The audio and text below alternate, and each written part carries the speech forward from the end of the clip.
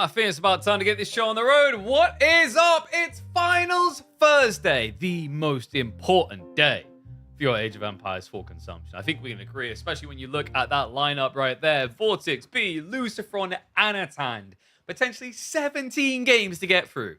So we better get started pretty quick. What is up, folk? Welcome back to the channel. Oh, man, dude, this is going to be an exciting one, actually. We are stacked. Giga stacked, all live, back to back to back. So we've got Vortix versus B. Then we got Lucifer versus Anatan. And then finally, we've got a grand final showdown. And it could end up being a Spanish brawl, which is either epic or really quick. By the way, how does my mic sound? Does my mic sound really, really good, really crisp? Are we clear? I done a little bit of a switch out. I don't know if you guys can maybe notice it there. I got a new XLR. I got a new mixer. Because I've got the ping, and then I got the ping. I was like, well, I mean, why stop there? So I went ahead and I reached out to my Elgato contact, and I figured that it's not quite the same ping, which breaks my heart a bit. Like, a little bit of feedback, Elgato. Clearly, we should be going for hot ping. But, you know, it felt in the right direction.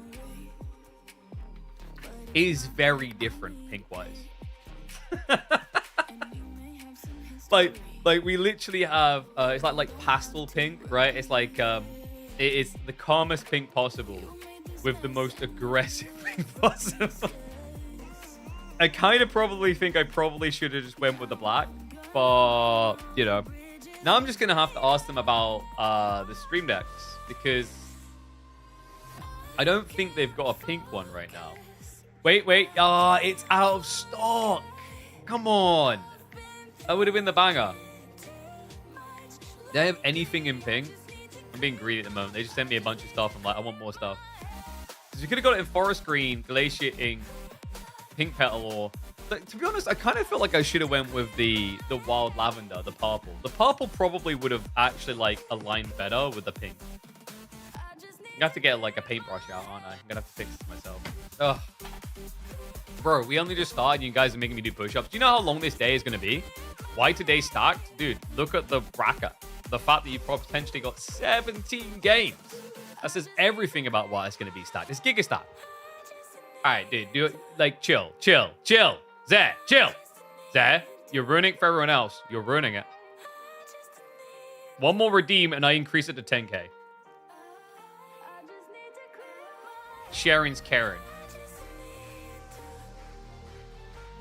Yeah, that's right. You gotta temper yourself, man. Dude, like right now you're being like that person who's seen a boob for the first time. You know what I'm talking about? You've been there. Maybe you haven't seen a boob for this day, I don't know. But like, you know, it's like, oh, got it. Right, you just gotta calm it down. Be cool. No one wants to be that weirdo who's like freaking out too much over the first boober, okay? Just need a deep breath. All right? 30? I don't think it's 30. I think your maths is a little bit off. That's 18, which is a decent number. Count point booba. See, there you go. This is what I mean. Now look what you made me do. Now everyone's going to be talking about booba. All right, let's focus on ass cheeks instead. There we go. Oh. Running out of room here, actually. Crap. Oh, give me that.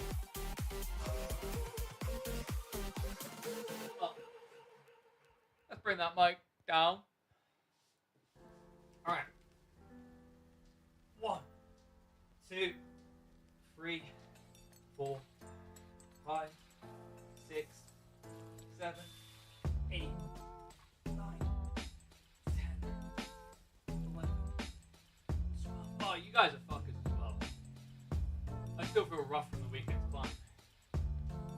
13, 14, 15, 16, 17, 18. Ugh.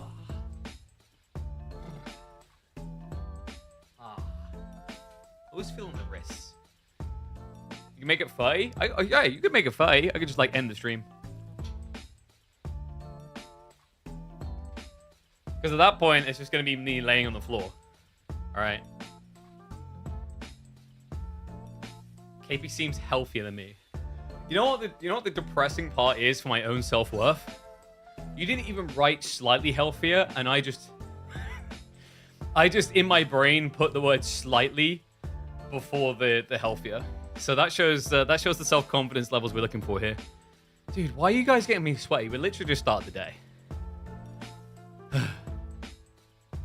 You know, like, and also, like, it's so unfair because to be able to provide you guys with all the intense entertainment you love, I eat a bunch before we begin. You're my sugar daddy. So I'm eating, I'm scoffing my face to make sure I don't burn out. And then you guys are like, now push that way. Yeah. What's up, farm man? How's it going, buddy? Appreciate the raid. Hope you had a good stream, bud. Sweatpants for polo? Yeah, dude. Of course.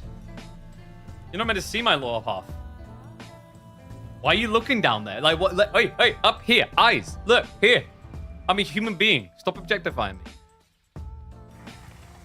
Oh, I kind of wish I was wearing shorts, actually. Dude, I warmed up this room with a little portable heater, and I didn't need to if, like, that's how we're going to start the day. Jesus. All right. Is the game louder than usual? It might just be the new XLR, because I didn't pay attention to what my settings were.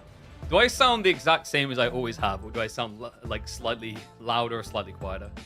Just want to make sure that this beautiful device's settings are correctly done. I think it's correct. I think.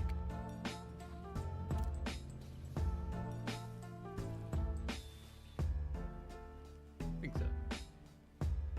Trying to think if there's anything else I forgot to reset over. But I think we said it all correctly. I just realized we never hit live on TikTok. 1 second. Let me smash that up for those guys too. Ugh. You know, I've got like this conspiracy theory that like TikTok doesn't actually push your stream if you multi-stream.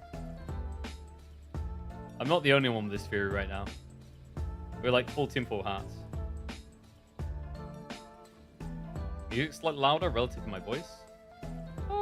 Music shouldn't be that loud though, to be honest. Like, not crazy loud. Maybe it's... Okay, wait. Let's try this.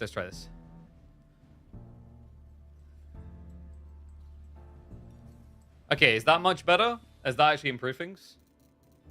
Is that like... Oof. Pounded it. Oh, look. I got followed on Discord, like on Kick, and it's another person that wants to add me on Discord. Yeah, this is like... It's kind of getting old. I'm getting close to just not even hitting live on that platform anymore. There aren't real people. I mean, basically, if there is real people, it's because you drag your community across. I'll pass, Olivia. If I added everyone who watches me on Discord, I would have a lot more DMs than the already countless DMs I have. Oh, man. So, is it better? Is the audio good? I don't want to, like, raise it too much, because, like, if I go there, I think that's too loud, right? Is that too loud, chat? I feel like that's too loud. Like, I've got myself turned down, and I'm still really loud to myself. Oh, that's definitely too loud, right? Probably?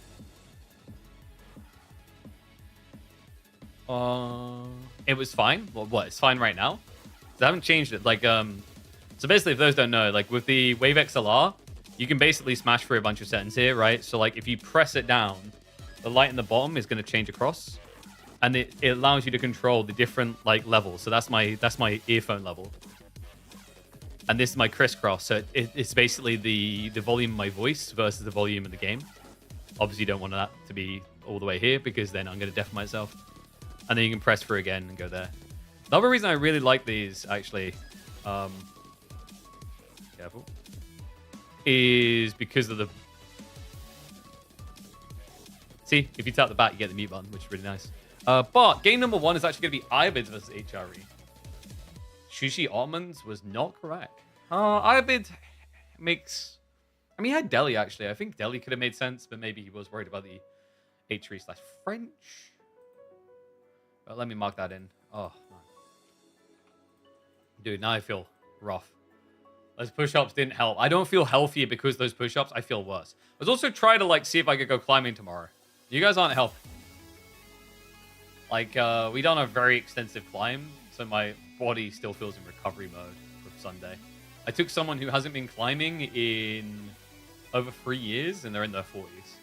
So that was interesting. Because, like, actually for once, I wasn't the amateur. I was the expert. That's how you really know you're screwed, is when I'm the expert on anything. That's when we're in truly doomed territory.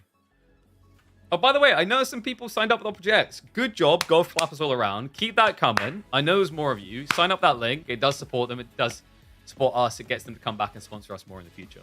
Which, I mean, dude, it's like, it's an easily relatable type of sponsor to get on board with, you know? It's a browser. It doesn't cost you anything. Completely free to do. I know. It's your favorite kind of thing, guys. It costs literally nothing. But, you know, if you do want to spend, check out Elgato and check out PCS, PC Specialist. Okay. I think, have I still got music on? I have, haven't I? Dude, my authentication key just keeps dying on my stream deck, and I don't know why. It just gives up. Like, I redeemed it, and then it just crapped itself again. I'm going to have to generate a new secret code. Because you have to, basically, you have to create a special link to give authenticated access to your Spotify account to Steam Deck. It's just how they work for security reasons. Oh, one sec, I need a Red Bull. It's time for more Ice Vanilla, baby. Whoop, whoop. Steam Deck is a godsend for... No, Stream Deck. Oh, Johan, you and your old ears.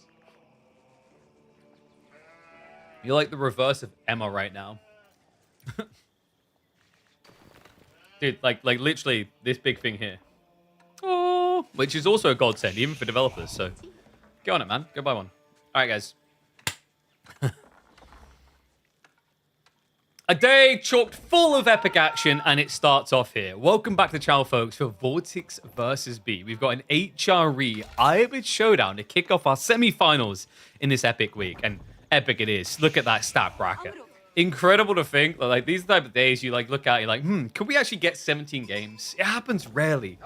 I think B, this is probably his best opportunity, though. You know, usually I'd say Vortix kind of has his number, but you have to remember we're in the middle of a new expansion. Everyone's still discovering, experimenting new things. And although we're on civs that have existed for a while, that does propose an interesting thought, which is like the fact they've existed for a while isn't necessarily negative here, right? Because it might not be at the foresight of someone's mind to think about these civs right now when they're innovating with others. So you can kind of get an edge here. Let's see if he's going to have the edge, because it used to be, I'd actually say, like, Ibid's had a slight edge in this matchup a while ago, like 55-45. Nowadays, I almost feel like Ibid's are a bit better off. With the changes around the switch to more of a Dervish focus and the Nurse to Pro Scouts, it feels like this is a civ that benefited. And on a map like Lipany, very obvious reasons, is going to feel beneficial with all the extra berries.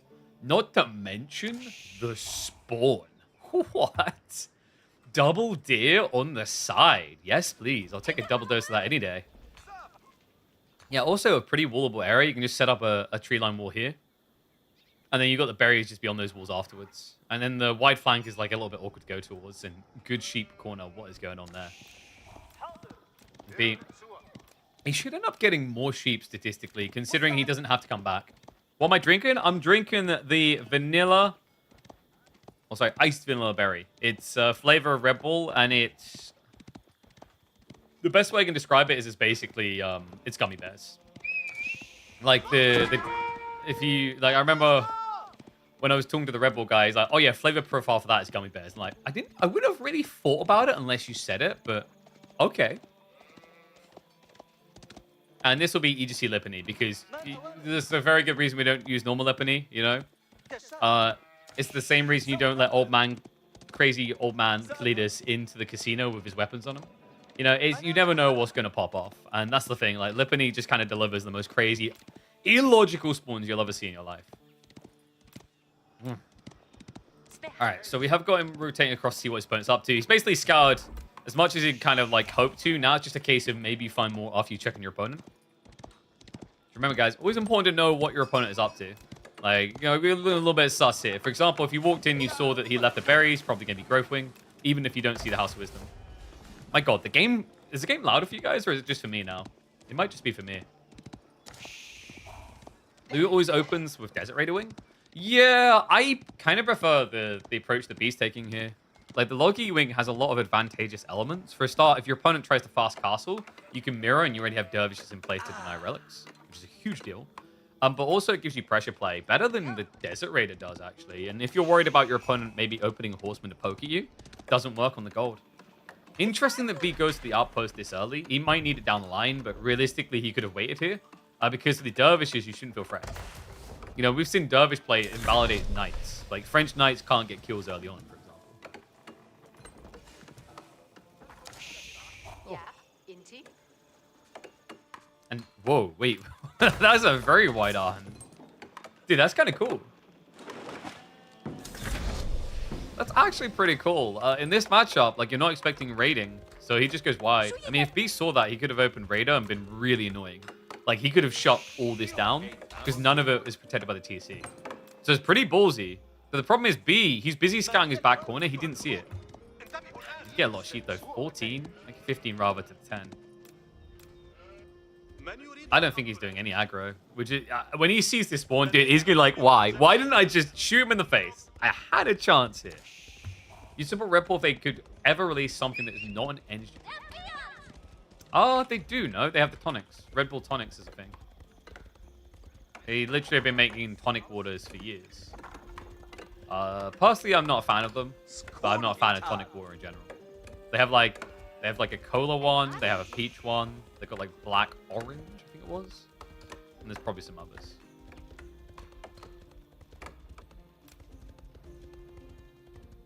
He saw it when his scout was there? Did he really? Well, I wonder why he didn't want to pull a Desert Raider. I guess maybe one of his concerns here is like with the Prelate nearby, he could top off the health a bit. Lots of sugars and a tonic. You're just a grumpy old man and sugars and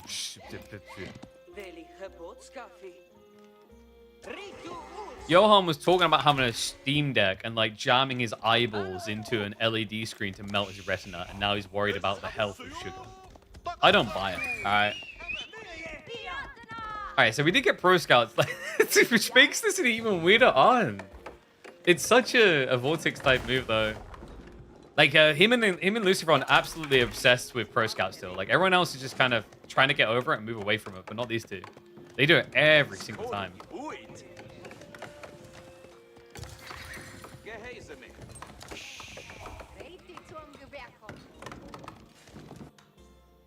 I'm assuming this is Growth Wing. You could go Desert Raider Wing, but your opponent's already building Archers Horsemen, so you're kind of denied on that. Yeah, Tower before Stable was very intriguing. Like, he went for the Desert Raider anyway, but like, if he actually went DR first, I think he could have forced a bit vital here. And I'm going to blow people's mind. If there's live in the title, that means it's live. Brain matter everywhere. No false advertising. You know when you get those streamers like, epic news! And it's just like, I done a pool success this morning. It's like, okay. We don't do that. Probably to my disadvantage. Need more clickbait. All caps everywhere, you know. We'll do a little bit all caps, but good reason. Eco Wing. Okay, so this is taking over. Guys, like, we were seeing a lot of Growth Wing before. Now it's just turning into full industry. So just immediate 2TC, or does he go for rapid production? I don't really know if you want to go rapid production here, because like normally you get the most value out of like adding in, you know, multi-Raxes for Goodlum, but you don't really want to do that against H3 that can get men at arms, big clubs. So probably 2TC. Minute and a half, and he'll be able to just immediately pick up relics as well. So Vortix is going to try to stranglehold him, pushing him back across the map.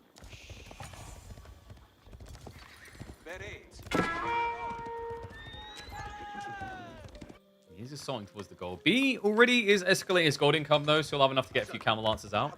Camel Lancers have been nerfed! I mean, at least they're meant to. Apparently, Grace might work now, or it might not, but we're not really sure. People are kind of back and forth on this and whether Spearmen actually work against Camel Lancers now. So it may, the patch notes may have been complete false advertising. Because it's meant to work now. Because like for a long time, Camels just didn't care about spears. Like they'd be just charging in. It's like, oh no, a spear! Don't worry, I shifted my vitals into my hump. I'm safe.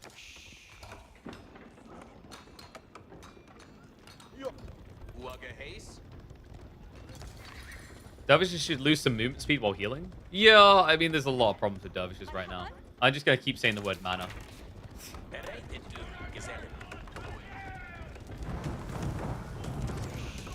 HRE. Gonna be pushing in. And I said you never want to Golem against HRE, because like Golems, the idea is that they'll tech up, because really Golems isn't a quick attacker. And once they tech up, they can just go into like men-at-arms with heavy maces, right? So it's usually pretty rough to try and make Golems work against HRE for that reason. Even if they don't go for men-at-arms, they'll go for knights. Vortix. He's actually read this really well, guys. Like, what? Age of Empires 4 crashing. Okay. Damn. Vortix is just that good at ram rushing. Dude, like, I'd been hearing about this, but I hadn't had the problem at all. That's my first crash. Apparently, there's been a lot of crashes for people. Is that true?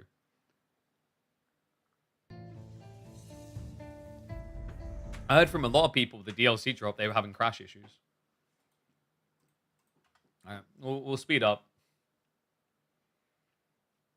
You're watching in-game and crash too? Yeah, okay, Lucifer. Yeah, I was about to say, like, I don't know if this is, like, some related to the replay. We'll see. That's a bit scuffed. What? Dude, why can't we just have a game that works, man? It's been 4 years. Why are we still crashing more than NASCAR drivers? Like, come on. Replay corrupted? I hope not. That'd be a sucky start. Alright, we'll try. We'll try and speed through. What? Can everyone minute? I don't know what minute we're at. We'll just go to when the ram is coming in. It's pretty obvious.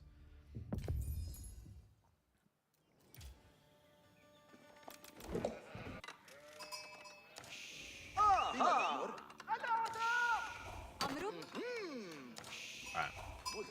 So we got to speed through. I think we were like minute, I want to say it was 8 or 9. It must have been 8 or 9. I mean, like I said, it's pretty obvious when we're in there. Alright.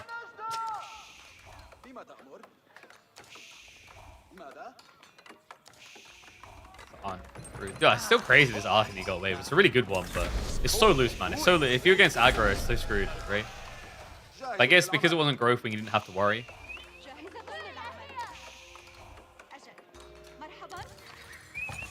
So yeah, I guess his archers gets his horsemen, blacksmith follow up. Actually has the racks as well, right? But like, I don't. Is he using it? I don't think he's actively even using it. No, he's just prepping in case he need it. All right. So we've got about 2 more minutes to go. All right. Turns out Vortix managed to crash my game. He's that aggressive. Like, he wasn't just ramming the base. He was ramming my literal setup. We are back after having to reload the game.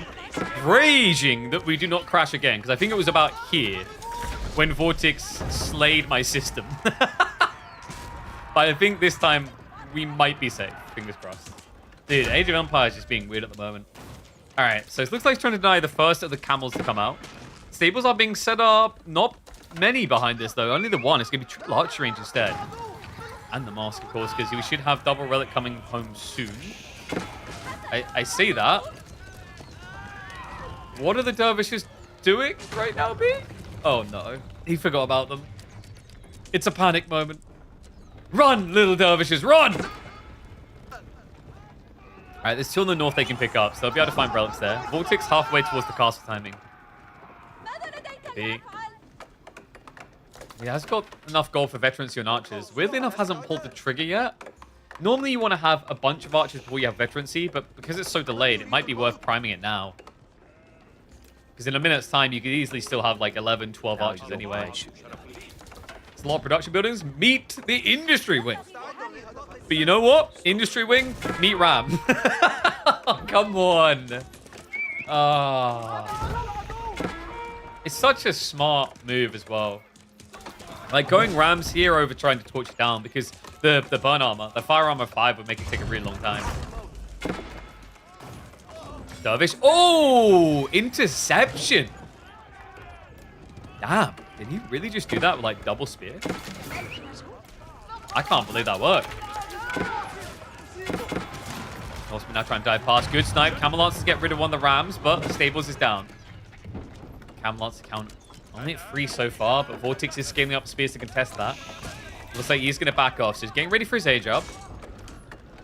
One relic does make it home for B. The second one should be grabbable unless Vortix is watching at all times. And last time I checked, he's not the Spanish Sauron.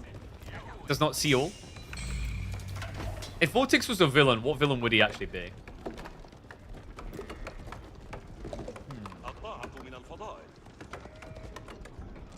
Actually not sure. You don't want to demean him. You're not going to say like a Dr. Evil, you know? Like, who's our bald mastermind?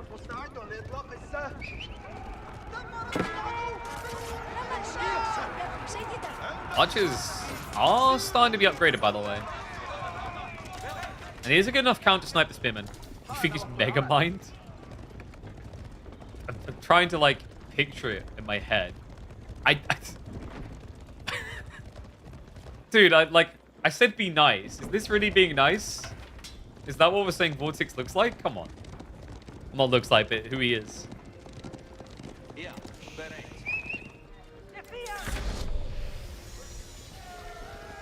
Lex Luthor. You know, I think that's like quite complimentary. And we're talking like proper Lex, right? We're not talking, what was his name? The guy from the Facebook movie. We're not talking Jesse, I think it was. We're talking about his version. We're talking the proper one. Do you have some advice for someone who wants to get involved in the AoE4 content scene? Sure. Figure out a niche. Try to create something unique and new. Don't just come in and say, I'm going to cast games, or like, I'm going to record myself playing games, or like, I'm going to do build orders. These are all things that have already been beaten to death. So if you want to be of productive use to the scene, but also for yourself, really, to grow, find a unique content angle that isn't being smothered to death already. What's up, Raheels? Thank you for the raid, bud. All right, so who's in a better stead right now? I mean, Vortix, he's not getting relics, guys. it's going to be a one relic sad boy game right now. Oh, God. Yeah, B has done a phenomenal job of snatching them back. Where'd he spend the stone? I think he sold it, if I'm not mistaken. This has been quite popular at the moment, actually. A lot of players, when they're gold starved, they'll sell the stone to get what they need. Yeah, you can see it there by the numbers. It's been a growing popularity play. Because, like, 2TC here would have just killed him.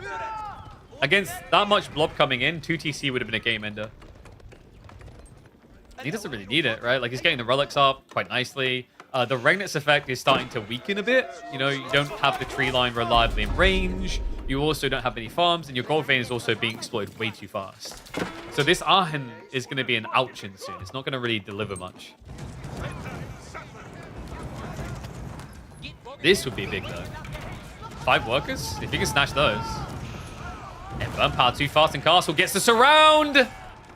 Clubs him down. Camel Lancer's way too late to save the day. Only 1 worker gets out of that. Ay. Knight's trying to brute force this. Spear count really isn't that high, though. I think the cams are fine. Be the perfect cam guy right now. Wait a second. Camel's not cam melting right now either. The spear count is down to 4. He's just going to hard commit, surely. Tries to frontline it for a bit. Does end up having to stagger back here, actually. Vortix getting a better trade there than I was expecting. Camelons end up getting distracted by the ram. I wonder, like, why does B not just maybe add in 2 or 3 crossbowmen? Would it be worth it here? Probably not. His problem is gold. Like, legitimately, he's only got passive gold to work with. He's going to go for a wall low to scare this off. Vortix will be forced to retreat. Nicely played.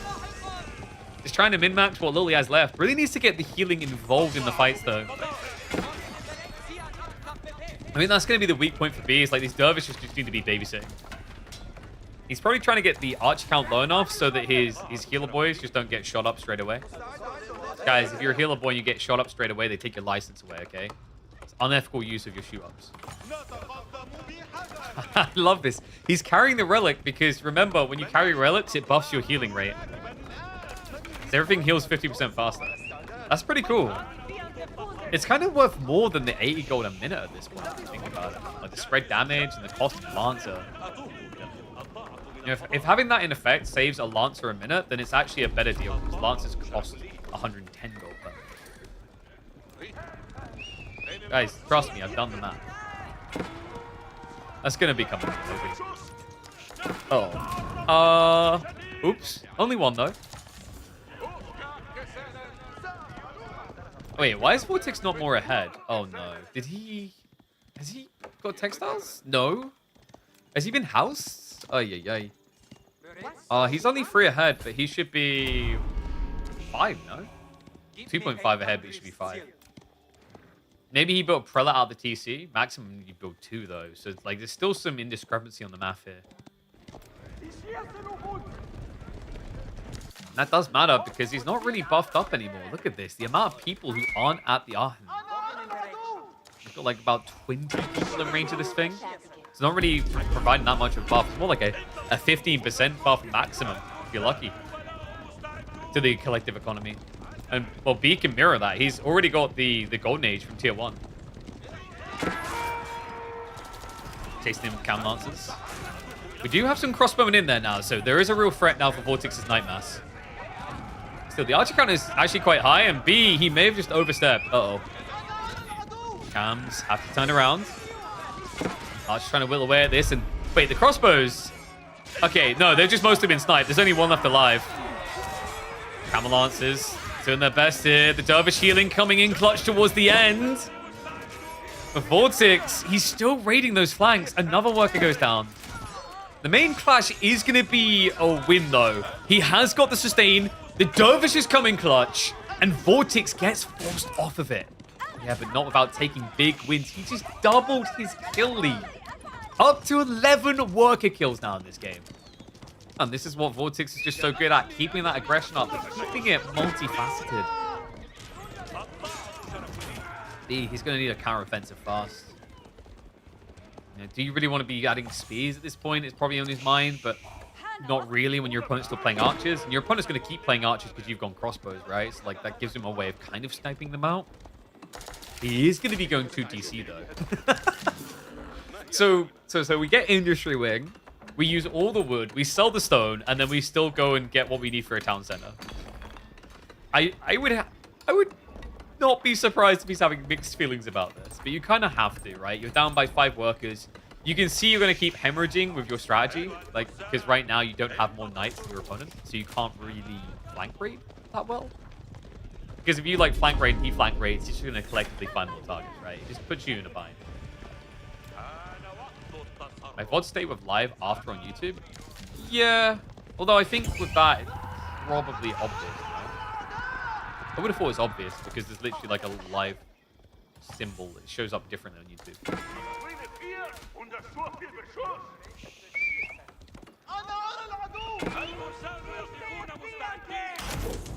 Vortix. Whoa, boy. He's sending it in. And that's not a fortified... Oh, no. Houston, we have a problem. But we have a raid. Guys, what did I just say about something that B would struggle to do? Well, he's trying for it, but it could not come at a cost. He sends a small pocket of Camel Lancers in, but that now leaves him weaker on the defense. He has, however, bolstered his crossbow line. Yeah, I think with like the Dervishes, it might be enough camels to just hold it long enough.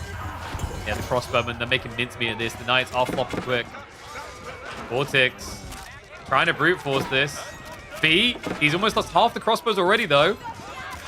Just continue to find them down. The Dervishes are making it a bit annoying. Warlord's going to come out to try and reset this, so Vortix will have to start backing off now. I'll buy him some time to get a few executions on the exit. Much needed as well. Meanwhile, elsewhere, look at the butchering. 7 kills in the bag now. B with a healthy 8-worker lead. And a lead that could turn into a win, looking more realistic than it has at any stage in this game. The 2TC, the double deal location. Night count being shrunk like this. I mean, B, he has that initial investment point of like trying to make the TC pay off. I know someone was like, "How? What's the time for TC to pay off?" So like, I'm trying to remember the exact math because you pay 750 to then spend 50. And then each 50 you spend, every 20 seconds, then they pop out. Per minute extra villager is going to give you... What is it? It's about 40 resources a minute. So I want to say, like... 5 or... Is 6 or 7 minutes? Maybe 8 minutes. I think somewhere around like the 7 to 8 minute mark is like when a TC feels like it's paid off.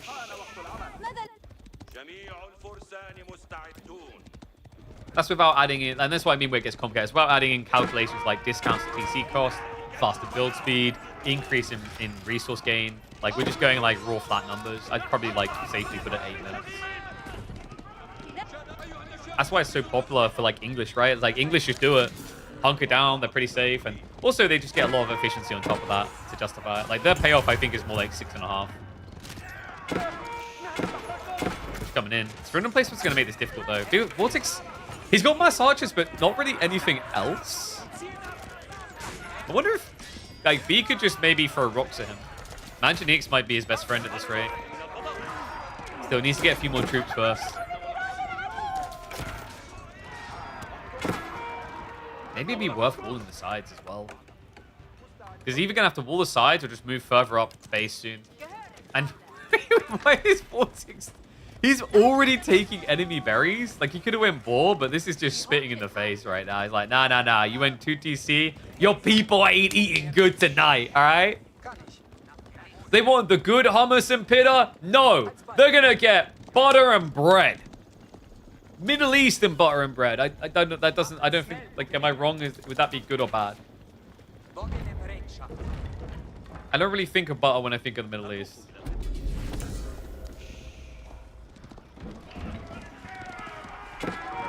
Camel Lancers? Okay, that's kind of a freebie. Whoa. This is actually a pretty good opening for him.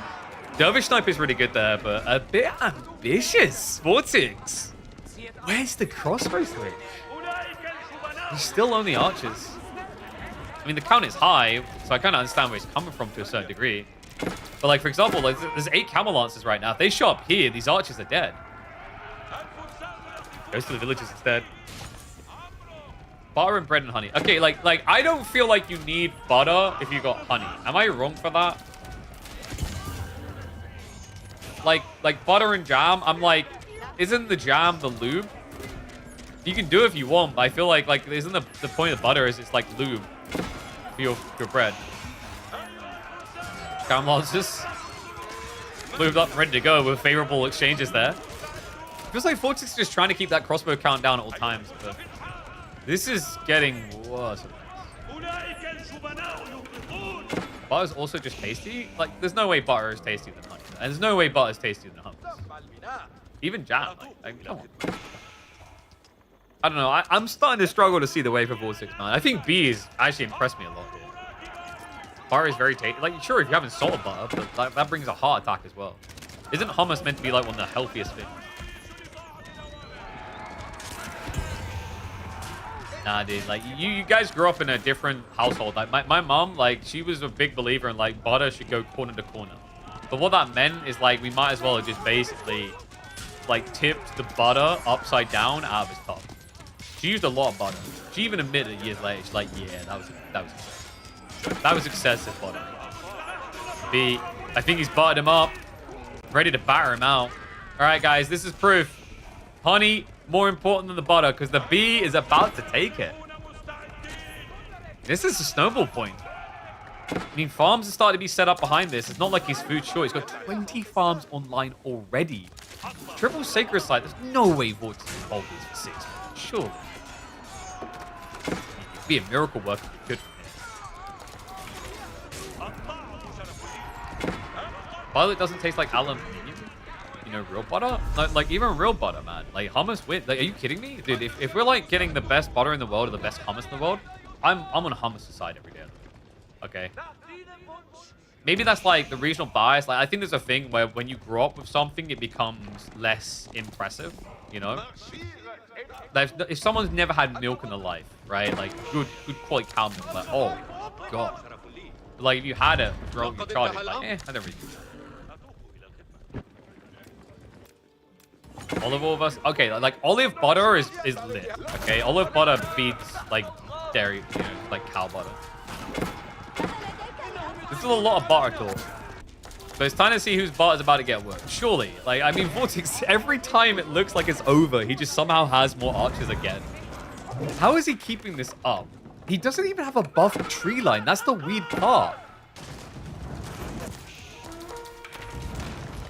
Hummus on bread? Dried or dry? Bro, if you're adding butter to hummus, you are a war criminal, okay? Like, there's gonna be a Middle Eastern SWAT team that breaks through your window in like the next 2 minutes and takes you away. Alright? They're gonna take you to Middle East and Guam. Guam or Guantanamo Bay? I can't remember. Like, if your hummus is that dry, you're just not adding oil. You add olive oil to fix that. It's easy.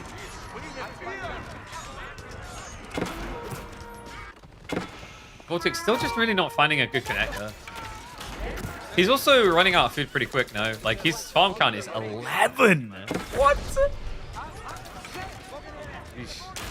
Congrats. Golf clappers, Vortix. Farm count of 11. Add 7 more in. And Leonardo DiCaprio want to date them. Meanwhile, over here, B, 23. That's old enough to be Leonardo DiCaprio's mom in his eyes. I mean, come on.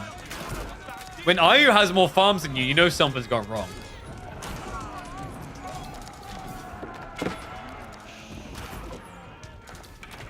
I think this is like the trade point that doesn't make sense for Vortix anymore. You're also just seeing the Mamluk's bravery starting to come into effect, which is just giving huge DPS buffs here. I mean, it's kind of impressive that Vortix is kind of stuck in it this long from this far. Considering, like, his Aachen isn't really been used much, you know? Like, seriously, this might be the most under-leveraged Aachen I've seen all year. He's got 11 on a land map, but he's got 11 people on it. Oh, God. And there we go. He finally throws in the towel. A valiant effort. He rammed so hard that he broke the RAM in my PC and crashed the game. But in the end, B's PC holds strong. Clearly, he's a PC specialist boy. And he will be a specialist at IBIDs as he takes the early lead. Oof. What if we added melted butter to dry hummus? Why would you do that? I guess you could as a replacement for olive oil, I guess. I just go with the olive oil at that point, though.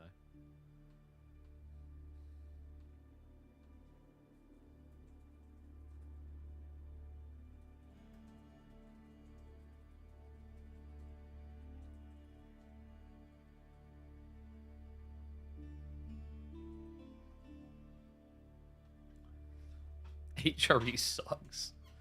It can't possibly be that B played well. HRE trash save. Win buff. Please. We take the away from this is that I don't value butter. I mean, is that like butter's just like super fattening? Isn't it a good thing to not necessarily like value it that highly? Like, what are you getting out of butter other than heart attacks and cholesterol? Like, come on.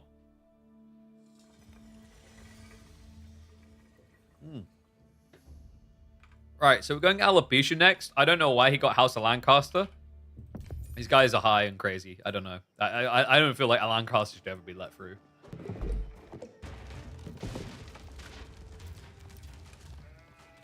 You think Ayu is B+? What, you didn't want to give it an Ayu? Ayu plus? Like, come on, there's a joke there. You didn't even do it.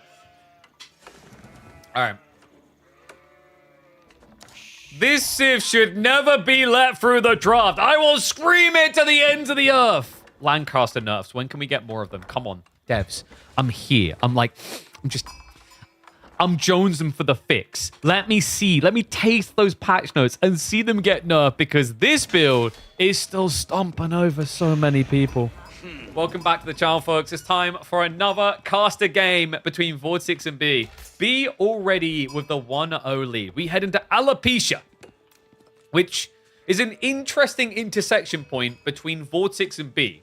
Because Vortix is bald and B still has all of his hair. And alopecia is somewhere in between. So there's actually poetic beauty in it, if you think about it that way. But there's nothing beautiful about this Civ. It's disgusting. Lancaster just feels so dominant. I wonder if Shushi could actually answer it in some ways. Part of the problem, though, is, like, you can't choke, right? Like, trying to choke Lancaster is a death sentence because of the Hobbler's armor. So maybe, like, a Pro Scout fast castle build, but Vortix is already looking to stop that. Like, we got spears coming out already. Double D in... Oh, God. Double D in North? What are they? Birds? Wait, no, birds fly south in the winter. We're in the winter. Like, what are they? Reverse birds? Penguins? This is kind of crazy. Meanwhile, you look at Vortix's side, he got the perfect split, deer north and south, if he wanted to play like a variable pro scout. Obviously, he's not going to do it with a civ like this. I mean, Lancaster never really cares for pro scouts. That's the other crazy thing. We just had another nerf to pro scouts, and it's like Lancaster's just smiling. they're in the back, you know. They're that guy wearing the hood, smiling evilly. They're this guy. They're full Sidious. Yes. Good. Let them kill all they believe. And then we shall execute Order 1 mana.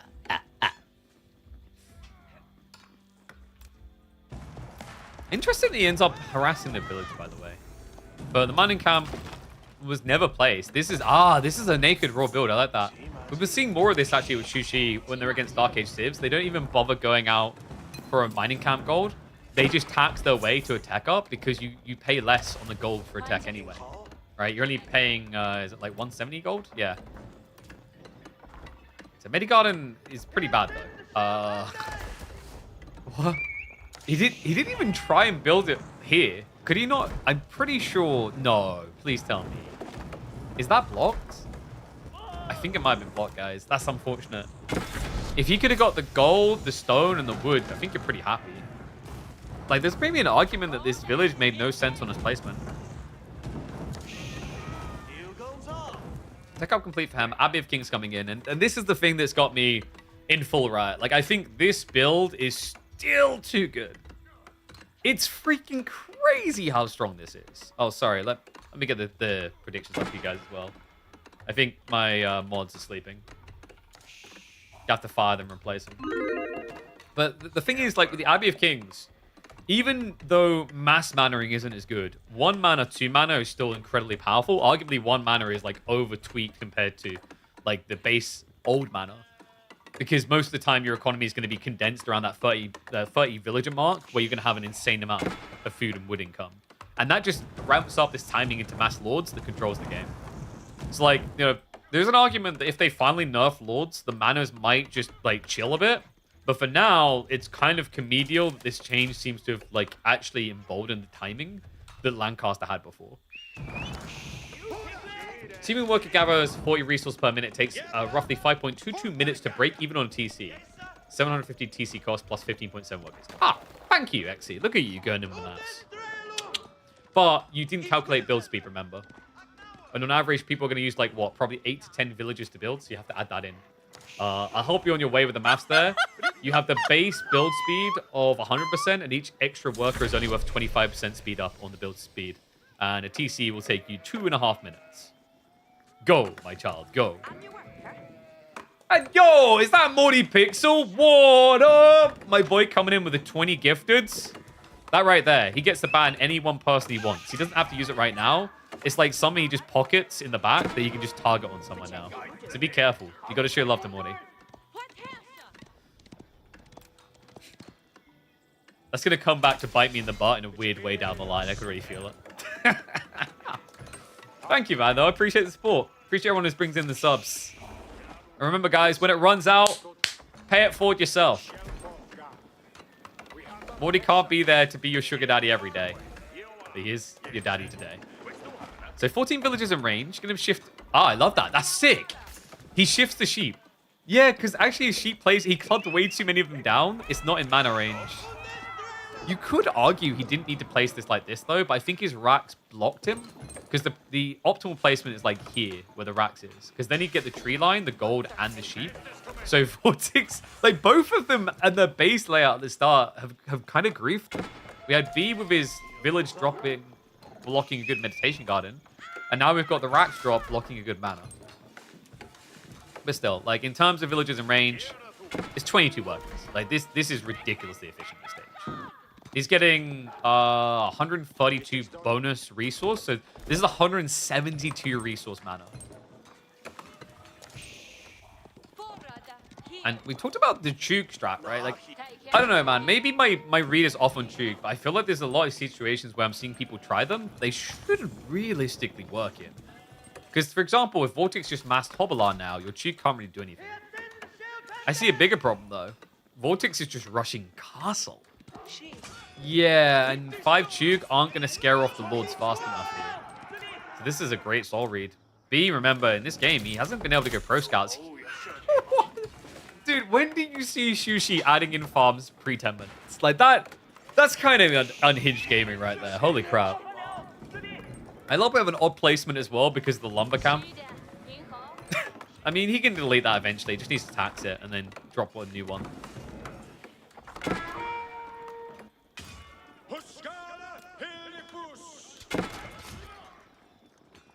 Lord's just buying so much time. I mean, this has to be a white tar, right? Could he ever go King's College? I guess you could if you want to lose the game. I don't know. King's College is weird.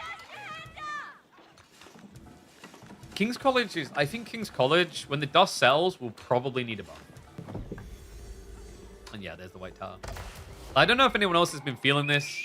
In some ways, Lancaster, both of the landmarks are kind of poo-poo for Castle Age. It's just obviously white towers are safe building, and you do get some units of free, so it's tempo. But the King's College is like, dude, it's like trying to go to college without actually having universal credit. Like, you know, the government isn't going to fund you, you need to fund yourself. Like, sure, it's only a loan, but at least I could then go and figure it out later.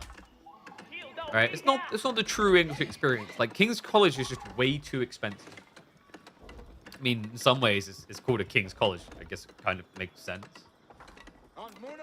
But yeah, the problem is, like, the techs in it, some of them are really powerful situationally. But it's just the cost to get those comps running is way too high without 6 manas. And we're talking old 6 manas, right? So it's very weird right now, this is there. I think like once they've nerfed the Lords of Lancaster, this Civ is going to be in a weird limbo for like the next year. I can already see it coming. Going farms without song feels bad. Nah, it's just the poor man's farms. I see this all the time from Sushi. Yo, at least you're not watching a Mia Micah game. That would really break your heart. That guy likes to build farms around the TC. Which anyone who's played more than a few games with China Sushi knows that that's really inefficient. Because you can't tax that, you can't supervise it. Now the Academy now coming in to B.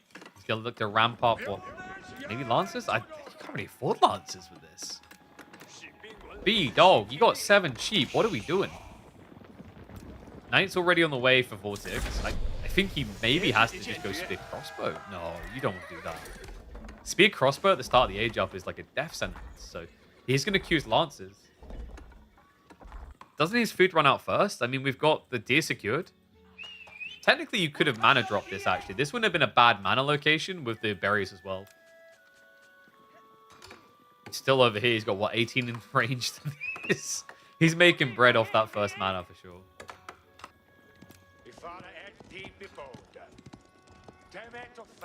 Making farms a chore, the sooner you get it over with, the better. But, like, with some chores, if you wait, it's more optimal. Like, running a Hoover through a dusty area, if I let it dust up 3 times more and I run a Hoover through, it's not really going to take me any longer than it normally would, as long as I've got a good Hoover. It's like, why would I do it 3 times more regularly when I could just do it, like, a third of the time? Alright, now I just sound like a person. Let's move on. We've got Lords diving in, Earlsguard as well.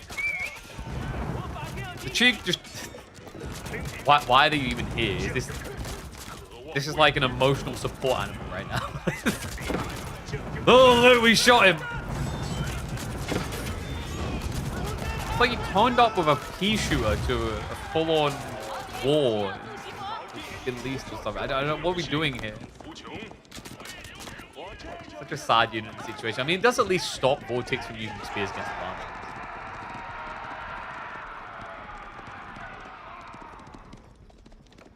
Oh, damn. My math guy is back. Look at him dragging his face across the keyboard. We love this guy. Shout out to XCBMS. So, with an additional cost, it takes 16.6 workers for the TC to pay off, including resources lost during building. So, 5.53 minutes. There you go, folks. So, we'll round it up to be fair. 6 minutes, because obviously some people will have to move villages as well, back and forth. 6, maybe just slightly over 6 minutes, considering that, to return the investment of a TC.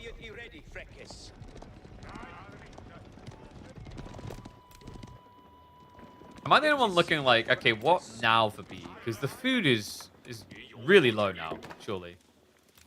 He's out of sheep. He's only got a handful of farms. He has to take big risks now. Like, he's got the berries to start with, but remember, this isn't a pro scout game. So he's got to move out for the deer and the boar and everything else.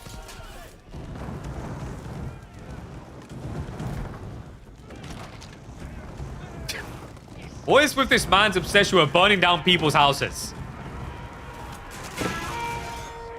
What's the living man meant to do when Vortix comes calling? Nice to dive in now. Lances are going to react. Forms the line. It's difficult here. With the Lords of Lancaster effect, there's no Dully horses either, so B doesn't have the increased attack speed. He's just up against very, very chunky units. If he had like 3 or 4 crossbows, this would be a lot cleaner. But he should eventually push it away. I'm not really sure what Vortix was getting from this, actually. Because I was like looking down, I was like, okay, maybe he's got relics, but it's only B who's been doing that. Remember, he started the age with this, the monastery. Vortix has been heavily delayed by comparison, so he picks up the first relic in the center. But I don't feel like he got anything out of this. Because usually you made that type of play to keep your opponent in his base. But it's not like you were rushing triple relic out. Nice, 20% extra HP is really fair. Dude, they just lost. This guy didn't even have 20% more attack speed and they just lost. Seems fair to me. I think the problem here with Vortix is like maybe not microing away the injured knights as well. Because like that's your big edge is you have the Abbey of Kings. I don't think I've seen him do that so far.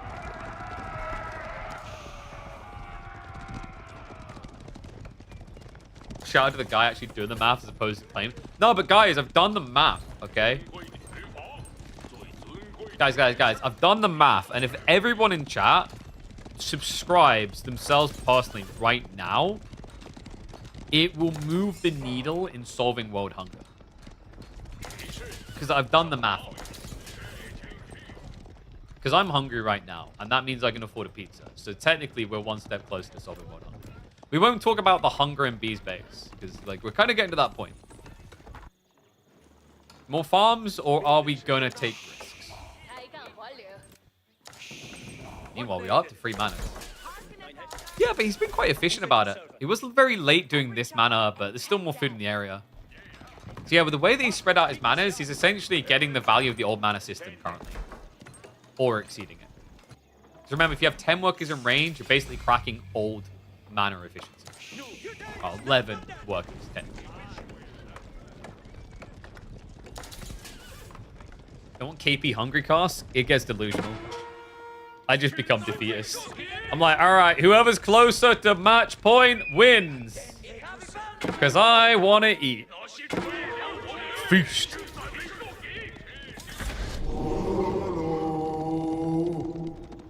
Flank side Wallow. We're just going to stare at him. That, by the way, is the 4th relic if B gets that one home. Something tells me he's not getting that one home. Yeah. But don't worry. We print additional monks for this reason, okay? That's why we conscript them into the monastery in boodles and oodles. Not one by one. Actually, technically, they come out one by one.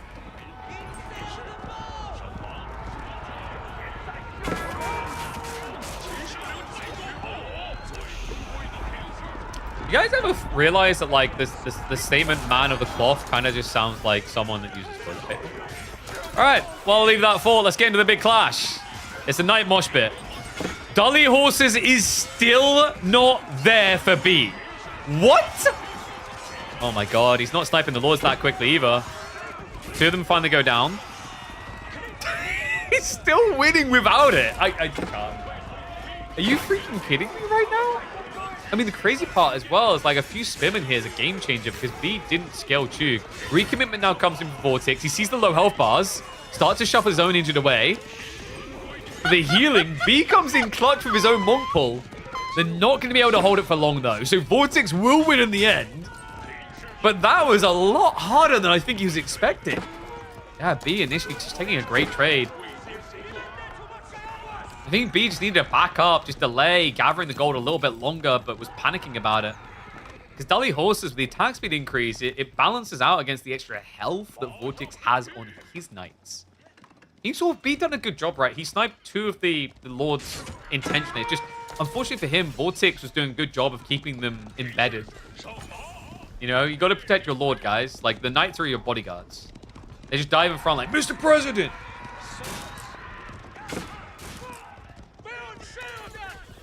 What's up, Oko Loco? I see you with the Prime Sub. Thank you, buddy. Prime Subs. I bet loads of people have those. Or you will in a few days. This is when Lancaster Eco becomes scary? Well, because he might consider just consolidating around the manors now with farms. This one's kind of crappy for it. So is this one. This one's actually great. Like, he could set up farms here and be really happy in this area. Like, especially close to the TC, because the range of it, you can just have the initial farms and then some extra ones crawling the TC. Seems like he doesn't want to do it, though. And, oh, no. Huh. No. There's no way the useless Chuk-Nu do something now, is there? There is. They see it already. Wait, B, where are you going? B. That's not me calling his name. I'm saying go back to where you were. B. Oh, God, no. He's distracted. Night Raid comes in. Are you kidding me? He's going to get away with that. Instead of losing a few workers, it's just free. I cannot believe that. What? Oh, my God. ADHD brain because of the Knights. Lord buff still in effect. Dives on in. B. I think he's about to get his noggin cracked wide open here. Even in his base. Okay, finally, he gets reinforcements. This is big. He needed this raid, but it might come at a high price. He's losing in his base right now. Vortix diving past.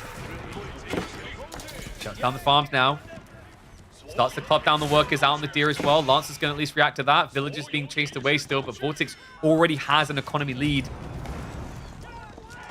He's just shutting down production now. He's got more ramping up. I think this looks like the breaking point. He's going to cycle around now towards the double outpost. It's going to be, what, hand cannon slits? But without fortification, that doesn't last very long.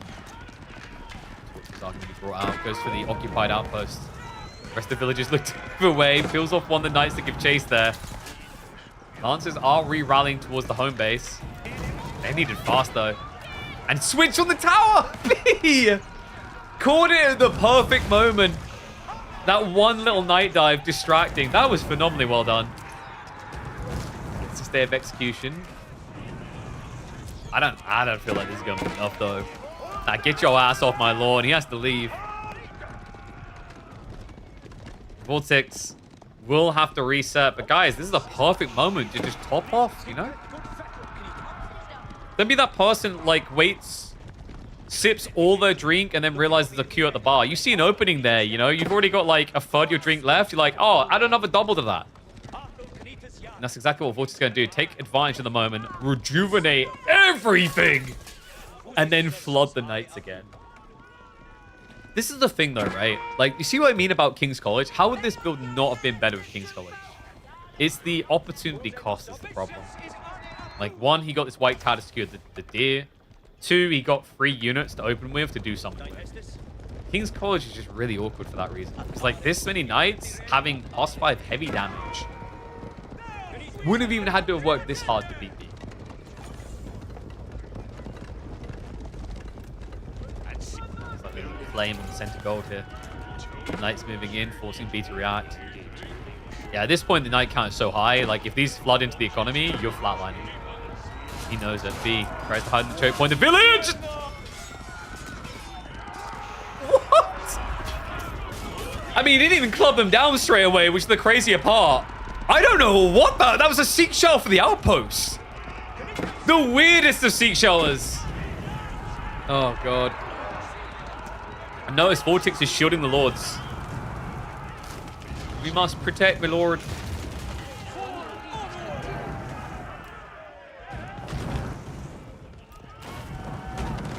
Vortix just trying to force him into a fight. Even with Dahlia horses, it just feels awkward now. That count is almost even. In this fight, it should actually be even. 15 to 13. It's pretty tight there. Shifts off a few to go with the dive. Snipes one, attacks, and then comes back towards it. Yeah, he's reacting because B is kind of shifting towards the eco in the center. So he needs to be close by to intercept the snipes. At least good attempts at it. Just trying to strip one by one, but Good micro now. Vortix just taking away the heavily injured to repair. Night Raid's getting blocked out. I mean, this has been a chaotic game. Dude, this is why I love alopecia. Alopecia's... Wait, not... The map. I love the map alopecia. It's a cool concept. I think we cooked well with this. Shout out to Karyun, the work he done with me on this to get this one in there. Like, we had this early in the year for show matches, and I think it deserves to be in actual big tournaments. I'm gonna phone up Red Bull and be like, guys, you need alopecia. I'm like, wait, what?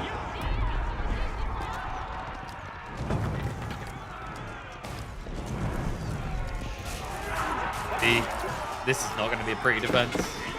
He's outnumbered. Outgunned. And outdone. Raids on the backside. A few knights are sneaking in there. I think this is probably the GG point we're looking at. I mean, it's crazy because Vortix still hasn't set up farms, but you can see he's already macroing for it. 1,300 wood. He's ready to switch. I just don't think he's going to need it. He's done it. Raw Ego Child Cav, heavy Cav, into the Shushi that is a Cav specialist Civ, and it brute forces the win. Yeah, guys, I think Lancaster is fine. And by fine, I mean still pretty good. The band support it. These type of successes definitely support it. It's not an imp Civ anymore, but it can take a giant crap on you in the castle.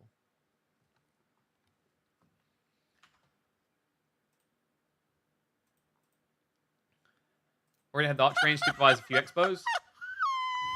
I'll address that in a sec. First of all, I've got to say, shout out to Wembley Hog, you legend. Thank you very much. Look at that. Look at that. 18 months. What a legend. Actually, 19 months in total, isn't it? Thank you very much, man. Appreciate the support. Thank you, thank you. So, the reason is that, like, he was still trying to pocket economy. Even though he's building farms, he's trying to move out into the map. So when you do that, you want to have heavy cav. Because if your opponent has more heavy cav, then they just beat you in those environments because your crossbows get avoided. It's the same logic as, like, why when there's 20 archers plus, you don't just rush a mango. It's like, okay, it's all great having a mango, but, like, now I deter him from fighting one area, but he'll fight everywhere else. So, yeah, that's your challenge. Same reason why in, like, Night Clashes, a lot of people avoid going spears. Like, if you have French, you're like, I don't want to build spears. Right? I just want to have more knights because my knights are better, and I'll just cut you off. So we're going Dry Arabia next. For Francais versus Mali.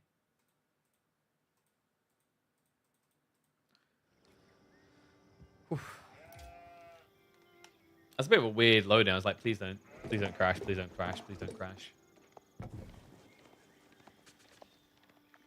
Yeah, I don't know, like, people on YouTube are saying like it's not obvious if it's live or not. If you could find a way, if you know of a way that, like, you can automatically change thumbnails after a live is finished, I guess I can implement that. It's just an awkward extra thing at the end of the day, otherwise, to remember. Alright, well, let's go to... What is up, BNK? Dude, you legend. 5 gifted subs. Thank you very much, man. Thank you, thank you. Enjoy the subs, people. Be sure to thank BNK for it. And let's get underway. I have a feeling this one's going to go all the way to 5 games. Welcome back to the channel, folks, for a caster game between B and Vortix. Two of the top players in Age of Empires 4. French for Vortix and B on the Malians. B loves this Civ. He's obsessed with this Civ, right? He goes to bed at night dreaming of this Civ.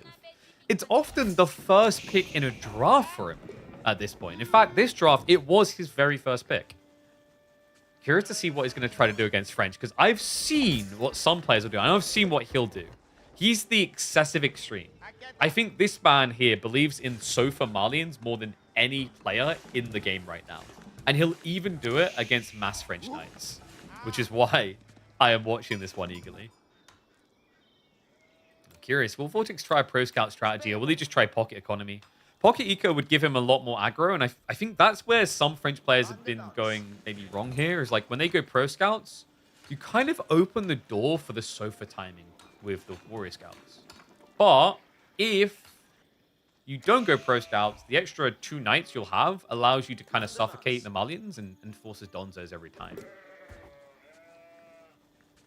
Malians may eventually have a field day with this. Double gold on one location. It's like a mixed bag because it can be dangerous, but you're not worried about it getting Dark Age rushed out. So in a way, it's like a breath of relief, right? Like, you know, oh, great. I can probably set this up before the knights arrive. And remember, guys, keep it English, because I don't know if you noticed this by the words coming out of my mouth. I know it's confusing sometimes when I say the word water, but we do speak English. Oh, I forgot about predictions, didn't I? So let's fix that one up. Set up predictions for game number 3. I do think French is on the rise, by the way. Like, I think this Civ is just getting better and better again. Where would I put them on the ranking? Probably like a high B tier at this point. Sounds logical. What's up, Milk Dover? Appreciate the 5 gifteds. You're fantastic, my friend. Thank you very much. Dude, look at Exy. Just keeps coming to the calculations. Abbasid's Golden Age 1, gathering sheep, and takes 4.33 minutes to pay off the Fertile Crescent for T-Seeds. That's interesting. Now do French. Look at this. We've got our own little math man. I just need to give him a little pop-up window where you can just pop these stats up on screen. But the problem is I know he'll just start typing 3 = D a lot.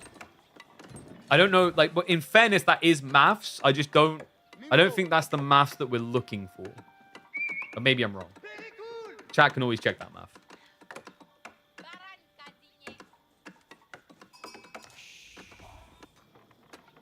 Mali counter French, do we agree? I think Malians are better against French than they've been before. I think there was a time where French was really annoying for Malians, actually. I'd say with the new Sofa strats, they do a better job of handling, but it still comes down to, like, spawn. Food access is really important. Because if French have good food access and it's well protected, they can just inflate. I also do kind of feel like adding Spearman in this matchup is a bit underrated for France. Because, like, your Knights should be better rated than the Sofas. So if you have a few Spearmen at home to defend. I think the thing that scares most French players in that position is like, yo, if I don't build more Knights, he's going to build more Cav, and then my Cav get eaten by his Cav. Because as we know, out there in the wilderness, cavalry eat each other. It's how they establish dominance.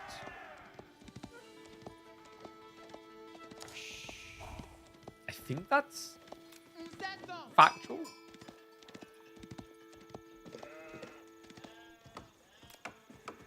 I try and interview a horse to confirm it, but I feel like they just, like, you know, they'd always decline. You know, you'd ask them straight up their face, like, do you eat other horses? And they say nay.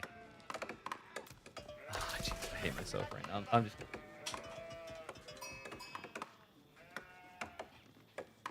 Gonzo's just tap Knights from distance? Yeah, but, like, they just have built-in healing.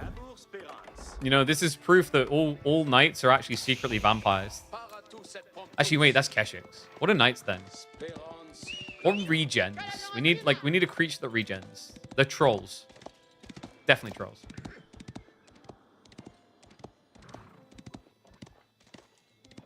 So backwall coming up from B. It's going to be the stables as expected. And it's going to be the free ranch build, which we've been seeing a lot of. Sheephall is even Stevens. Vortix with 9, B with 9. I like the spawn, actually, for Vortix on the back here. The deer in this type of area, like, you could even maybe wall this in. Might be more valuable than just actually going for a straight outpost play. Or you don't even need a... I don't think you need a full wall. You just wall here. And then if you get raided from the left, you just walk through the gate. If you get raided from the east, you walk back to the base.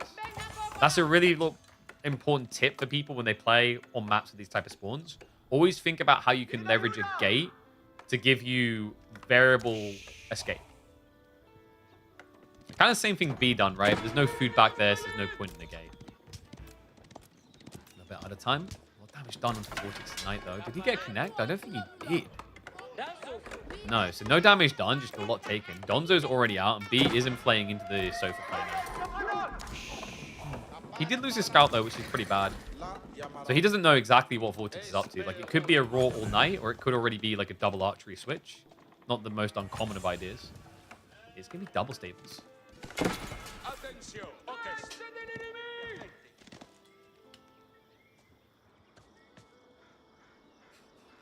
We did talk about this gold. It was going to be a mixed bag. However, he did at least, I think, confirm it was Archer, no? Did that get seen? It should soon. You see that as he runs the opposite side, so probably not going to see a thing. It looks like that back deer spot's coming to play. Does he go for the wall? Maybe he doesn't feel threatened yet because it's only maximum one sofa. Because I think he saw it. It's like, yeah, one sofa's going to be annoying, but you could run away from that wheelbarrow. Unless you're injured already. Oh, no. So the scout didn't die for nothing. He definitely done some work here. Good idle time being forced out there. Not going for a poke in. Donzo's. Oh, come on! Just ref, can we get a rule then? Safe. Oh, he's just gonna walk him back, isn't he? Chivalry, I think, is already just been queued up. This is where actually having like one warrior scout is incredible because you could just sneak in and snipe this guy and laugh. Problem is that warrior scout's elsewhere. Vortix has been a bit greedy, but he's quite fortunate here, actually. B doesn't circle around the back of the tree line yet. Yes, the night reaction comes out, and now you're pretty safe, actually. Begins a bit greedy there. Does end up losing one of the knights. Oops. We still got... Has the injured knight ran all the way home? He has. Yeah, he's just going to be chilling here. Some people like to put in the TC, but Vortix is just keeping him in the open where he could be clubbed in the face by a cat.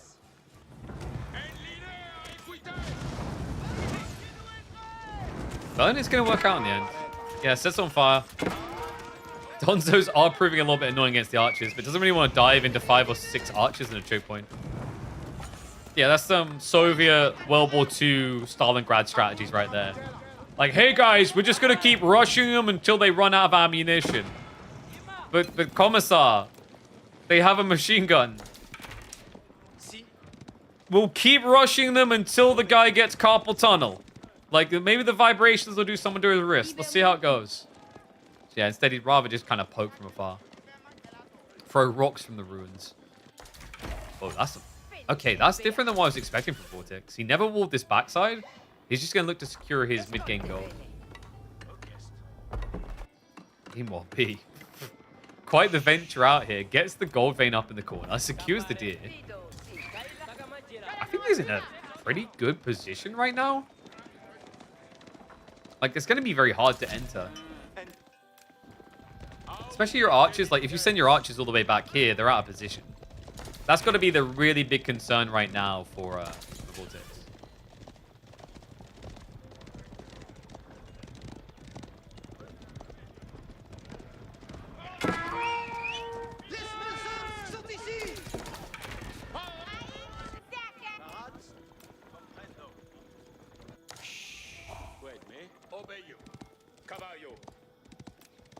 Vortix.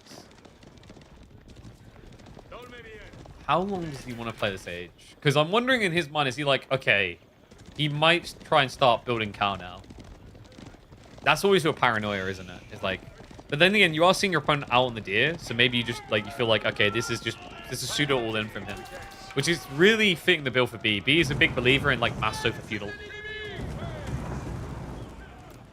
That one doesn't kill you, just makes you a bit stranger. Goldbook is in the corner, about to be scouted. It's going to be a delayed pull away, but if he goes for this, the archers are going to be left unguarded. So he tries to move them with. Donzos are mirroring the move. There's an intercept path here, though. He's going to find him. Nice snipe with the Donzos, with the villagers. He scrambles them in different directions, and... What? No! He loses nothing! Oh my god, he's going to brute force him now. The Donzo count is so high here. Trying to fin through it. Or it was high. Oh my god, he got most of them. There's barely anything left in the spear count. The sofa count, however, might be high enough to just contest this directly. We're talking about what? 6 knights to, I want to say, 7? 8 sofa. Which is not a bad count, actually. Like, sofa can win in those type of numbers. Especially if Vortix can't start to heal, which is what you can't do against faster moving Cav. Goes for the recharge, buffs his damage. Good start to clash and good micro. Vortix pulling away the injured. Reactions are coming out from B. But archers are getting in the way. Turns around with the uninjured knights again. Micro on point here. Vortix just cover and firing here. Are you kidding me? This is a masterpiece right now. That should have been catastrophic, but he didn't panic. Instead, Vortix magnificently micros his knights. Just making sure the most injured person is let out first. But I still got to give it to B. Like, I think B comes out the winner for not losing a single worker. That is insane. How? How did he lose no one? That weird split as well. I thought Vortix would at least catch the villager in the north corner. Didn't. Didn't at all. He just came back and worked on the vein. B has been ejecting cows, by the way. So you can see that he's been strained to reproduce. Pretty much. You know, breaking the piggy bank to buy a jerky. Even ejects it. Oh my god. This is... I've seen this. It never feels good for them. Like, Anat does this a lot. B does it a lot. The cow ejection is like, okay, this is the point where we need to do something good to control the game, or we're now slipping. Because we just sacrifice scaling economy to try and get a burst.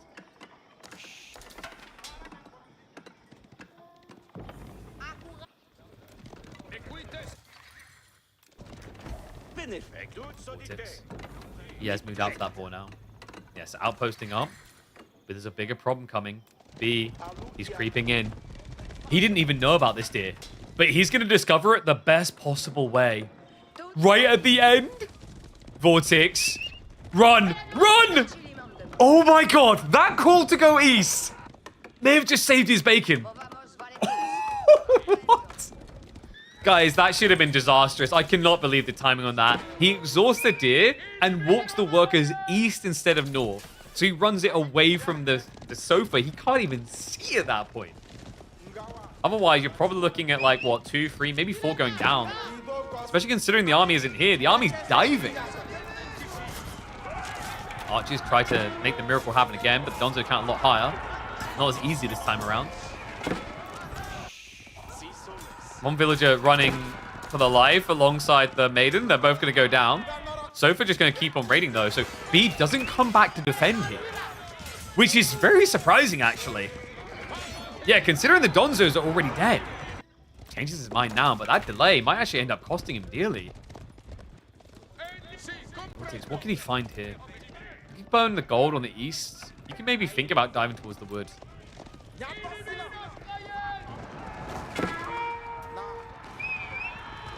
That's the Sofa. He does have the lead over the night count.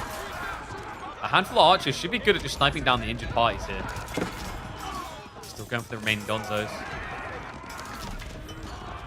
Right past. Knights outnumbered heavily here. Vortix. This is an unwinnable fight. And that micro... Wait, what? Oh my god. I think he accidentally used the Knights to try and target the Donzo. He's going to get wiped.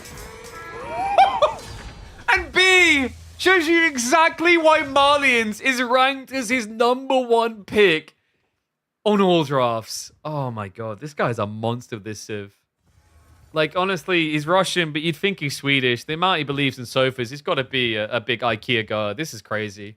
Now up on match point against one of the best players Age of Empires 4 has to offer. Damn.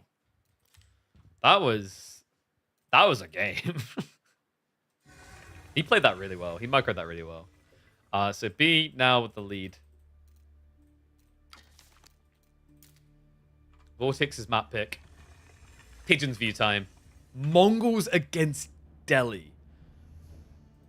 I want to say this is like been looking better for Mongols more recently than it has in the past. I feel like this is kind of like just depressing to try and play in the past because you can outpost rush at all. But like, although we don't necessarily do the outpost rush, the spear rush has been finding decent impact with the Dome of Faith meta.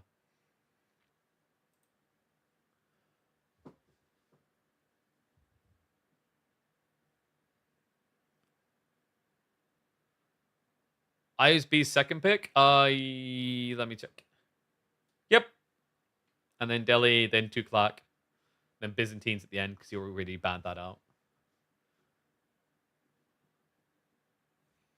How did he get so much food for Sofa? He kept ejecting the cow and eating them because he kept 2 pit mines the whole time, which really helped him a lot.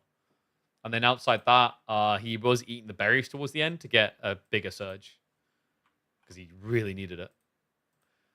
All right. Let's pay out on that, though. I think there was only predictions for B to win that, by the way.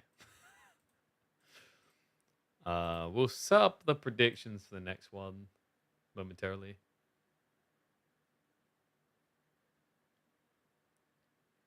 For French TC, presumably in feudal, I used French sheep gather rate. It takes about 5.4 minutes to pay off. Interesting.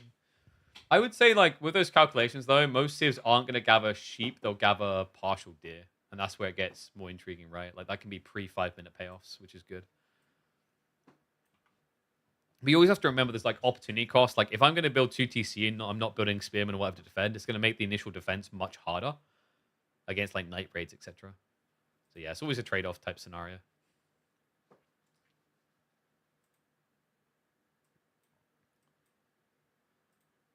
We'll set up Vortix versus B predictions.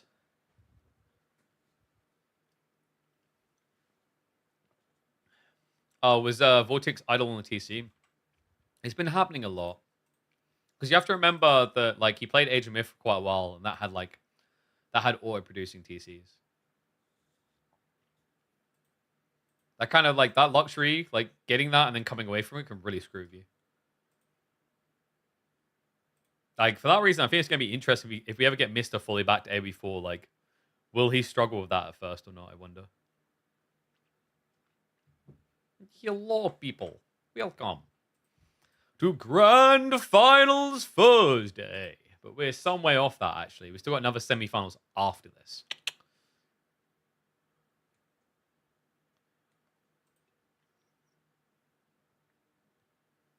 Wait, is being the Age of Mythology S tier as well? He's a freaking monster. All right.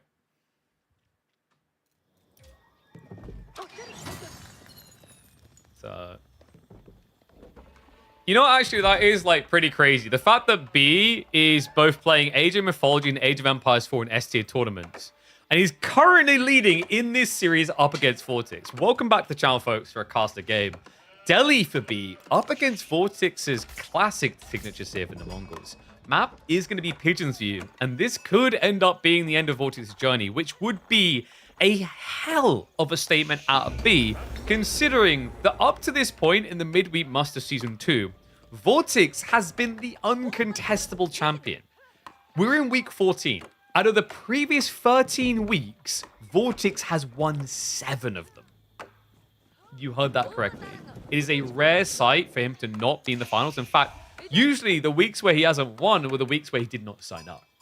So this is the brute to beat. Do I know a play called Imposter? No, haven't got a clue. As English, is it worth it to build castle and stone walls, or are towers better? Oh, that's like a generic statement requirement to, like, variables which dictate differently. Like, if you have, like, an insane choke point to stonewall, you stonewall it. But remember, folks, when we watch pro games, you don't see stonewalls into a castle anyway. Also, you'll never see stonewalls from this civ. XD. You will see a lot of this, though. And this is a play that I think has actually got a lot more effective against Delhi in recent times. Like, I think you go back a year and a half. I don't know, man. I feel like Mongols only really would win against Delhi when there was, like, a mistake made or, like, a ridiculously bad spawn. Like, Delhi was pretty solid. But now, with the obsession of the Dome of Faith build and the need to gather gold, it has given a lot of extra value to the Spearman opening.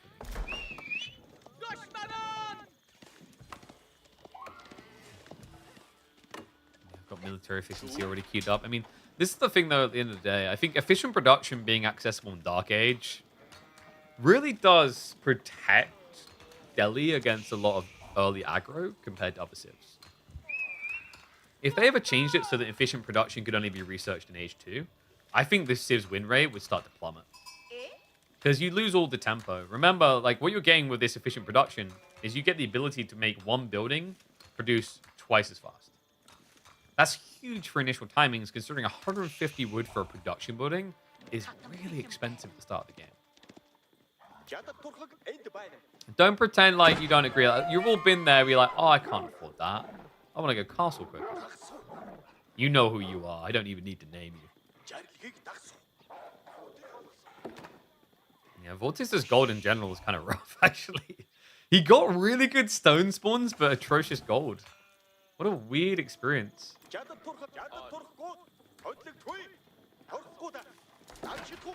Outpost. He's going to go for it, man. Like, it's actually kind of an insane one. The gold plus the berries. Might be difficult to do this, though, considering the villages are fairly close, and you are going to be seen doing this. Gold gets dropped off. Villagers now moving across. I mean, he could just go in for the dive, really. Chooses not to. Really surprising. And this is what I mean about efficient production. Like, that's the only thing you really needed. The Scholar already done that, so you can just stand guard and heal. At least until he's aged up. Then, of course, he wants him in the building. Is he maybe giving him sunken... Yeah, is this sunken cost fallacy? Waits for him to be committed. And then, yeah, forces him to cancel it. That's so much better, because, like, if you pull to deny the outpost at the start, well, Vortix hasn't really lost anything. But if you wait for him to half commit and then force a cancel, he's now a minute and a half away from an outpost, whereas if you cancel it right at the start, you're only, like, 5 seconds invested. So it doesn't feel as bad. Great read there. Probably get one more pull here. I think you can get away with it. It's a little bit dicey with the 4 spearmen. But you're about to hit H2, so you should be a little bit more threatening here. They have an overextension there. Vortix ends up diving the TC slightly. Demo Faith about to complete. And the 10 torch damage is impactful, but we do have to remember, Wheelbarrow is the bigger deal here to gap close. You don't increase your torch damage with H2 on the villagers. Is he just allowing it? You know what, guys? He actually might be. Let me check the range on this thing. With arrow slits, it'll reach to here. So he can get these two without worrying. It's this berry and this one that's going to grief him. And this one's still got some way to go.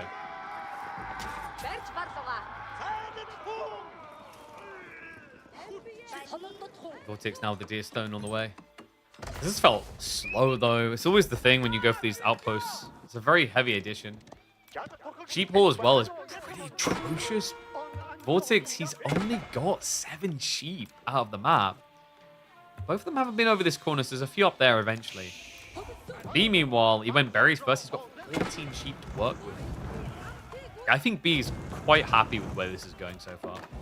He's going to be forced into an archer opening. That's maybe the one negative to highlight. It's like you always want to be able to go Ghazi, but here it's very difficult to justify. A, your opponent has spearmen, and B, you don't have scholars in mass to heal on. Right, you're going to be capped before the start. Yes, the scholars are indeed 80 gold. Normally you pay 135, so you save 55 gold per, which is really, really good. It used to be higher for some reason. Not that it ever really felt needed, now that we think about it.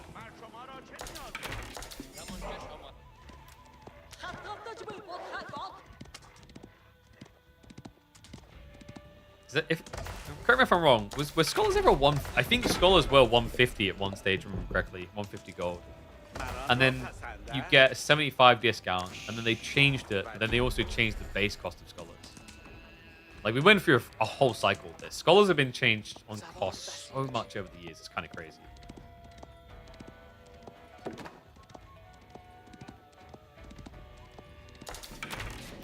How would the game change if Wolves could attack player sheep behind the scouts and one-shot them?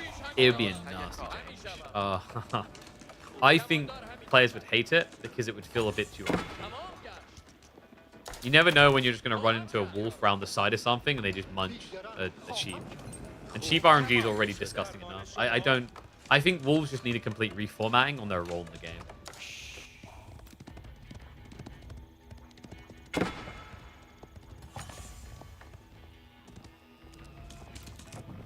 Like, in their current format, Wolves are pointless. And that's kind of sad.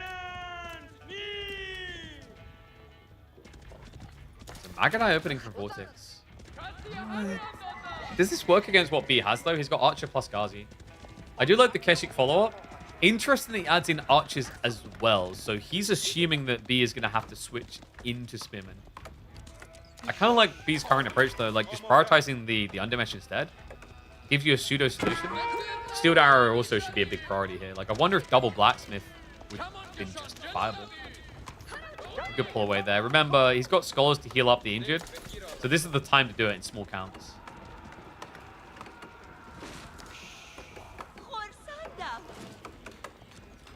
I mean, I'd like to see Wolf Dens be something that you capture and take over, and then it sends wolves to the enemy base. You know, slightly stronger wolves that push towards the enemy base. Because, like, the cool thing you could have there, right, is, like, they kind of would assist you to dive. Because they could end up absorbing arrow fire or whatnot. So I made them kind of predictable and whatever, but I like the idea of that happening, and then, you know, you have to then go deny the wolf camp so they don't keep doing it. It doesn't have to be, like, insane damage and insane health. It's just a little bit of a cherry topper to do some raids.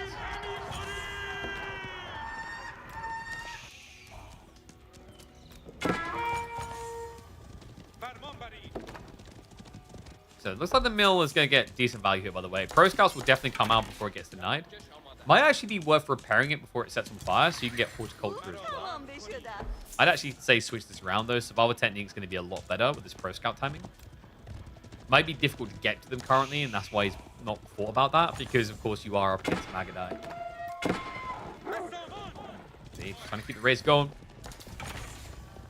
Chugga choo-chooing into the base. Villagers are going to seek safety here. Keshiks do get revealed. Indeed, mostly dodging the damage in entirety. What are the archers up to? What's going on there? Wait, what? I'm a bit confused by this. Movement speed arrow is going to come out. He's diving the TC, though. B hasn't garrisoned it. Villagers... No, the heal! The heal! He gets shivs out! That was clutch, B. He takes a terrible fight with the Ghazi, though. Yeah, I wouldn't speak too quickly about Micro so good. I mean, that cheeky play did cost him elsewhere. Ghazi gets sacked, free go down. Only to almost eliminate one Keshik. That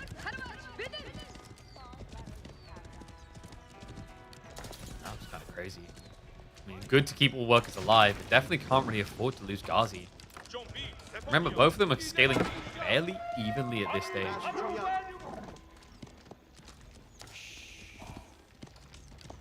How many midweek musters has B won this season?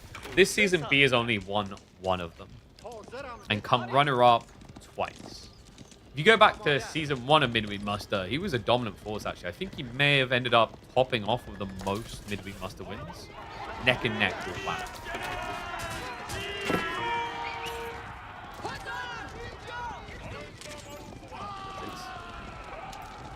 Atramas isn't crazy, and we've got the Scholar Pool. B. He knows he needs it for this fight. It gives him the numerical advantage. Okay, going for the clash. She's being brought low. Awkward in the stealth forest, though. Remember, this is an area where Vortix can have a huge edge because of the Falcon scouting. So much easier for him to get full vision than you. Never underrate the power of the Summons. Alright, it's like the Spidey senses. Actually, no, it's more like Batman in the sky of a recon drone.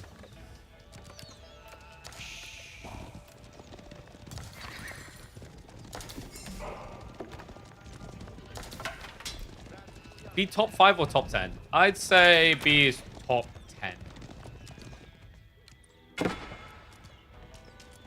And oh damn. Korotai now from Vortix. He's creeping up. I don't think B was expecting this either. Oh god, and he gets hit on the raid. Great sneak in there. Able to deny 2 workers. Textiles means B was already a little bit further behind on the count as well. Of course, the TC move at the start bounces out. But this is going to be a big problem. I mean, Vortix's army isn't incredibly small for a Korotai. It's okay-ish size. I wonder if he'll be switching into like crossbow archer type comps. Men at arms could be decent here because B isn't looking ready to tech up anytime soon. Like, reminder, we are now 12 minutes into the game, and B has not found his way to the holy center, the holy Mecca. We do not have a single sacred site captured here by him at 12 minutes in as the Delhi.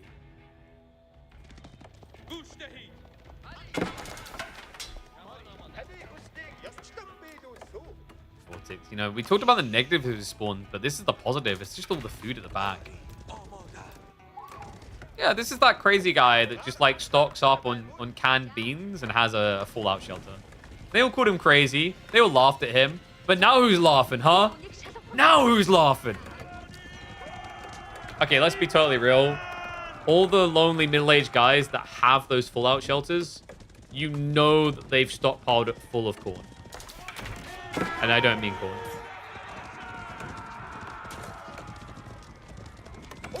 But that does mean in Nuclear Fallout, like, they're basically going to be like a Khajiit character in Elder Scrolls. The unarmed combat is going to be crazy. If they hit you with the right hook, you're just instant knocked out. Because they've been working out that arm so much, you know? Okay, so B's army is still a lot bigger, but we've got a big problem coming, guys. The Kurotai is on the way. The Deerstone as well. Keshik's blocked this out. Oh, boy. B is going to have to micro like a god on this one. Because now they both have healing. And not just that, it's going to be veterancy plus damage buff.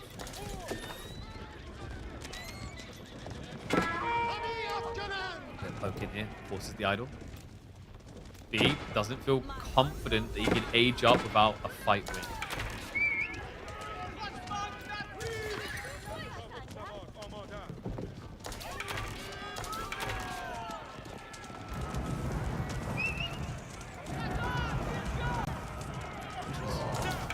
Love to snipe out. Was that Scholar I think he went for? Trying to find the Spimmer now. Maybe a slight overextension. Didn't have the Deerstone yet. Okay, sheet numbers are swelling up. This is going to be a problem. Oh boy. Just need to move the auras further forward. A little bit too brute force there. Vortix actually exposed the archers. Cross rotating with a few guys around the back for a body blocker, but you're now fighting into the Kurotai. Heed the warning. Is it Hodor or is it hold up? I'm ready. So many archers. Keshik's are the big problem he does still need to solve, but he is annihilating the backline archers.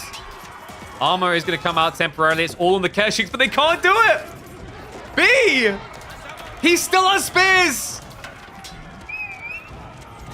He just like turns up and says, Vortix, get to the point already. Oh, wait, you can't. Get it? Because they've all got pokey sticks. Keshiks, I mean, they should eventually be able to win this, but my concern is, can't B get to a point where Castle is feasible? Burn as well. Oh my god, the Kurotai. He's actually going for it. Maybe a little bit overly ambitious. Darcy Spears are now going to react. Keeping this count low. Is he really doing this? I mean, he just feels like if he gets rid of that Kurotai, it's all over. Archers now diving past. Ghazi tried to dive deeper. That forces the defensive reaction out of Vortix. He's in retreat now. I think that Kurotai needs to pack up and run. This is the only time he's going to get. And it might not have much time. The Ghazi aren't the worst traders into Keshiks due to the bonus damage. Continues the chase into the Stoll Forest. Both players blind on this. And he tries to move it.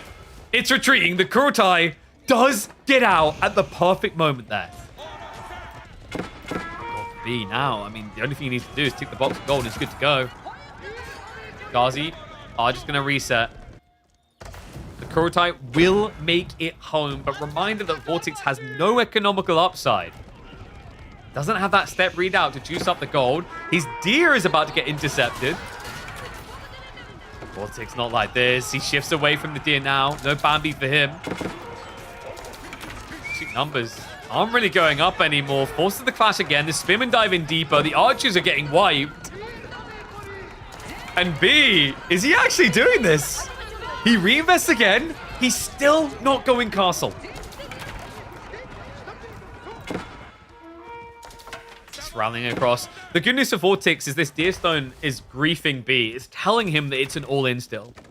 So Vortix is just being more defensive, more calculated about this. Like, if it wasn't for this information, he might assume there's a tech upcoming and then dive out into this in a dangerous way. He's going to try to rally his Keshiks through, though. Because the other thing is, B, like, please, yeah, get that outpost up fast. We're kind of wearing our heart on our sleeve here. See it? Want to shift those workers away. Actually just runs them to south, but they're still seen. B, they're still seen. There's a giant landmark, man. It's even got eyes. Oh, goodness. Ends up losing one there. It's a miracle it wasn't more. B just needs to switch on the gold now. It's going to be 16 onto the vein. He's finally ready to go castle. Maybe to blow this whole system up. What up? Kurotai comes back into the fight. Archers brute forcing right now. Vortix reluctant due to a lack of vision. Realizes he shouldn't be, actually, because the Ghazi aren't that close. They were trying to raid again.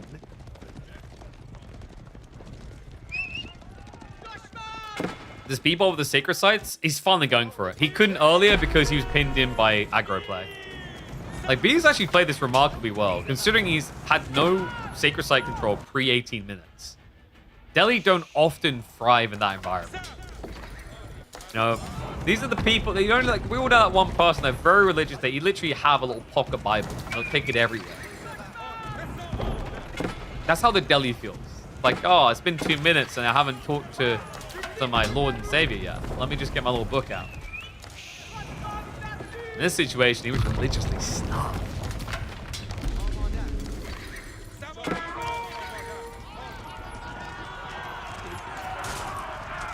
He's got enough space to scare this off again.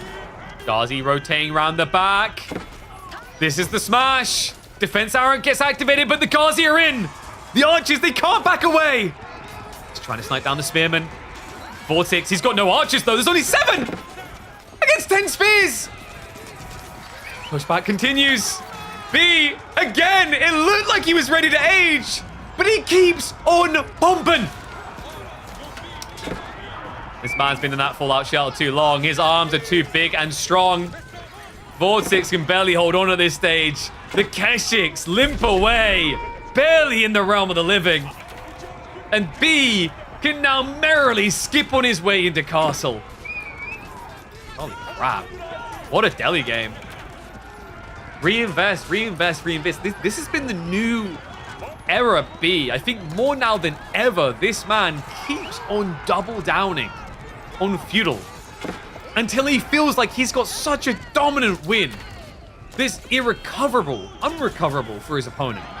Irredeemable for it. He's trying to get more heavy cap. Bolster the lines, maybe to kind of sustain himself through this off of the attack heal.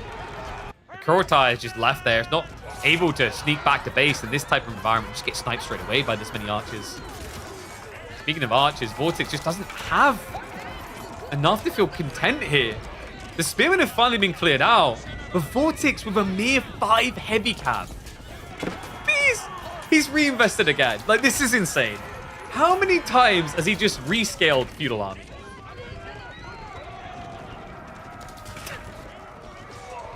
You're meant to tech at some point. Oh, this guy.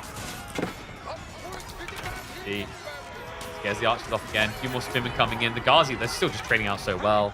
And the scholars have just been of great assistance here. I mean, he's still got 13 scholars. Kurotai? No way. You're going to sneak away. He's looking for it. It's actually going to get away again.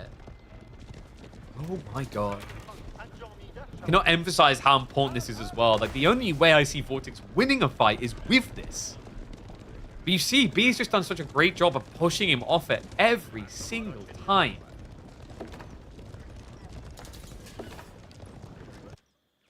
Berries on the flanks now being gathered up.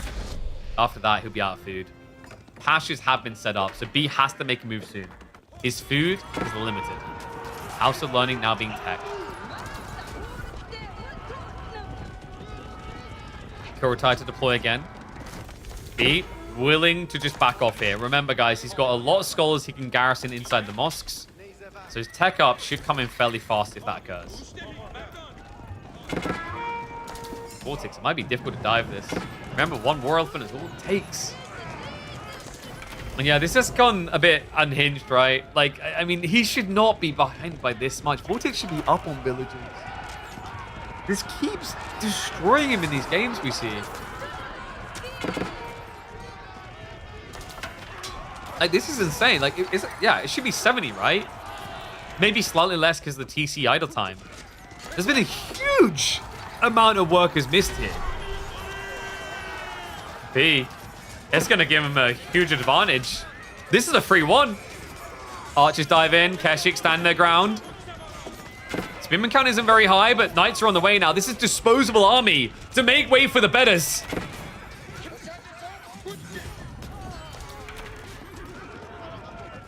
B. Will be forced back for now. But now the good stuff starts to come in. Lance is spawning. Vortix pulls this off. It'll be a miracle from this type of position, but it's a good start. Scholars. Now hanging around. B. Did he overestimate his value point there? Would it have been better to keep the Scholars garrison for the techs? Because, I mean, he hasn't even queued veterancy on archers. What?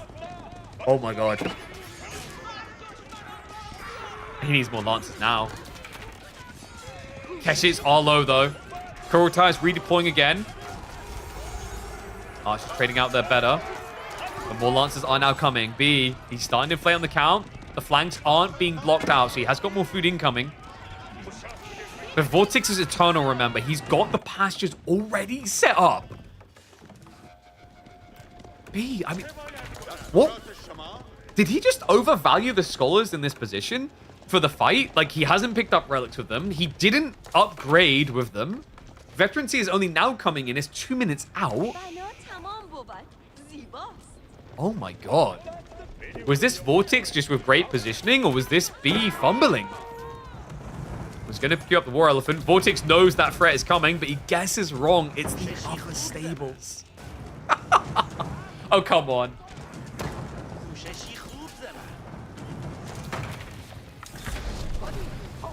War Elephant in 10 seconds. He's setting up farms in the corner. Gold being collected there too. Veterancy for Arch is still an entire minute away. Hone Blades isn't there either. War Elephant comes out though. The body blocker as well. The Kurotai cannot deploy. The War Elephant goes straight after the Keshiks. But he's chowing down. Vortix says to hell with it. Do or die. He's going to research onto him now. The Elephant. He bit off more than he could chew. The Keshiks do it. The villager pull now. It's all going wrong. B, no way. He worked so hard for so long. But one fight is all it took for the Spanish bull to run him out of the ring.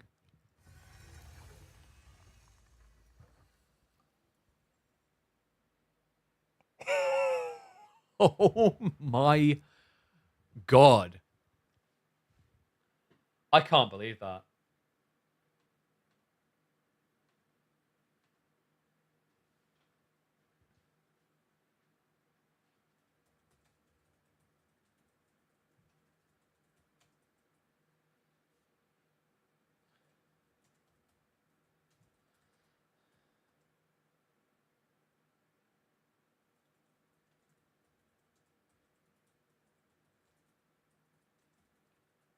I can't believe that. That's insane. What a ridiculous game.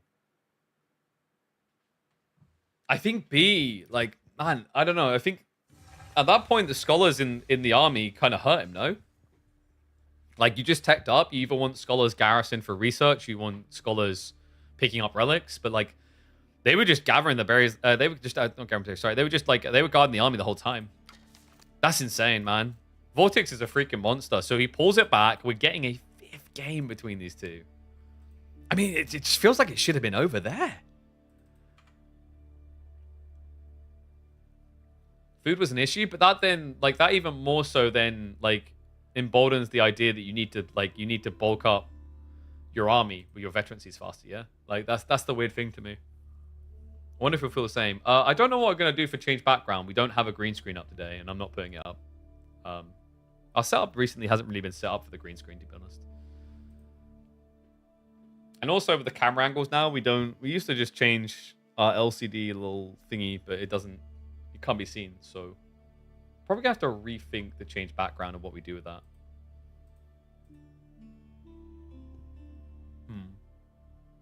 I'll think on that one. I need to change a bunch of the redeems anyway. Oh, guys, can you believe this is still only the first series, by the way?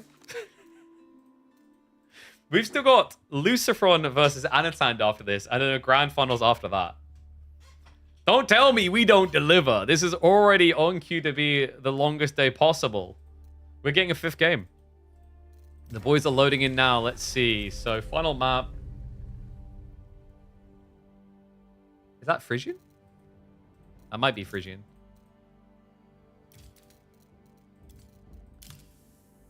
Yeah, it did. It's definitely Frisian. I see a Tuklak pick. Tuklak versus Ottomans for the deciding game. Ooh. Okay. Ottoman's quite good here. Against Tuklak, anyway. I'm not sure about, like, when you add Frisian into it for them. But, like, you have healing to match. Your Sipahi are really, really powerful.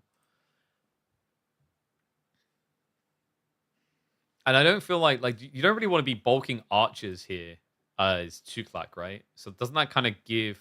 You think that would, like, be bad for the Civ that wants to build Sipahi, but I think, like, you're still pretty happy about that if you're Ottomans. Let's gamble again? Maybe. You can wait a minute. Chill, baby boo. It ain't time yet. Oh, man. Oh, so I need to find the redemption points. I need to refund that person, don't I? On their channel points. I'm being nice today. I always forget to go into the channel points area. Like, I'll click in here and there'll be hundreds of requests that just haven't been, like, ticked off. Even if they've been done.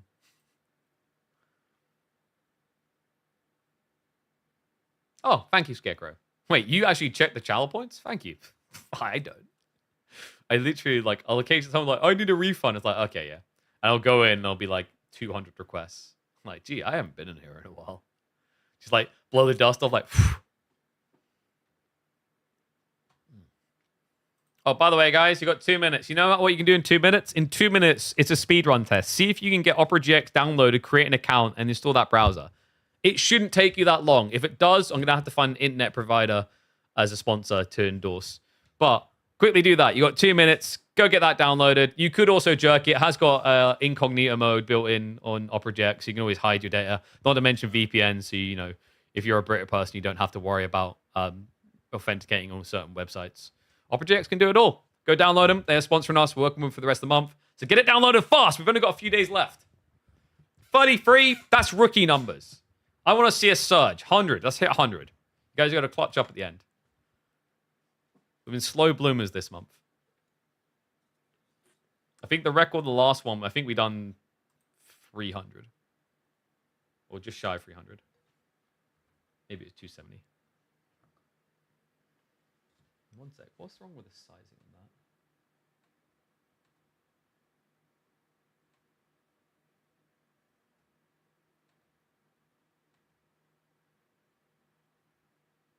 Yeah, all good. That's true. Mahodo's a genius. There's people like, I can't gamba points. It's because you haven't got Opera GX. You got Opera GX, you toggle on the VPN, you do your gamba, toggle it off. And the VPN is perfectly free. You don't even have to pay for that one. Look at Mahodo. What a freaking genius. I mean, I'd expect nothing less from the man, the myth, the legend that 2-0 Numadon and even cut Anatat. Rising Polish star.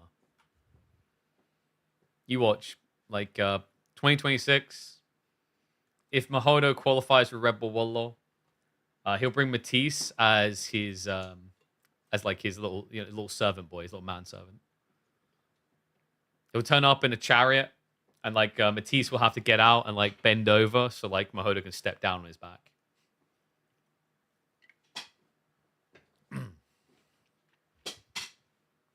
Objects has an inbuilt upscaler for watching videos on YouTube. Oh, damn. I didn't even know about one. There you go. Another reason. Upscaler, guys. So if you got a bigger resolution, but it can't accommodate you based on the browser, it'll do a good job of scaling it up for you.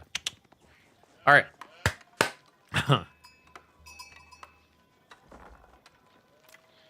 What's that? Need to ruffle myself up. I've been deep in the labs. All right. I have been deep in my basement. Not for the reasons you think. I've been calculating, doing the maths, and you know what? I think Vortix may have found the answer to Tuklak. Ottomans. How do you be a desaturated deli flag? By taking the color and using it against them. Welcome back to the channel, folks. It's time for a caster game, a deciding game between Vortix and B.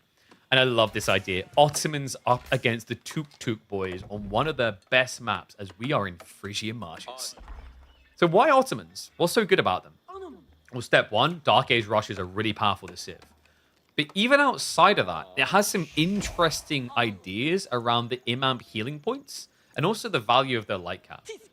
Like, I think the Sipahi can actually quite reliably beat Raider Elephants in similar numbers. You do have to protect your healers, though. Like, that's going to be the key thing, because you're expecting Tuklak to build healer elephants. They normally do. So then it's a matter of sustain. But I can see the way, man. And yeah, sadly, this is the Civ that when we watch them, we have to zoom out like this.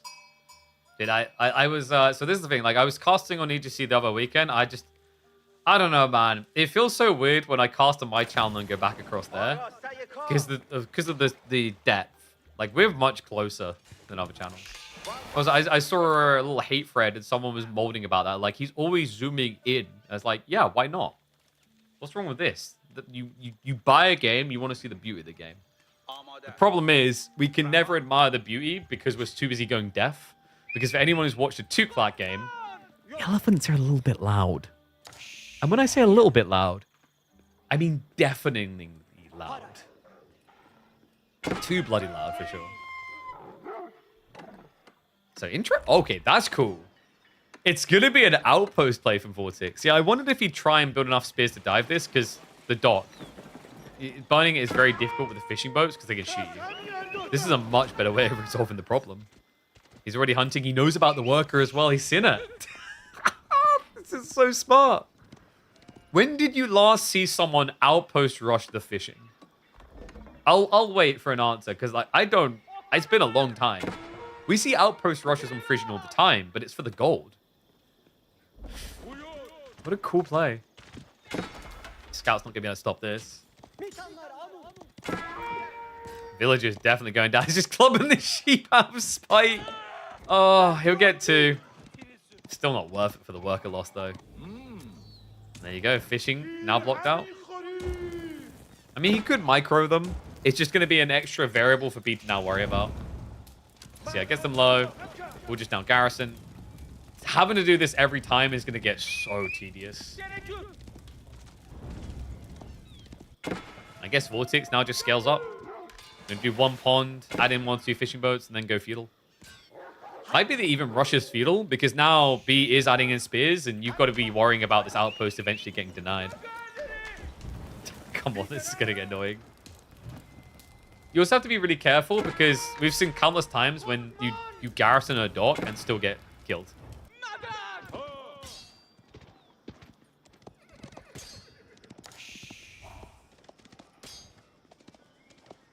I just love the composure of this worker to not drop a single apple while being hit in the back of the head.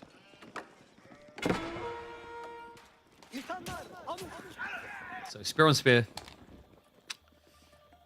I just don't see how you're ever meant to be able to break this. Like the amount of spearmen you need to bring his B, we're talking probably like 10 spears. Would he ever go that many? It does open the door for archer play. Quite a lot of ease for Vortix. And there we go. It's going to be double fishing boat coming out now. Yeah, remember, for some reason on the janky-ass UI, ignore the military count when it looks overly bloated because that is fishing boats. Fishing boats, for some stupid reason, still seem to be getting added to the military pop count, not the eco pop count. It's because like certain assets were copy and pasted across from Delhi, and this used to be a problem with Delhi. Wouldn't be an Age of Empires game without some good old bugs.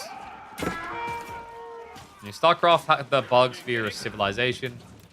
We have them via funky mechanics. Guys, this is kind of getting weird. I don't think B is feeling good about this because we know what comes next. Good micro there at least to make it an even exchange, but there's a Vizier point on the way. He is getting ready for a tech up. He needs to. So Dome of the Faith now on the way. Vortix going to keep giving chase. Does get baited though. B with the pullback on point. Good split away. Pulls the heavily injured one away to the side.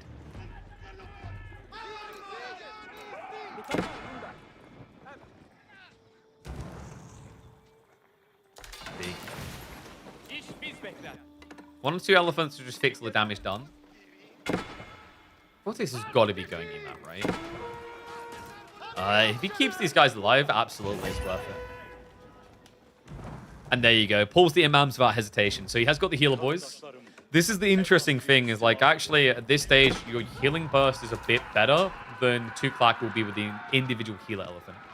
Because you've got 2 healers, 2 imams, plus the aura heal. So this is a really good timing for him. And of course, you know, we're not even at the stage where you're going to have a healer elephant yet for B. Be careful in the chase. I think he knows, like he has to, right? When you see this many spearmen, you can do basic maths. B knows Ottoman's like the back of his hand, so he knows the amount of spearmen required to get that vizier point. Reads it perfectly to back off. Hardened stats coming in. Remember, you get this 3 times quicker than any other civ. Goes in with the clash. Vortix! He doesn't even flinch! Oh. And this is where you just let him do what he wants. Yeah, Minaret Madrasa now coming through. Meanwhile, in the land of fishing, question mark, there is a sneak out point here, so you could try to creep for a deeper dock. The problem is when you see this many spearmen, you don't want to do it.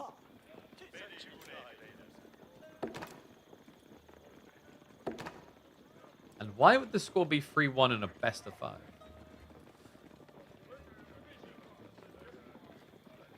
Now, I've done the math. He has heal elephants? Yeah, but it's like tempo release. It's like, look what's happening. You're stuck with no fishing, your opponent's getting fishing, a lot of it. This is the difference that timing makes. That's why I think Ottomans can be a good answer to Tuk. I just wasn't expecting the outpost detail. I thought it was going to be a bit tighter going into the feudal. I think actually Vortix has a really strong position currently. Does need to be a little bit worried about mass healer elephant scale. But he doesn't have to worry about raider elephants. No, he's baited archer play as well. Okay, this is really good for Ottomans then, because of the meta. The meta is a great advantage when you're going into mass range or mass ranged. Because you either out DPS them with attack speed, or you out DPS them with damage reduction. Either one's really powerful.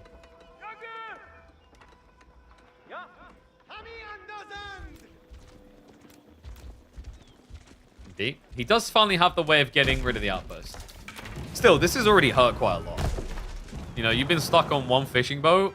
Meanwhile, Vortix is already up to 7.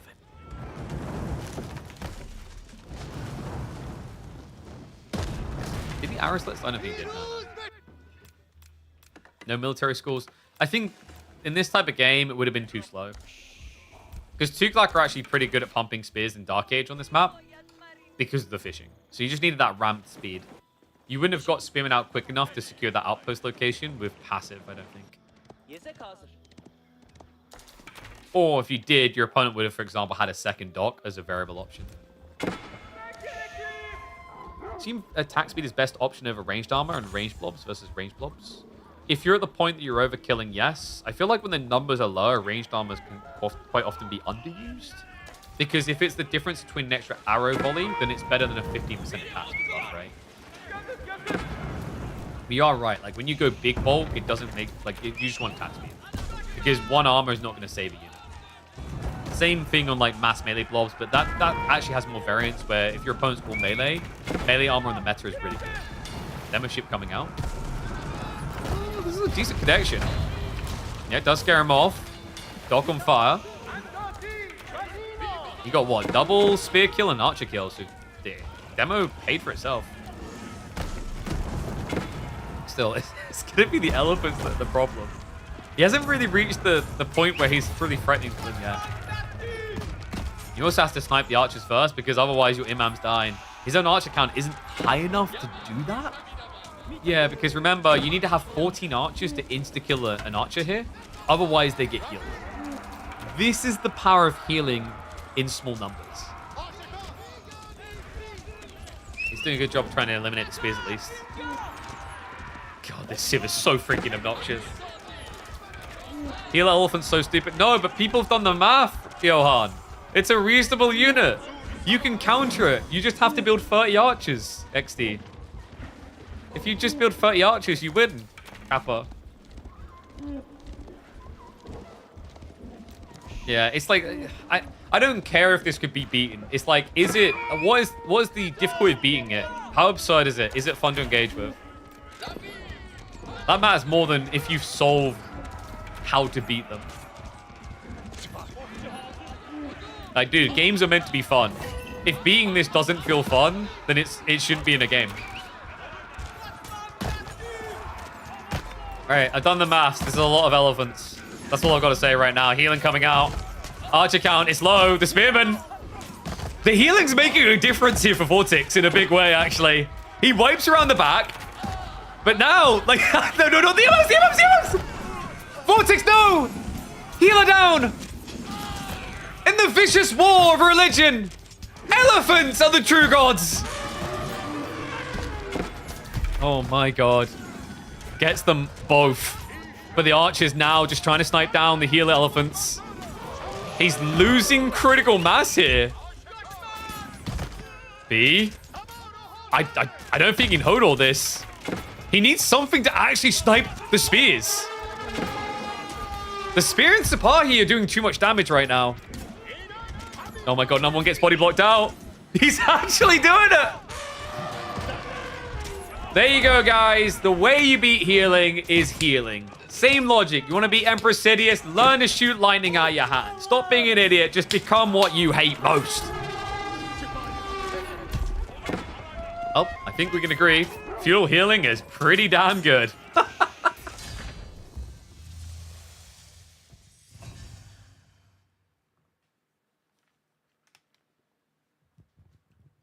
Oh, man.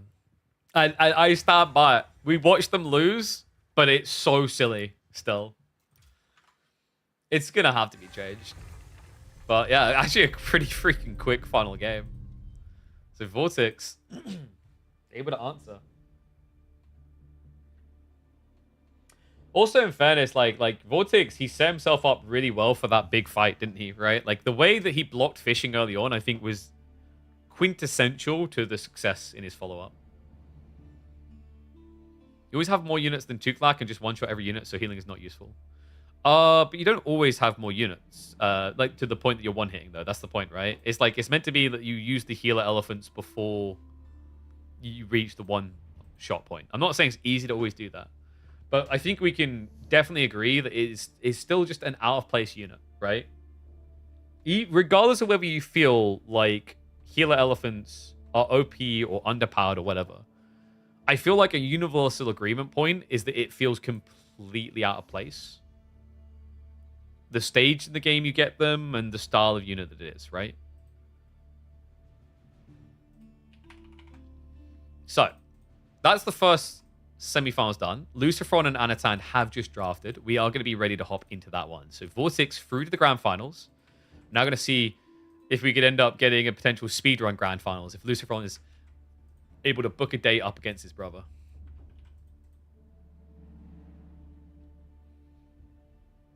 A balance in pro gameplay, but it's so easy to use them and so difficult to deal with them. Yeah. I mean, and that's a fair point, right? Like, we saw this with, like, for example, Magadai. Magadai weren't perceived to be OP in comp and 1v1, but they still got nerfed because of their presence in casual games and 4v4s.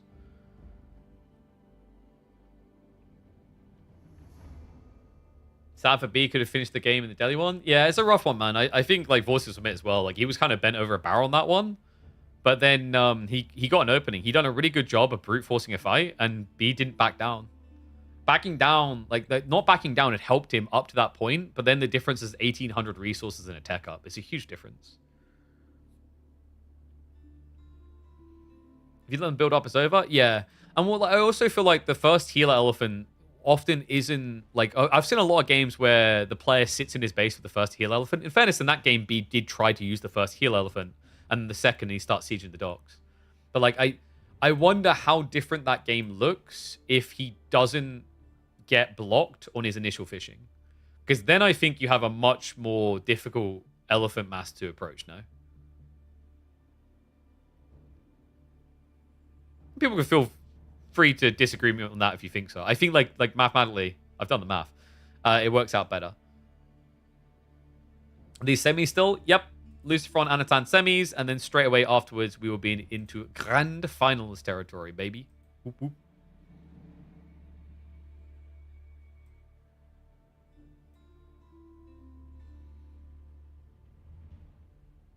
I think Tuklak going fast heal elephant destroying the enemy fishing is better than going fishing.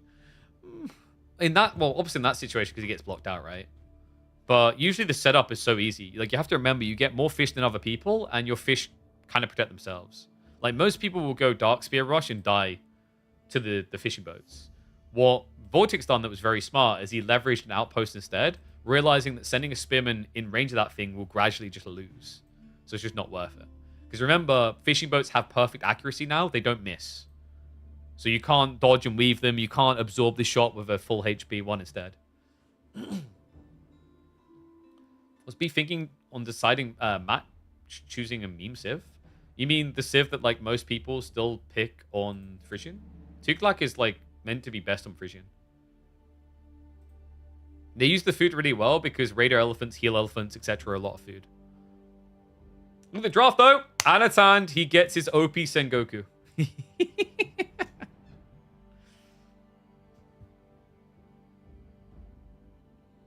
Everyone banning Japanese instead of Sengoku is weird to me. I think people perceive Japan to require no setup, but they see Sengoku does.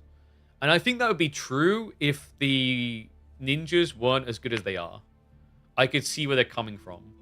But it's like a combo of the ninjas being as good as they are, and also probably the Yatai being a bit too tanky in the Dark Age, means that their setup feels quite safe.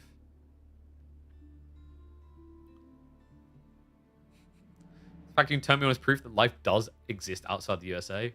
Hello! Sengoku is absolutely busted. So much food income and Castle Ninjas are beyond broken. Agreed. But you know the weird thing is, I feel like their late game is kind of trash, no?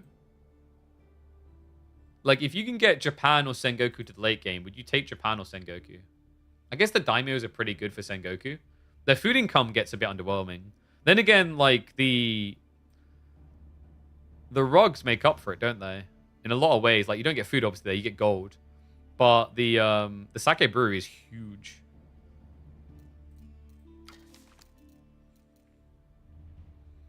Any reason why we are not showing the drafting process in tournaments? Any technical issue there, or just by choice? So we have the draft shown here, right? Are you talking about the snipes? I think the snipes is a technical issue. In general, it's not worth watching people do the drafts anyway. If I could, like, so, and this is almost across the board with esports, if I could, in a show, take away any moment of the live process, it would be the drafting phase. The drafting phase in practically any game goes on too long. It's just not engaging to talk about. And I say this as someone who does panel hosting, and I think I do a good job of it, and my guys that I work with do a good job of making it fun. But, like, compared to, like, what most people want, what a viewer wants to be in the game, like, post-game analysis is really cool. And you can do a little bit of good pre-game analysis. But practically across the board, drafting phases in all games take too long. Way too long. Watching a Dota 2 draft is awesome. I worked in Dota 2 for years, and I would still say if you could take any moment out of Dota 2, that would be the moment that you take out. And the fact that so many people watch New Prim UA, like flashy, like, fights, kind of proved that. Like, the draft is cool to a certain degree, but, like, here's what I mean. The opening of the draft is kind of, like... The only reason the opening of drafts is intriguing for people to watch is because of the way and the subjects that are being talked about, which are usually broader scope than the draft anyway, from the panel. That's the panel doing a good job with bad stuff. The draft becomes an intriguing thing to recap when you're in, like, the final 3 or 4 picks. Because then it's like, if you think about the time it would take them to finish the draft, you've got great time to highlight why they picked this, that, and this, and that. Even when I've got, like, a professional who is perfectly predicting the panel picks, and I'm talking even in hero games like Dota 2, it's like, it's cool at first that they know this prediction, but then you also get to the monotonous of, like, how they're able to easily predict this. And it's almost like the, you know, like knowing how a magic trick is done is less impressive than seeing a magic trick. It's that type of feeling. So, like, with for example, with EGC tournaments, the intent is to actually have the players draft before you come onto the panel. Because there's still going to be a 5-minute delay to get into game. That 5 minutes is more than enough time to talk about stuff. Or a decent amount of time. You could talk more, sure. You could always talk more. But it's a good amount of time. Is there beef between these two? Why would there be beef between Lucifer and Anat? They always struck me more as chicken people. Sorry, I had to. Yeah, no one bans Sengoku. It's kind of crazy. Magic isn't real. Okay, so there's this crazy magic. Like, when you enter your card details on Twitch, it'll then pop up on my screen with your name if you hit the subscribe button. That's magic. What's your opinion on Kings getting gifted an Outback Octagon? I have not watched any of Outback Octagon. I don't have the time. And Kings getting gifted, like, you should get penalized for it, right? But enforcing that rule set, it's always going to be subjective. Like, one person could say that, like, it was an intentional feed. The other person could say it's not because, look, he didn't know that the person was exactly here or he thought he was escaping. There's no like absolutely perfect solution, to be honest. So yeah, it's always an awkward one. This is the problem when rules become interpretive, you'll always have issues making rulings, right? Why is no one drafting Macedonians? It has surprised me. I think Macedonians is actually quite strong, but maybe people think the Ridari strat is a bit too predictable, maybe a little bit too slow. I think it's fine, personally. Why are you changing background? We went over this. We're not changing the background. We literally can't. There's no way to change the background right now. Hold on a sec.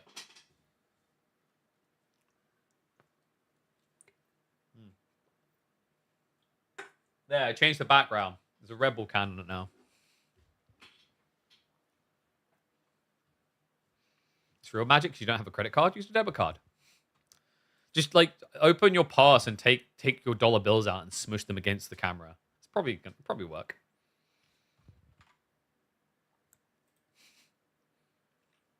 I was thinking about putting the Red Bull can on top of the PC. I was like, that doesn't seem very smart.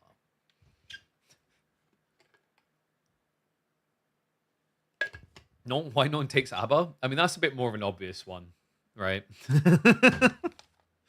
ABBA just haven't really found a way back into the meta that looks good. Civ just feels weird right now. If we like get a bit more chill on the meta, I could see it working. But aggro metas is a bit more challenging. Not impossible in certain matchups, but predictions. We should have predictions started in a sec. If we can get that done, please, mods. Let's get ready to go. Dude, this is Lipany Knights Templar, actually. We didn't even start talking about that. That's kind of crazy, no? Yeah. And wait, what did he draft? Wasn't there Frisian?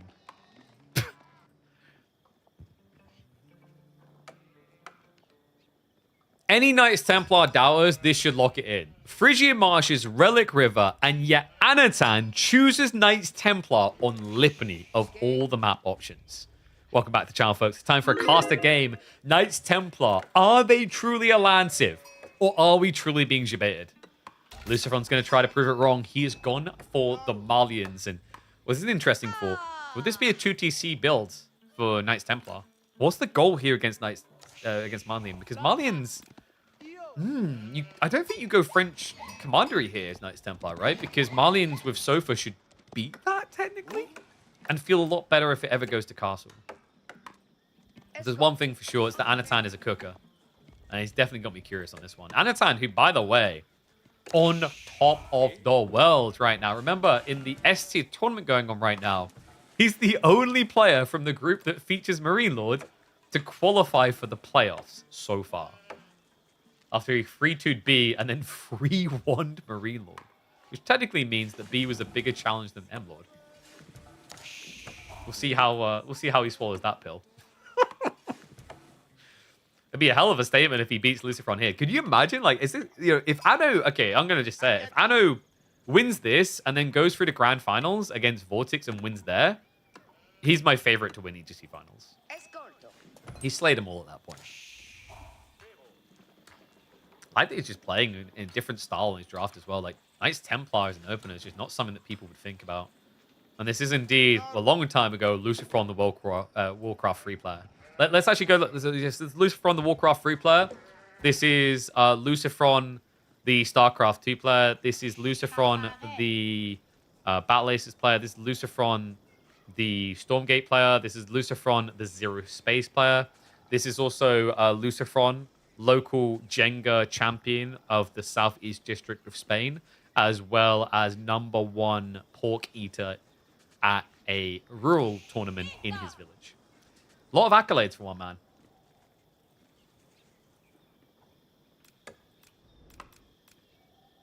Also has a voice that could easily be an ASMR streamer. Now that I think about it. Yeah. It's quite soothing to listen to. Alright, so Anatan. It is going to be a 2TC build. It had to be, right? Like, come on. I don't think you go French Commander then. Like, maybe we're looking at...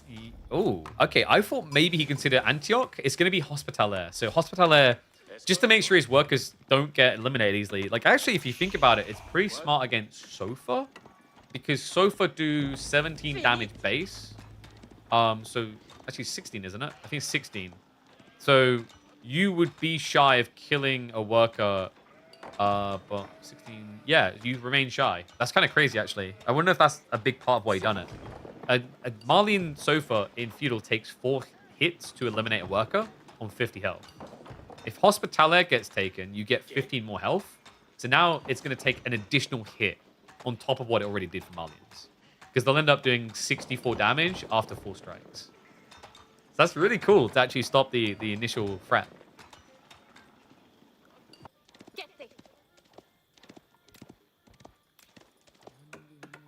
How's the spawn looking? Bit of a wide spread on the gold options. Deer on the flanks, even Stevens. Like, it's not the worst spawn in the world. I've seen Marlians have happier spawns. Wonder where the TC is going to be dropped. Maybe on the deer. I think the deer is a huge win if you can lean towards it. Maybe just drop it here and get a mini shove on the deer so you get the gold covered.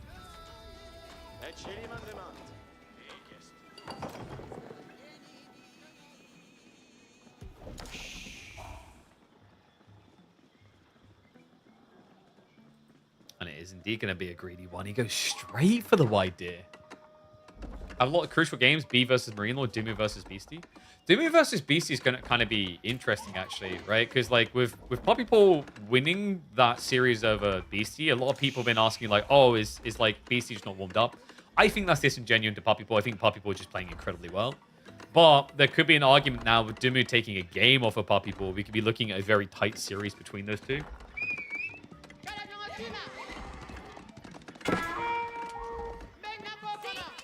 I think the only group that I'd say is kind of obvious to me is Group C, where, like, Scarlet Devil isn't quite there yet. He needs a little bit more time to cook. I think, like, 2026 would be Scarlet Devil's year, but he's not quite there when it comes to best of fives yet.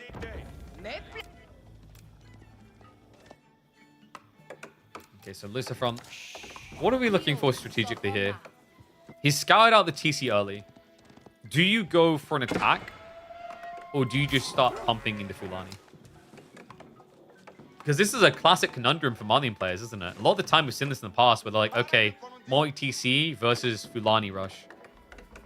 Considering it's a 4TC, I wouldn't be surprised to see like something a bit different, maybe like Javelin Sofa, which sounds kind of wild. Maybe it's a bit too expensive, but it does make sense against a Civ that historically builds a lot of archers. Anna already reacting with the racks opening, so that should force Lucifer towards archers instead. A raid onto the tree line, but difficult with just the Sofa. Shiv's out because he's got the extra 15 HP.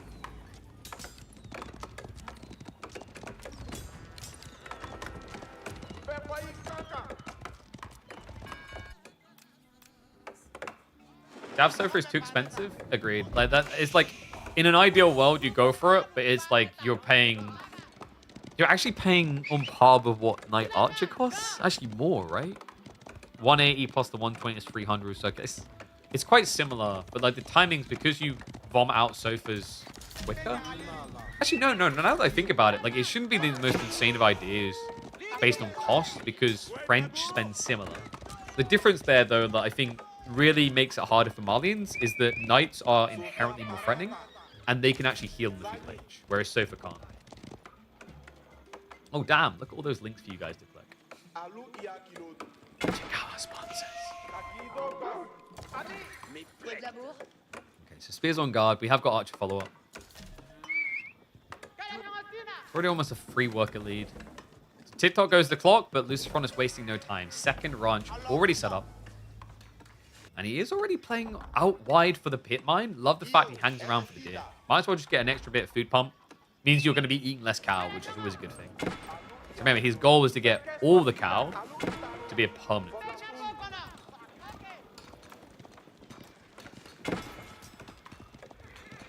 Spitman. maybe need to temper themselves a little bit here. Oh, nice usage of the incomplete wall, but dive comes in towards the gold workers. It's just so tanky. This chip damage takes ages to add up. Oh, and that's cool.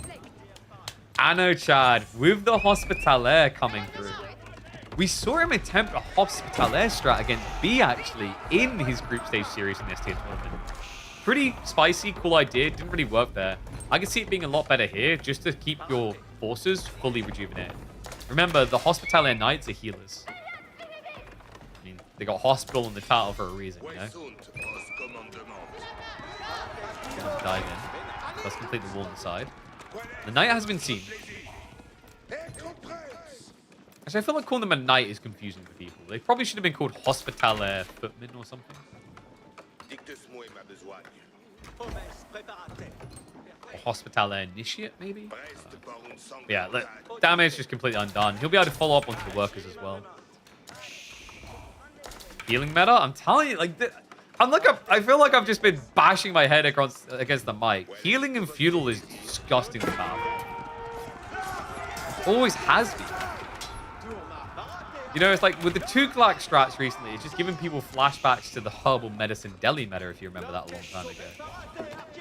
I think, for example, Ibids has not been given a lot of credit for the degree they deserve to with the dervishes. Imams have been getting a lot more credit now with the Ottomans. And that's a big part of also why Delhi is super scary at the absolute highest level. Is like top level players will just heal up the injured. What is up, Cop and Schneller? Thank you very much for the sub, mate. Appreciate you. Welcome back to the Swarm, bud.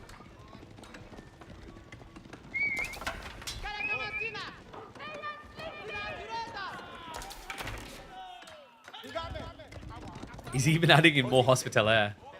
Yeah, because he tanked with the first one, so it needs to top him off.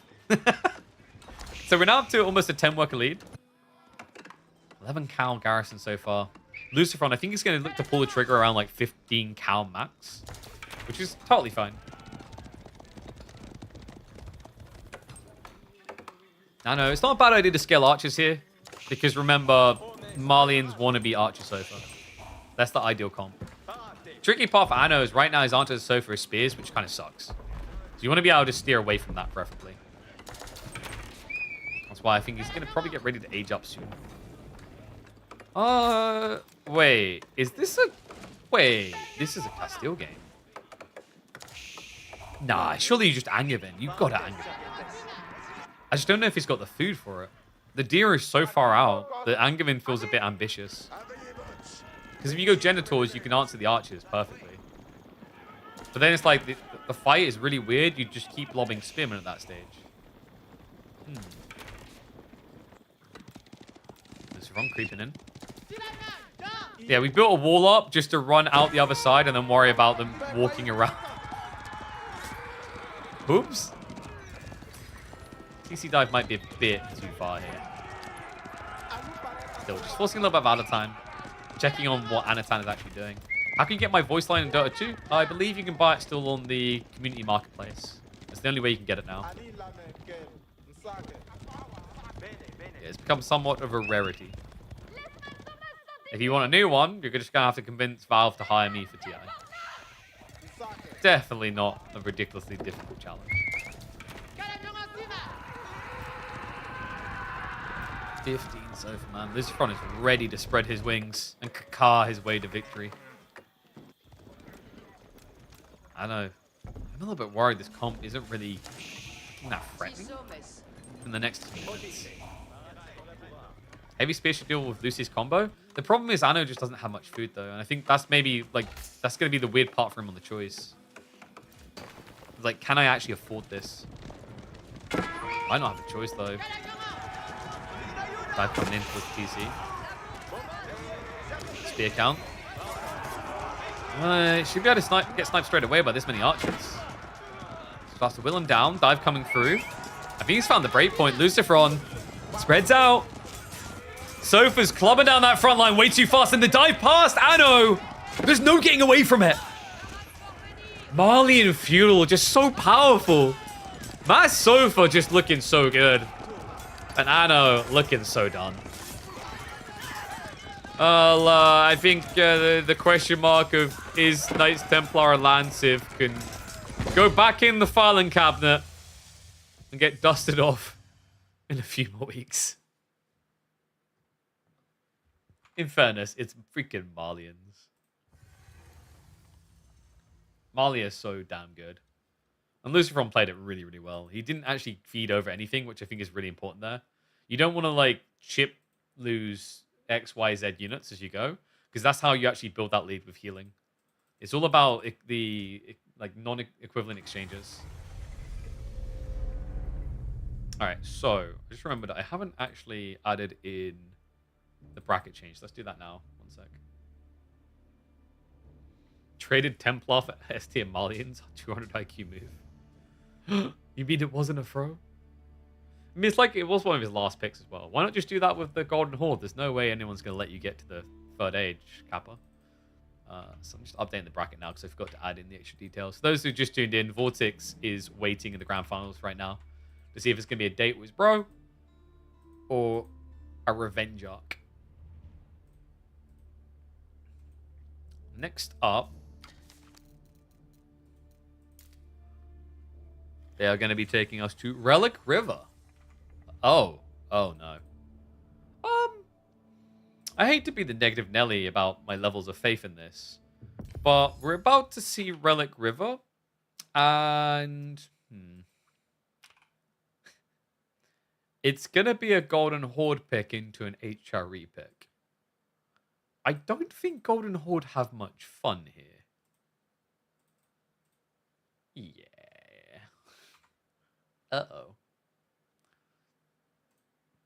Yeah, you'll see why. Like, Golden Horde is the most vulnerable civ to a Dark Age rush, really. They feel like poop on the stick in these type of situations. All right.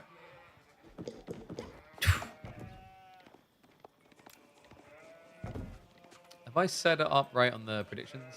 Yeah, I have. Golden Horde, the plague, the curse word you don't want to hear. You're going to hear it here, but there might be a good moment ahead for those that want to see Karma o'clock. This civ is weak to Dark Age rushes, and this civ could actually full barrel send it into them. Lucifer, definitely that type of player. One and all, welcome back to the channel for Caster Game. Lucifer with the HRE up against Anatan's Golden Horde in game number 2. Game number 1 was quite a swift dispatch by Lucifer, able to take down Anatan. And in this one, it actually has gone the same way before. I think we've seen Golden Horde slip through into castle and survive. But otherwise, it's very easy for this to snowball against you. I was a little bit surprised to see that Lucifer did not bother with a Dark Age Rax Rush here. Considering that the Golden Horde are incredibly weak against Dark Age aggro. The reason is, look at the TC. You're not Mongols. You don't get to protect your gold and maybe your stone as well. Your stone, your gold, these are all going to be out of range and a liability. Which is why most of these players have been having a hard time. Because defending requires a lot of initial food to produce spearmen. Because you have to double batch produce them, and also a longer wait time. Oh, I guess I know. I mean, maybe he's shown off something that's made Lucifer a little bit worried about this. You know, the funny thing is, like, technically, you can actually defend a Dark Age rush quite cleanly with Golden Horde. Technically, by building Karash. It's just, it doesn't feel really good if you have mass Karash scaling Age 2. Which is why most people don't even bother. Are the outposts weak to torch? The outposts have 1700 HP, but they don't really have much resistance. And also, like, the outposts are just too expensive, really. 150 wood and 50 stone for only 5 garrison slots feels really bad. They do have the edict effect where they get that aura, but that's useful later, not so useful early, right? It almost feels like it would be nicer if they decreased the cost of fortified outposts and made you unlock the edict effect, right? So, like, for example, imagine if we said fortified outposts only cost 150 wood. They don't cost 50 stone. But you will have to unlock the edict effect for all outposts via 100 stone tech in the Golden 10. That, to me, would be, like, a reasonable trade-off. I know there's going to be some people like, but KP, like, are you kidding? 1700 HP is incredible. Like, why would you suggest we only pay 150 wood for that? Well, considering a wooden fortress costs 175 wood and has 1750 HP, as well as a lot of other better perks than the Golden Horn Tower, Golden Horn Tower rather, I don't think it's that crazy of a change, and it would solve a lot of this Civ's early weak gameplay. Other thing, Khan and Thordagood, this landmark needs to be altered, I think. Well, not this. It needs building carts altered. Like, my feedback to the devs I've already given is I really hope they have an economical idea for this Civ on Age 2 landmarks. Or you just need to raw buff building carts. Because building carts could, in theory, be pretty broken. I mean, you're getting 2 production buildings at the start of the age, which is insane. You know, it's like having the Abbasid military wing effect, but you're going to build a lot of units. The problem is the carts are really slow, and they take forever to deploy. I'm talking like, hey, you want to go to the movies? And your friend's like, sure. Well, you want to go now? I was like, yeah. I was like, okay, I just need to have a quick crap. Like, okay. But TMI. 30 minutes later. You still in the crapper? Yeah, just give me like another 50 minutes. 50 minutes, right? That's how I feel when I watch these carts. It's my friend who really needs to see a doctor about his bowels.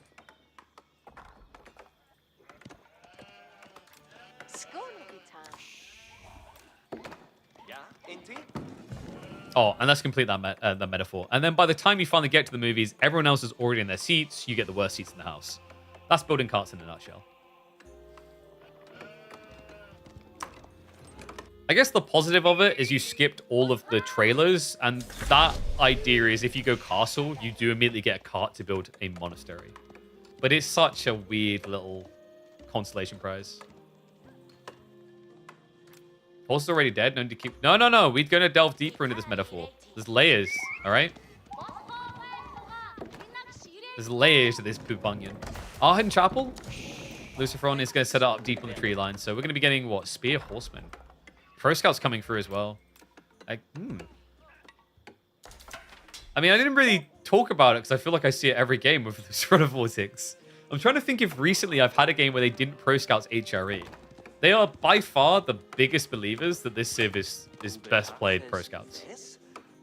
I don't know. Might get a chance to try and deny then. Spears are marching across. We do already have the Batu Khan looking to flank raid to the south. Now remember, this guy can kill in 4 hits. Lance charges 20 and then 10 per hit afterwards.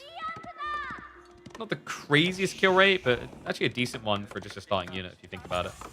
Especially a starting unit that can easily get healed after he maybe fails to get a kill or comes close.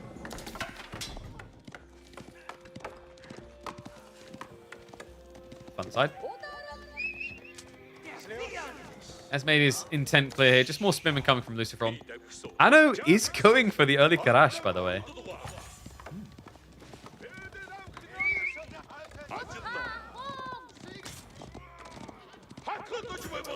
Karash is kind of interesting here against Spears. It's more than a 10% damage reduction.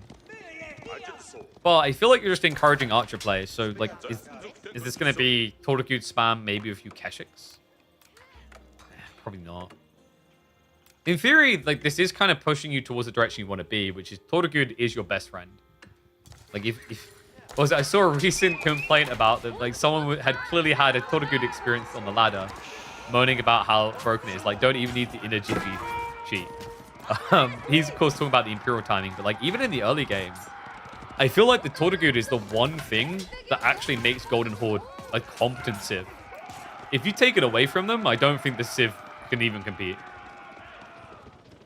Like, I'd actually be curious to know, like, the full feeling of the pros on this.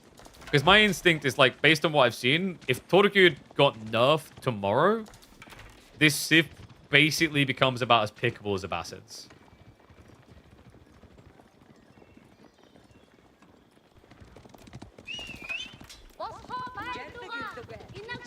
And it's weird, right? Like, I think they'll probably nerf the late game, even though the early game is weak. My hopes is this kind of a complementary nerf buff situation where the devs have the foresight to be like, okay, they kind of suck here, but they're way too good here.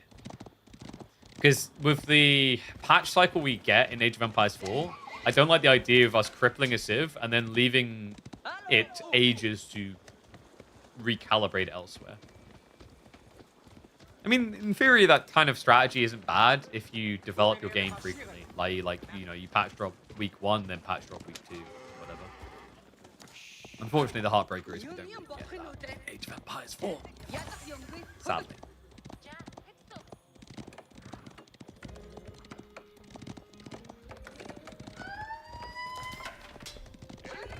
Did you get to see the power of the 2 free military bonus in Crash? It's because they're too slow!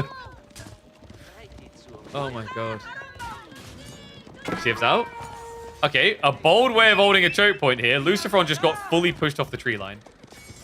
Oh my god, please, get some troops home. Workers, they're actually getting the Shivs out. Not quite able to pinch him there. What the hell? Yeah, that was Lucifer getting ready for a full send, and Anatan reading the timing perfectly.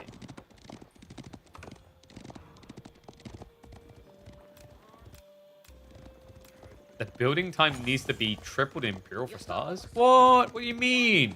They're only able to get 60 knights out in 2 minutes.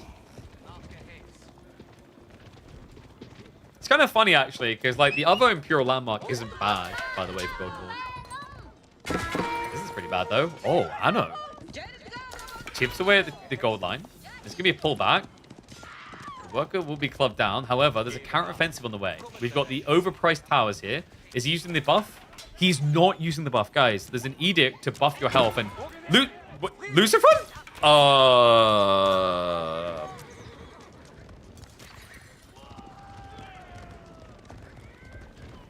Just a foot check, guys. I just want to check that my archers have feet. I can confirm they have feet. Very good feet.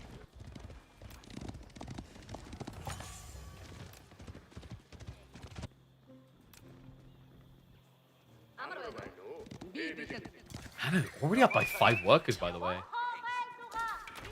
I don't know. This is going weird. Lucifer's army is pretty big, but he needs to make a move soon now. This is what's kind of killing him. It's like the annoying idle time on the back is what's actually giving Anno hope. I mean, if it's idle time be annoying enough, the fact it's net 3 kills already. We're diving towards the fortified outpost. Dun, dun, dun! Which is less tanky than a building that costs 25 resources less, only 1 type of resource, and can garrison more people.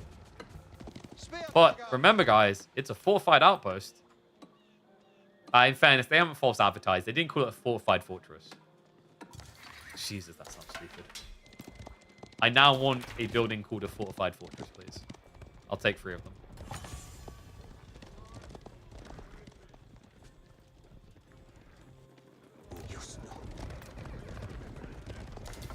It's funny. He does, of course, have the injection of food coming because he has been netting pro scouts to win.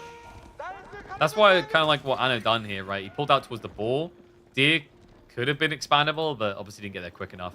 He is, however, creeping for the back deer now, so just depriving Lucifer of some future value.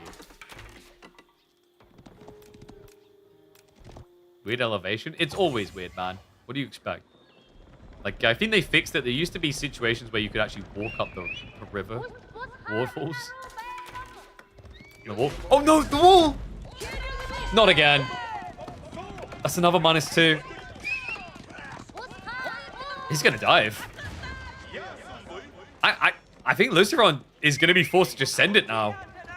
He is. He's trying to march in. The thing is, Anatan still has a sizable defense force. And he has Karash.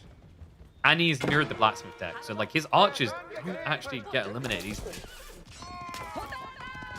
I would do this. Thought a good 270 HP on these things. Sure, they'll eventually get eliminated. It's just the time it takes.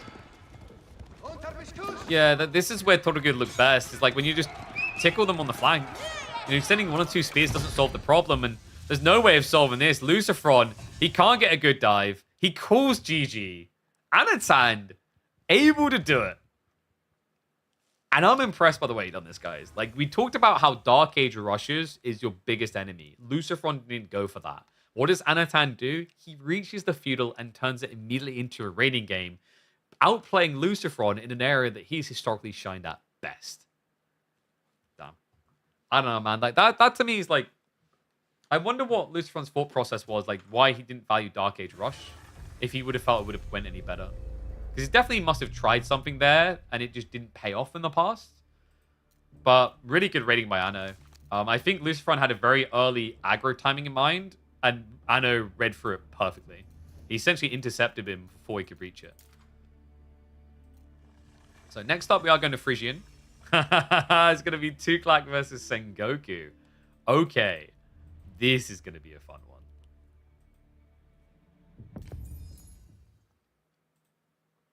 Sorry, let me put all maps up for you guys.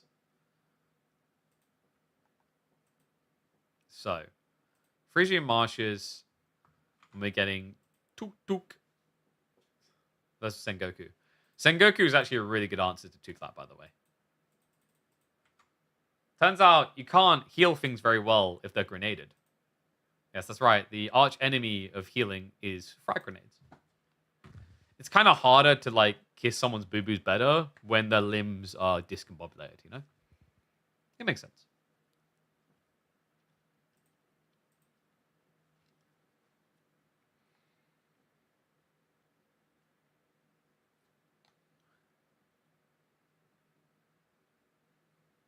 What's a broken sieve? What's the fun of that? It's just pay to win.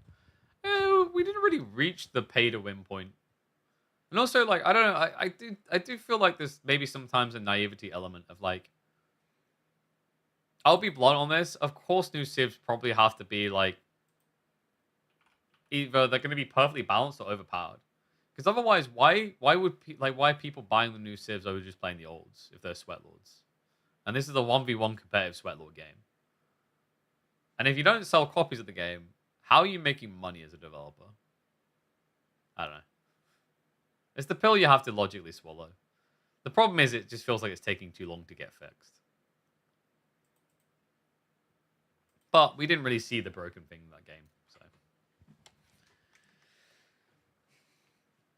lack of horsemen. No horses to quickly chase Yatai or Yari Cavalry is rough. Or Yari Cavalry also runs down Raider Elephants really well.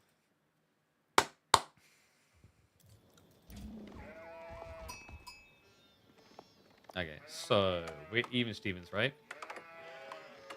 In the Battle of the Broken Civs, this Civ is actually coming out as the perfect answer to all your healer elephant concerns. We head into Tuklak Swamps, the homelands where Shrek feels safest, Frisian Marshes. But Anat has got a trick up his sleeve. It's the art of the ninja. That's right, folks. It's Sengoku time. Quick, someone make like anime noises and noises as you swing around a blade. This Civ really does feel like the perfect answer. Probably the best answer in the game to Tuk Tuk. Actually, no Civ right now. Like, this Civ is seen as ban-worthy and bordering, if not already an S tier, in the eyes of most pro players. So Lucifer already with the dock opening, which is going to be powerful here. Anatan, I'm expecting it just to be Yatai's. Yatai's actually has a better ROI than fishing, actually. You pay 125 wood, and you can go out and then generate 60 food a minute. Meanwhile, instead, what you could do is you could spend 150 wood to build a dock, and then spend, I think with Japan, it's 60, with Sengoku 60 wood, to build a fishing boat. To then kind of get the same as a Yatai? Actually, worse than a Yatai, isn't it? It would be, I think, isn't it like 30 food a minute? Yeah, so 2 fishing boats, I think, competes at the same pace as a Yatai that's capped out. It's a pretty good opening. Numbers are slightly better than that for the Tuklak because they do get the extra gathering drop-off. Predictions have started. Come on. Plant your flag. Guys, this is where you got to bet big, all right? Like, Tuklak are the underdog here. By the way, fun fact, this is the, I believe, second time this week Lucifer had dropped a game on this map. It was against Gully Deckel in the round of 16, where he lost with the Tuklak.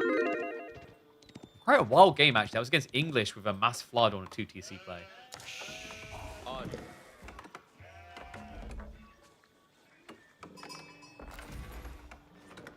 Game's becoming a pay-to-win fest because you need to need the new Civ to be competitive. I don't think that's entirely true at all. I would say, like, maybe you can argue the new Civs are important if you're trying to compete in pro play.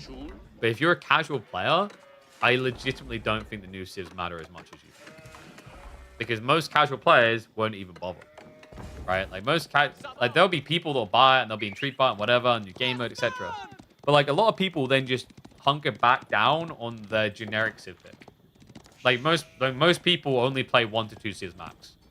And most people are just English mains to this day. Like English were out of meta in pro play for like a freaking year plus. And yet they were still, I believe, the most played Civ in the game.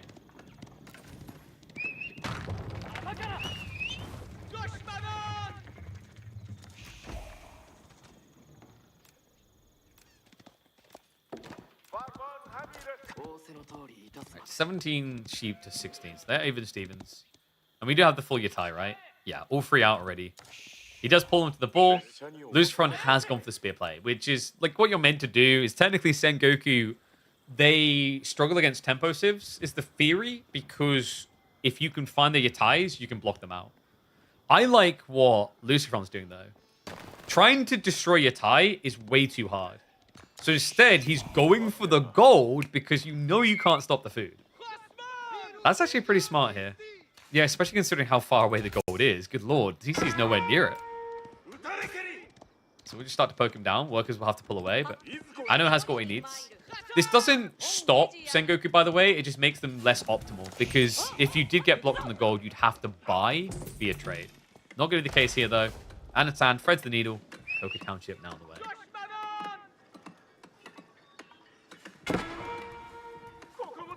Man, because you see the direction the game's going on, so going in. So the direction you're seeing is the direction that RTSs have gone in for years, technically.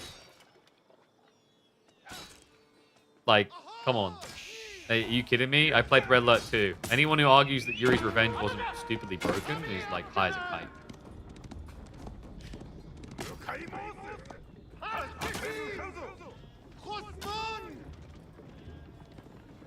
But like the thing is, you have to add compelling new content, and if you don't sell. It's like your choices are A, like, you know, we have potentially slightly overtuned content that people are going to buy, or B, we set up a cosmetic system and go in that direction. But that's never going to happen because that requires a whole system to be set up, which takes a lot of money to start with. The repair is clutch there from Anno, though. Is he going to get it all the way home? I think he's safe. As a bang, gets in. And this is what I meant about how difficult it is to go for the Yatais. Did at least push him home, idled him out, gave him less food. At that point, the Yatai had already paid for itself, guys. 125 wood, he was generating 60 food a minute on the ball one, right? So it's paid off. Where's he going now? Is he going to... I mean, it would be hilarious if he tried to sneak next to Lucifer's berries. I don't think that's happening.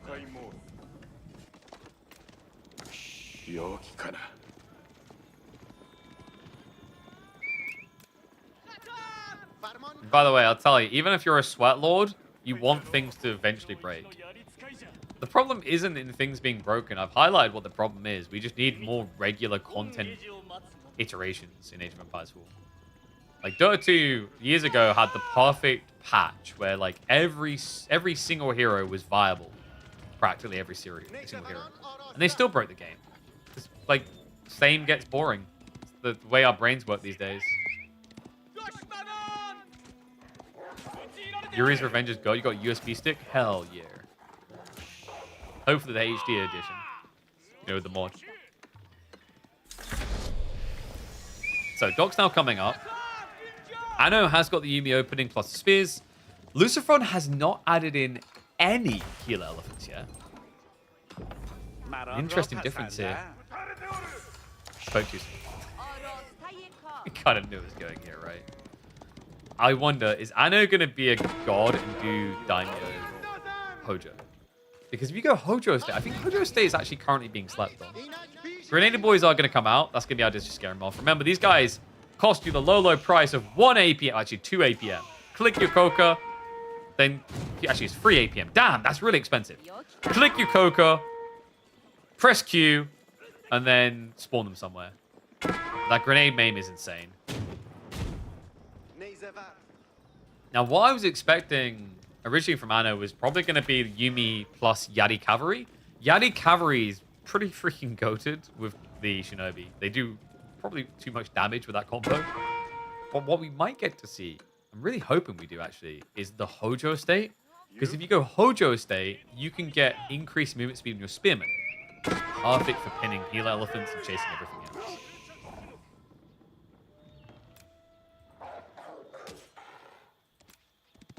Ty just back at shenanigans here.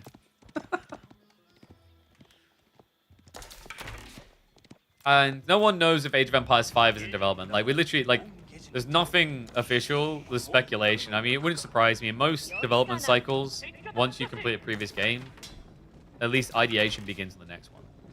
The fact that Dawn of War 4 is being made shows no indication on whether Age of Empires 5 is being made, because Dawn of War 4 isn't even being made by Relic. Relic doesn't have the license for it. It's actually being developed by the guys that made that steampunk World War II-ish RTS. I forget the name of it.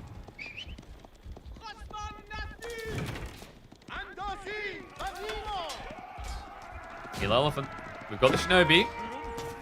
He's getting as close as possible so he can't dodge the grenades. And there's the clip. Straight away, look at the damage.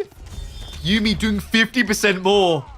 That is how you shut down a Heal Elephant strat. This is seriously the best civ in the game at doing it right now. Like, Heal Elephant's advantage is they're tanky. They take so long to eliminate. Not a problem, and I love the efficiency Anat done it with. Not a single extra grenade wasted. Does go for a pump there on the workers, not able to get the dive. Doesn't have that much burn power, but he can try to snipe down the fishing boats. That was disgusting. Oh, yes. See, if you're worried about Heal Elephants, you just buy DLC and use the differences. In fairness, actually, Ottomans is a good answer too. It's just more technical.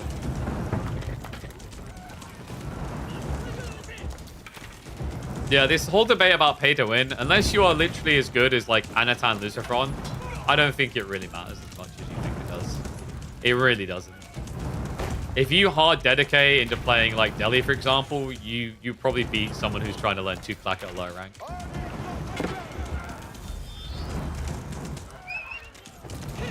Yuumi. I'm gonna get scared away. The problem here is he didn't get Oda yet. Yeah, there was no active stone gathering. Usually Anatan goes quite early into the Oda state here because he likes to get the Higayumi, which gives +1 damage, which makes you a real archer. Didn't do it at all here. Yeah, it's just going to be Yuumi Flood now. Anno probably has the single biggest obsession with Yuumi of any of the Sengoku players right now. And he makes it work quite well.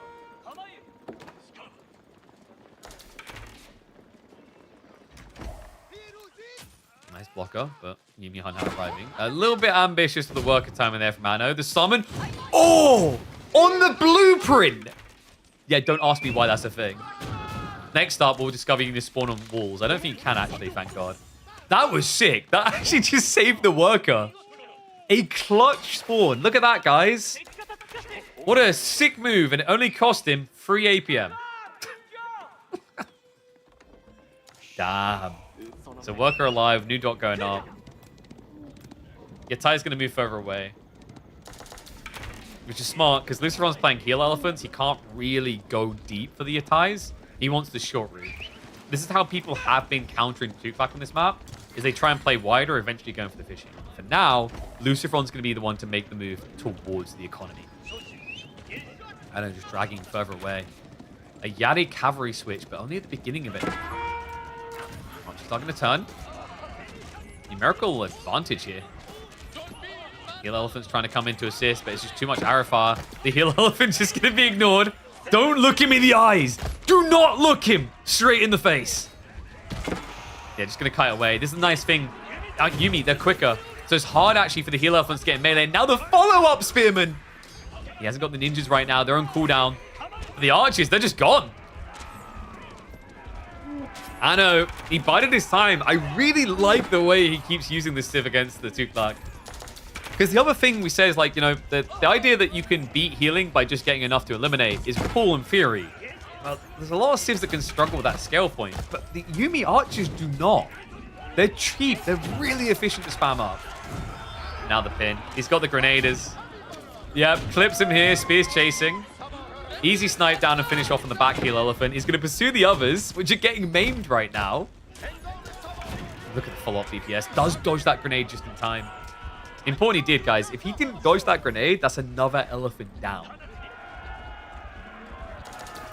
What a freaking serve.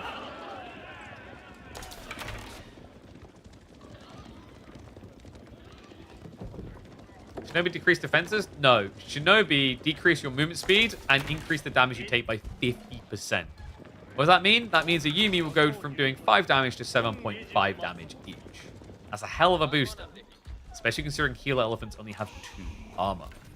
That also means, for example, the Yari Cavalry will go from doing 9 damage to 13.5 damage.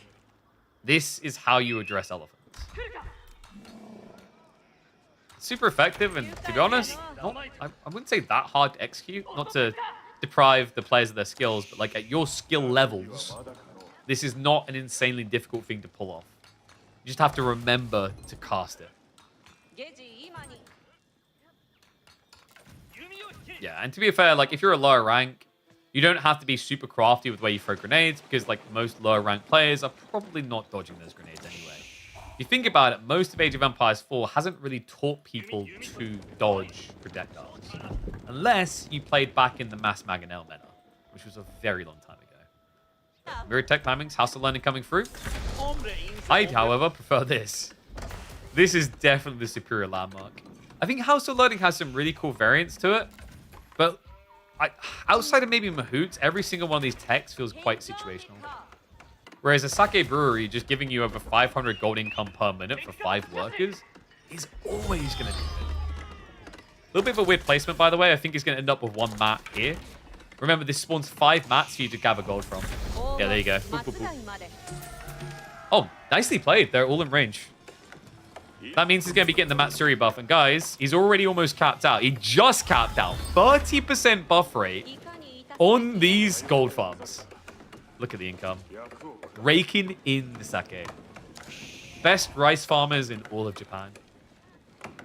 Gets more rice than China. I mean, he really does, actually, with these gathering rates. Holy crap.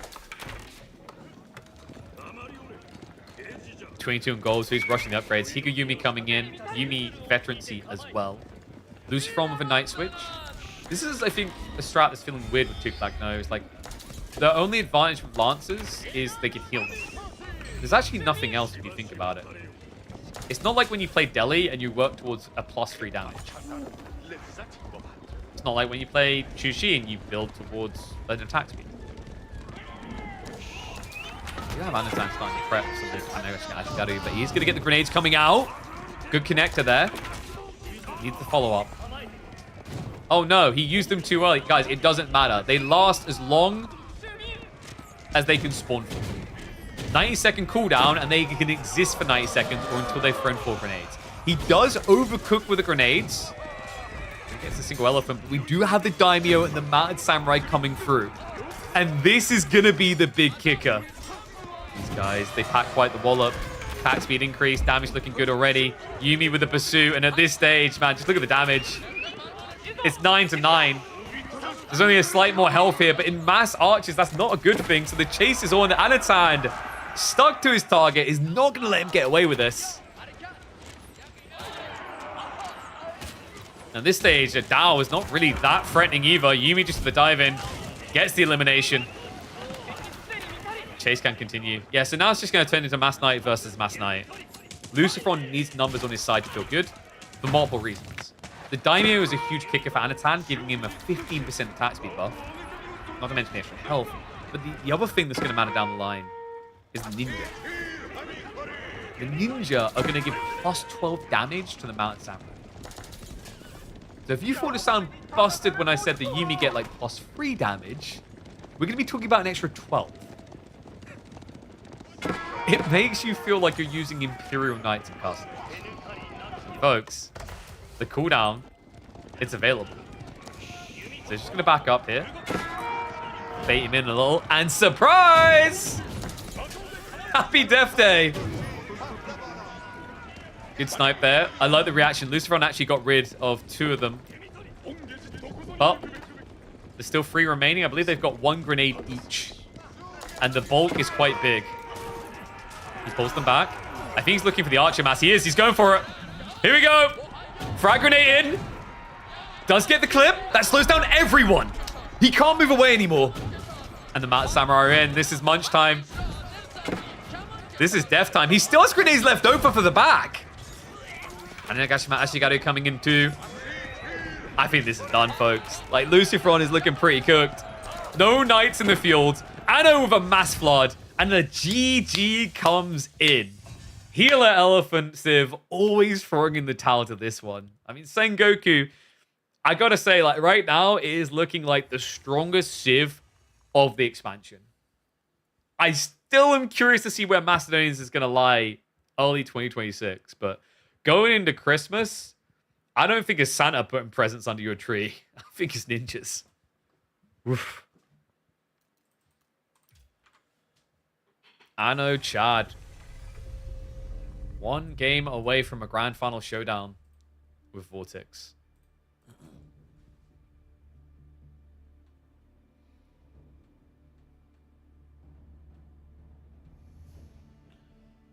Oh, man.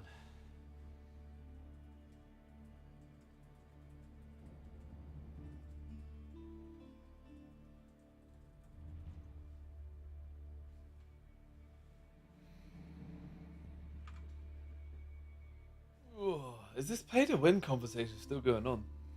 Oh my god, we got someone in the chat called Simple Maths. We've done it. Any fix you make in big companies needs quite some time to go to the end user. Exactly, but like that type of blow is exactly where like AAA development is failing constantly. It's not how it's not like how games as a live service can actually function. So if you want to go that system, if you want to use that excuse, then you need to stop fixating on games as a live service and just get games as a release correct. That's the problem.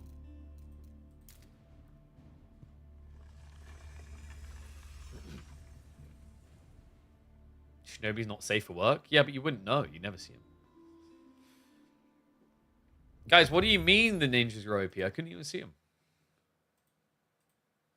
Alright. French versus Biz on Dry Arabia.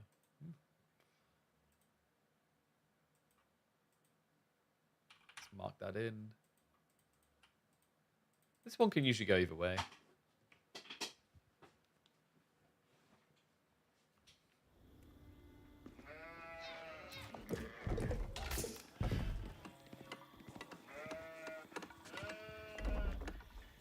Let me know what you guys think of this one. French versus Byzantines. I have it marked down as a fairly tight matchup. One that French probably have a slight edge in. So let's see if that edge is enough to cut deep, because we head into this game with Anat on match point. If he wins here, Lucifer will be eliminated on his French. And Anno's Biz will remain strong. And are you kidding me on the spawn? Did he? Nah, he wouldn't do that. He'd never do that. Surely not. I have to check, because Anat is one of those players that will go for the trade post. Yeah, welcome back to this casted game, folks. We're here in the semi-finals. And it is heating up fast. I mean, Anat, he's got a hell of a weekend ahead of him. I mean, he's already able to do victory laps qualifying through to the playoffs of the main event of the S-tier tournament. What a morale booster it would be here. If he's able to take down Lucifer on 3-1, then maybe pose a threat to Vortix. I mean, we could be seeing Anat finally at the point where he can win these S-tier tournaments. Really, this does feel like the proving ground.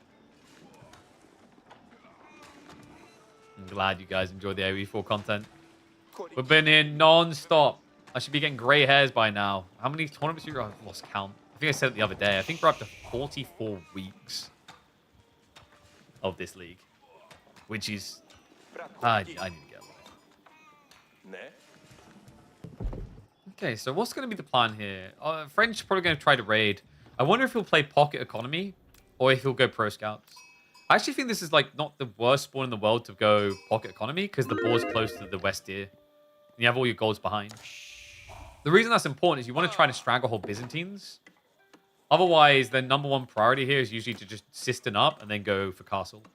And we can see he's rushing the system level. It's going to be free on the stone to kick off the Dark Age. Split looking good for Anno, by the way. I think he got more of the map. He did. He definitely did. Lucifer at 9 sheep. And this wasn't a berry opening, by the way. This is kind of a sucky spawn having it on the front, but it's not as bad as you think because look at the tree lines. Anno has a great wall area here to just set up. Protects all of his trees and even the follow-up later. This is actually overall a really good spawn for Anno, I want to say. Yeah, I've seen substantially worse for Biz players. If this was against a Dark Age rushing Civ, then I'd agree this sucks. But when was the last time you saw French Dark Age rush? I feel like it's been quite a while.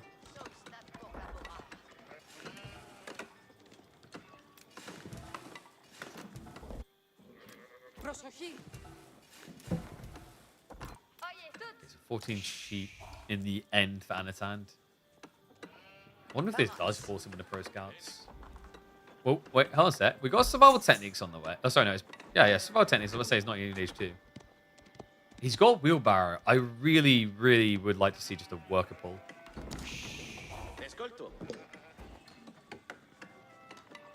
Like, not right now. I think you want to gather a bit more food to get the first night, maybe?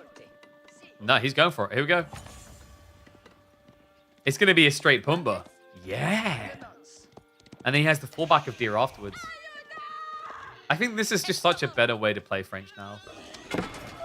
It felt like when we went the Pro Scouts meta, like you got a better timing around, 15 minutes. But you did kind of stunt your timing in the first several. And in this matchup, that's really important because the first several is how Byzantines get to the greed point. We already have the slant EU for victory.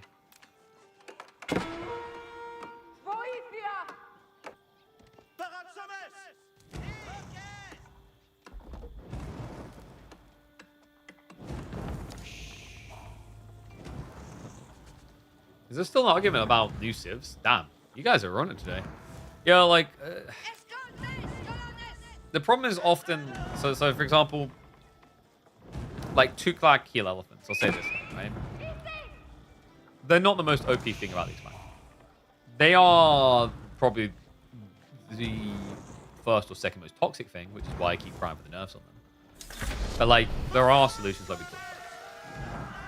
I don't think those solutions are fun for people to have to do. But, like, other things you encounter, like Golden Horde rushing Imperial Age, there's 100% solutions in 1v1s. Team games is a bit of a different matter, for sure. So if you're playing, like, 1v1s, even 2v2s, there are ways of dealing with these things. Like we just said with the French, right? Like, if he went Pro Scouts against Byzantines, that's him choosing to sacrifice an aggressive timing and potentially allow Byzantines to get to their broke point, which is level 5 Cistern, Golden Horn down. So instead, he's now opted to just go on the board, get a better food gathering rate, and actually pressure play to try and stop him. Nano is going to be going for that wall.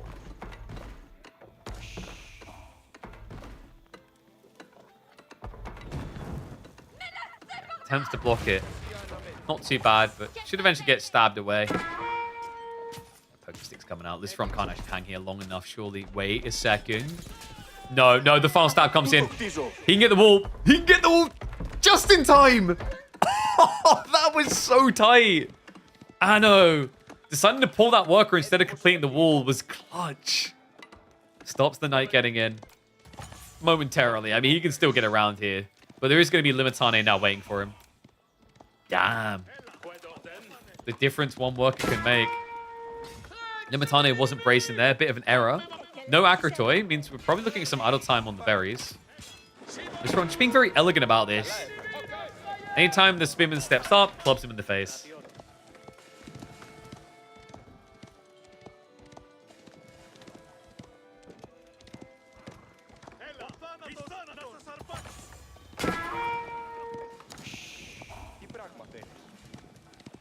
Knight will be scared away. So, I'm expecting longbows here usually.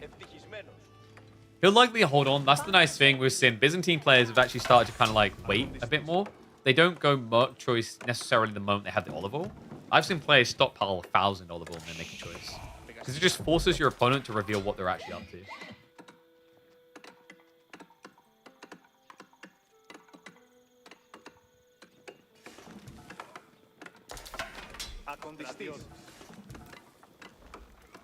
Outpost setup as well. Should make it much easier just to protect this against a burn through.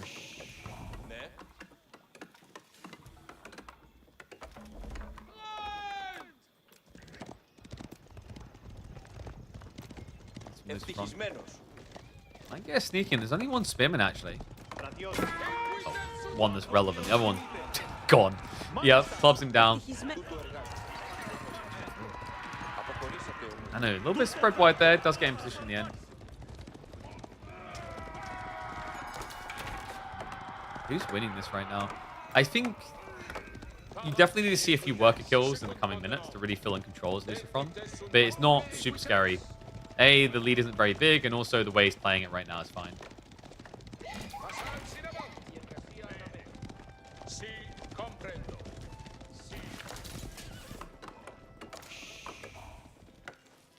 Chivalry now on the way. Of course, we've already seen those injuries coming through. Did he actually take that much damage? No, he's pretty fresh. I think it's just preemptive here. Because this is the point where Anno, I mean, he could try to start just being a bit more greedy and stop piling. Like, spear count is decent-ish. He's going to have that double javelin timing to make trades a bit better. Even getting the groves in as well. Up for Scary. Nicely played. Oh, he's so close. 2 HP on that knight. Meanwhile, on the north side, he finds 4. Oh my god, Lucifer on the God of Thunder here. Up by 8 workers. That was a sick hit. Maybe a critical hit. Anatan behind by 8 this early. Grim look, even when you consider the distance. Let's get the denial on the knight on the east side, and we'll get the walls up. It's going to have to start thinking about that castle timing now, I think. Because now you start to feel like you need the mercs.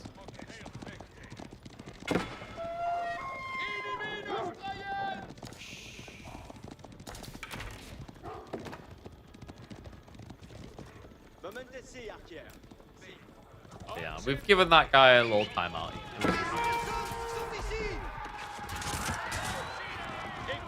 I think he's having a hard time and feels ignored by the devs or whatever. I'll say this though, I didn't glance the whole conversation. If you're going to comment and just take a crap on other people in my chat, like that will get you back. The debate is fine, but like don't be the point where you call other people stupid and crap like that. I don't know if we got to that point because it was getting pretty bad.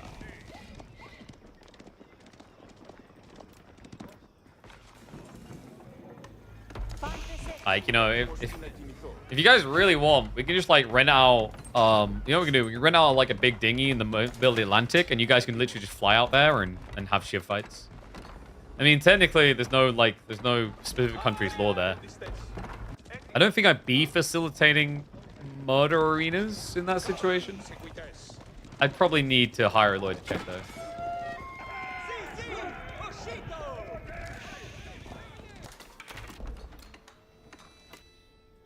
Hey, what is like, how does the rules of law work in international water actually?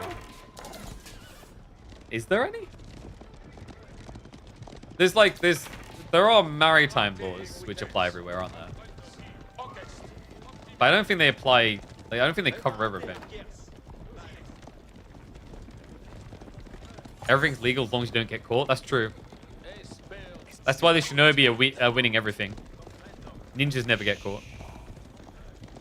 Alright, guys. It's going to be a tech up now. I don't think Lucifer's army... Is it big enough to break through? It'd be very expensive. The tricky part here as well is, like, if you time this wrong, Anatan will get his veterancies so quick. So if Lucifer wants to make a move, it has to be in the next, like, 30 seconds. He's, like, in this nice round now. Definitely getting in position for it. I think he knows. Seeing this type of gold gathering looks hella sus. Wait, I hope you learn the game. Oh my god, I'm so sorry in advance.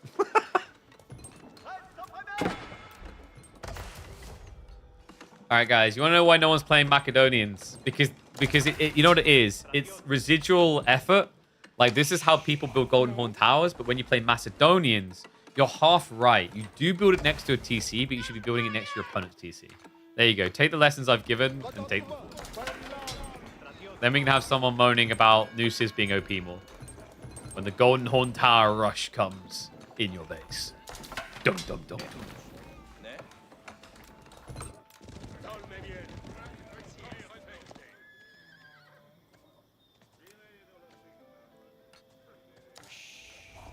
Guildhall now on the way up. So Lucifer not too far behind. I guess like he's not as concerned about the castle timing because it's javelins instead of longbows. Longbows is actually kind of more threatening as you scale these two comps. Yes, there's camels. Everyone always brings up the camels, but it's just like getting enough camels is so much easier said than done. Even the Golden Horn Tower, because it's RNG, you can't guarantee you're going to always get camels. If you could, then yes, it would be a 6 strat. But you need to somehow generate enough oil, and that's difficult unless you have map control for relics. Which, in the French-Byzantine matchup, you shouldn't at first. Has to be earned.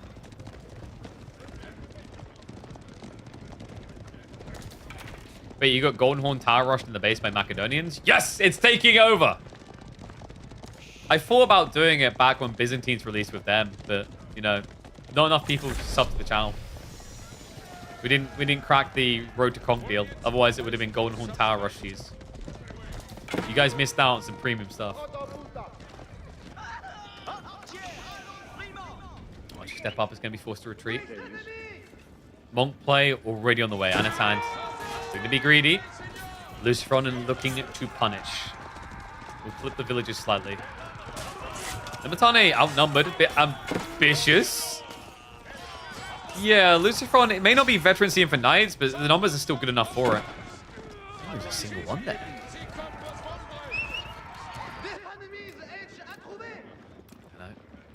Just hunting across, but you don't feel safe walking forward on your own like this. Villagers running out of gold quickly. Like, where's the backup option? It's in the corner, so yeah, this should be quite easy for him to get across to.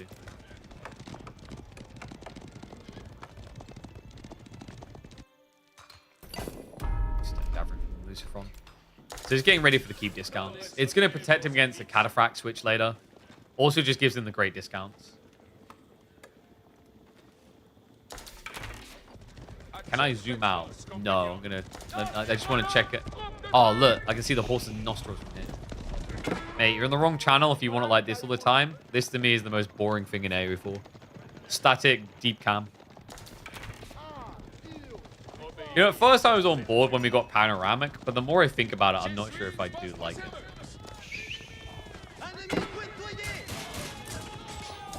This doesn't really feel like you're playing a game anymore. This feels like you're looking at a sheet being that far away. Good intercept. Now the relic's being returned. Raid on the backside at least gets shut down. Knights are still scurrying around. Lucifer has been able to net a few kills. And remember, he has got that inherently faster TC, which is starting to produce this type of lead. Yeah. Mostly been dried up. Remember, this is a no pro scout game. Might be a no bono. It looks like he's trying to get a freebie up into Imperial. Yeah! Like, not even relying on the Guildhall like most people would.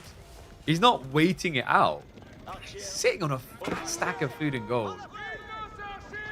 I think this is just him waiting for the keep. There's no way he's rushing Imperial. It wouldn't make sense. It's just you don't want to spend resources now versus waiting a minute and getting a 20% discount. Is there a world?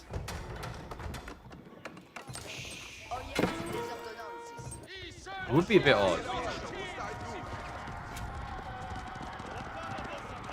But then again, you could, like, I guess if you do this, you'd have the Guildhall to keep scaling food. So you don't have to prematurely pull it, and you can let it build up to like 3, 4, 5,000 food. So it's a little bit of a gambit, but like, I could see the way.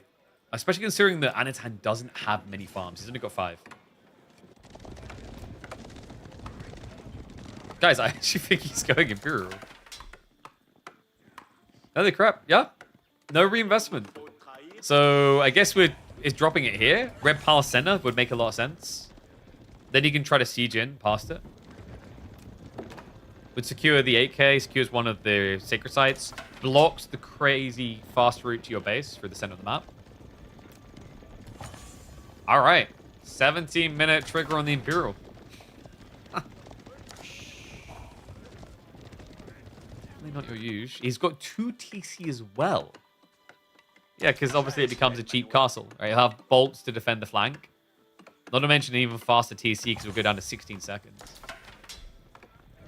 Damn, I don't feel like Anat was expecting this. starting to inflate farms a bit quicker now. He's turned it into a hunker down mode, which makes sense. He has gone 2 TC as well. Camels are going to poke in. You will discover the TCs. Like, okay, now it starts to look suspiciously like ultra greed. He's going to get comp of it soon. Red Pal's a lot more defensive than I was expecting, actually. Lucifer guards his base and what little deer remains. Like, technically, this Red Palace doesn't get you much. I mean, in fairness, we have God Vision. He doesn't. The walls are up. He wouldn't have seen in the base recently. So he doesn't necessarily know it's 2 TC in farms. What game is this? This is Age of Empires 4. The finest RTS to be released in the last several years.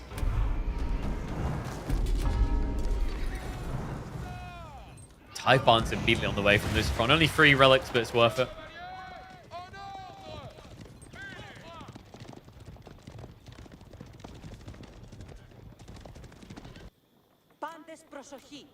And it has still got some berries to work with, but I mean, how do you catch up on this now? It's going to take a bit of time to set up for Imperial yourself. But he's clearly intending to go for it. The Knights are going to get the charge in! Crack straight through it! Anat gets clubbed down. That was a sick raid. Minimum effort. No losses to worry about. Lucifer just walks away happy with that. Elite Knight upgrades now on the way. Remember, Anatan's going to keep falling behind 2TC versus 2TC. He's slower. At cap, he will feel economically more efficient because of the buffed gathering rates on systems. But you still have to deal with Guildhall. You're still going to have to deal with a lack of long-term gold as well. Triple Sacred Site has been now locked in. I wonder if we could do something like Men-at-Arms here as French, actually. Men-at-Arms plus Knights is kind of funky. Bano isn't building any crossbow. Probably feels a bit too slow.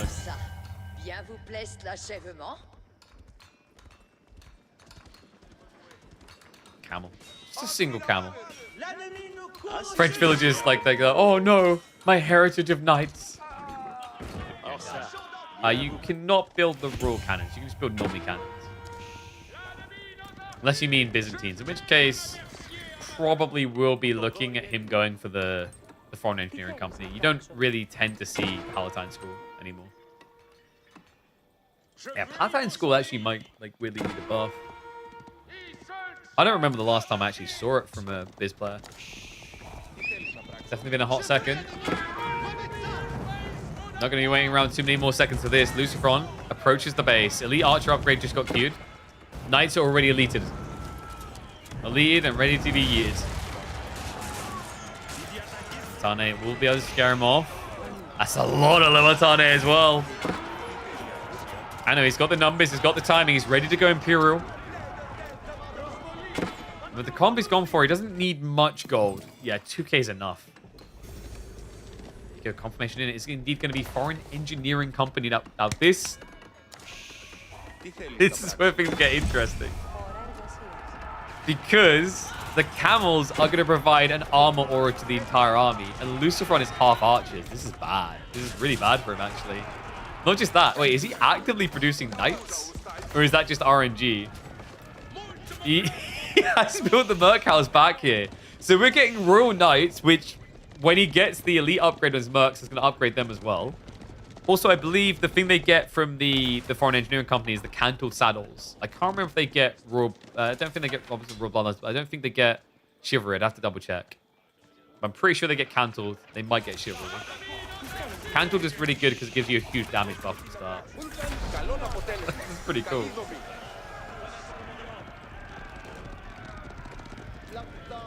They get everything. Well, they don't get Royal Bloodlines, right? Oh, wait. They do. Wait, they do? Oh, my God. I forgot about that. Why do they get Royal... Just to double check. That doesn't stack with biology, though. That definitely doesn't stack with biology, right? I mean, it's so rare we see this. I forgot about it. Definitely doesn't stack with biology. Could you... Oh, my God. I imagine there was a version of the game where it did. It's still insane they get that, actually. Why do they get that?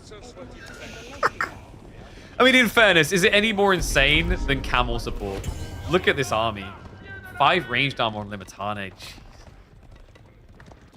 Jeez. Chivalry, Royal Bloodlines, Candled Saddles, and you pay the price of getting elite mercs for that. Oh my god.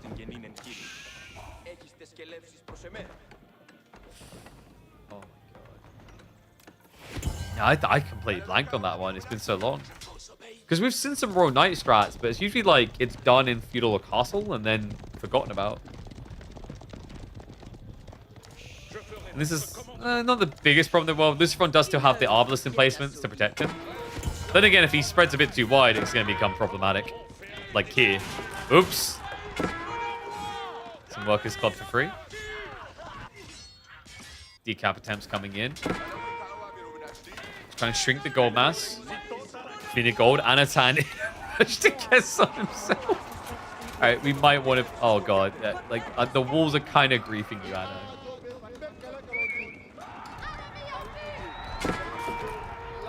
Just run up to 36 knights. It's a lot of spears, though. Camels did get pulled off. They're on their way back across now. Snipe down the aura, so removes the extra armor straight away. More camels are coming, though. And there's the buff. It's a lot harder to kill now. Javelins need to duel those archers ASAP. He has split the target fire. Spread of the line. Limitane need to bulk up a lot faster than this. But it's working. The knights, they're just not cutting through this as quick as you'd like to see.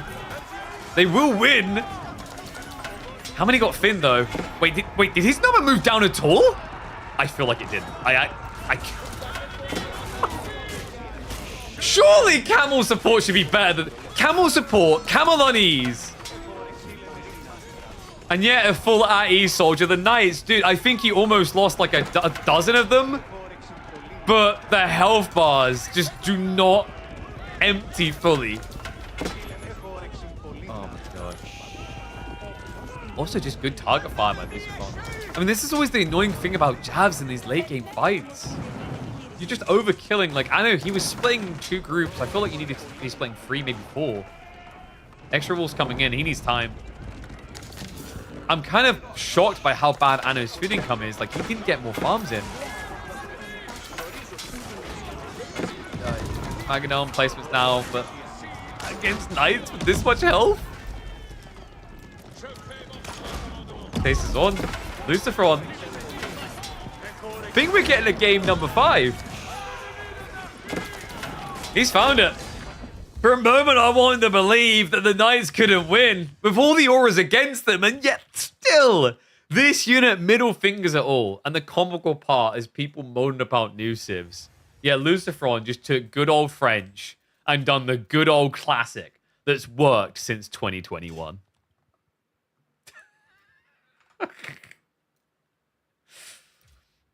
Year changes, they don't. Like, you know, I baited myself into truly believing, like, aura, double aura of unease and armor would be good enough. I mean, props to him, though. Lucifer kept sniping out the camels really well. I think maybe the... Actually, like, I'd have to double check it back, but I think the Limitane were constantly in shield walls. They weren't really doing much DPS. That would make a lot of sense, yeah.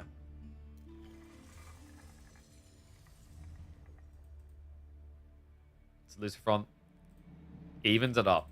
Deciding game, guys. It is going to be Pigeon's View, baby.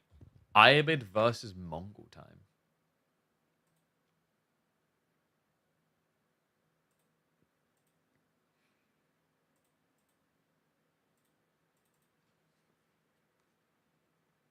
Hate how enough knights count as their counts too.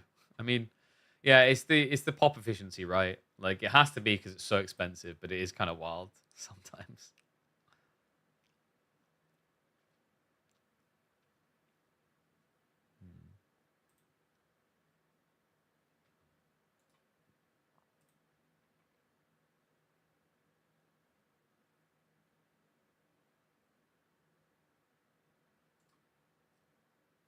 Let's see. So I was double checking because my son's waking up, but Emma should be back.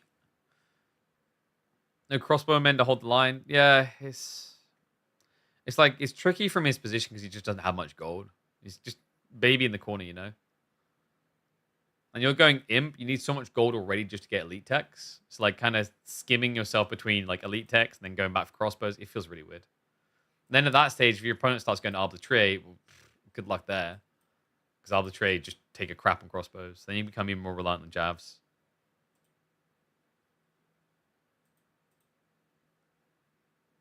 What is Ez doing?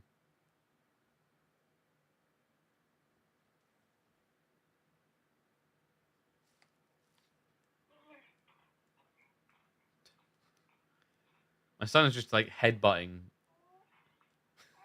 his bed. Emma should be back though. Definitely.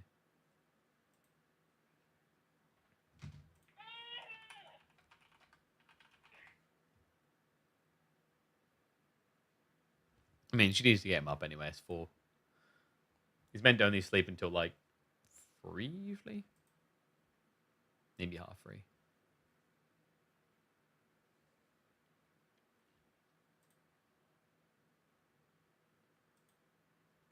I'll keep an eye on him.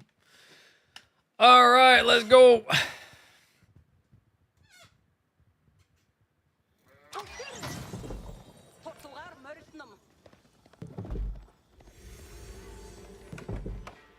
I just realized this is a very long day. We've had 5 games in the first semis. We're about to have 5 in the second. These guys are keeping me here all day long. It's a lock-in. Lucifer with the Mongols in this deciding game up against Anatan's Ivers. Welcome back to the channel for a caster game.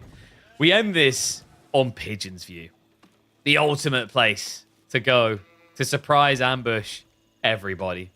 Yeah, Pigeon's View, always a banger of a map to see. Didn't have to see the Sengoku coming out here either. That was picked early in the series. But Mongols versus Ibids, I mean, this is historically been a pretty rough matchup for Mongols due to the camel unease against Keshiks.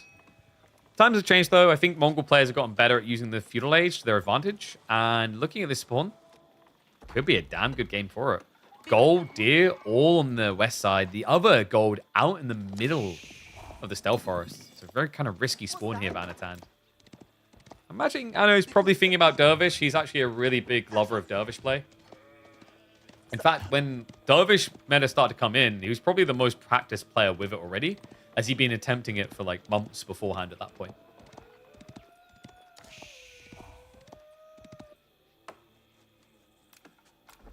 Lucy, it is going to be a Rax Rush opening. You just kind of got it, right? Like, you're expecting Ibis to try and just tech up on you. Can be tricky. Like, you'll delay them, but usually what happens is they'll just come back anyway. He's going to force the outpost out of Lucifer. And where this gets awkward is, like, Lucifer, he already scoured the gold. If he doesn't send the calm back now, he's not going to know that he needs a villager pull until the spearmen already get there. So that could actually delay an optimal timing. To make matters worse, if you think about it, like realistically, unless you already plan to go outpost, you're not going to be on wood at that point. Looks like he's already got 4 there, which suggests he will be prepped for this, though.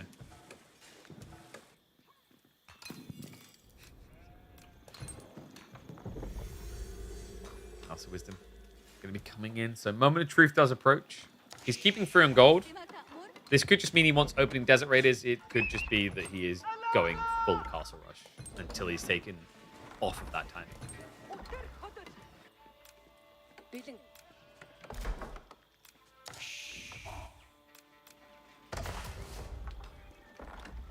What do you think, guys? Growth time? Nah.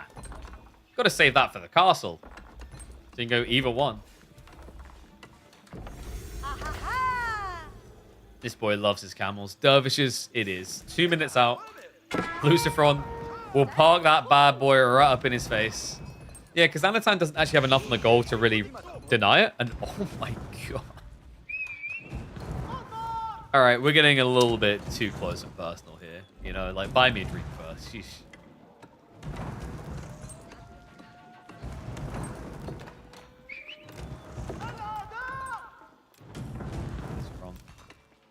Happy as lamb, really. I know You could technically delete the wall and rush, but the problem is, look at where his berry workers are. Like, he's already... Everything is so far away. It feels really suboptimal to rush across here. We're going to get, like, a repeat of the last series where the 5th game was just a roll over and die at 15 minutes. It's feasible here. I mean, if there's a type of player that I trust in Mongols, like, these are the boys, right? I think Spanish bros are usually the ones that more reliably, consistently make Mongols look like their former selves. It is a bloody good outpost. Just kind of denying out half the tree line. Also, the Yam network aura is going to be huge here to kind of clip you flank raiding. That's for the garrison. I know quick enough on the hallway, though. That's just graded to the maximum. He might just shift to the east side, actually. Like, if this is a true castle, he technically could have.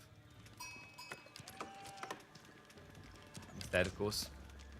I think we're going to be seeing, what? Probably archery range. 1 archer plus a ram.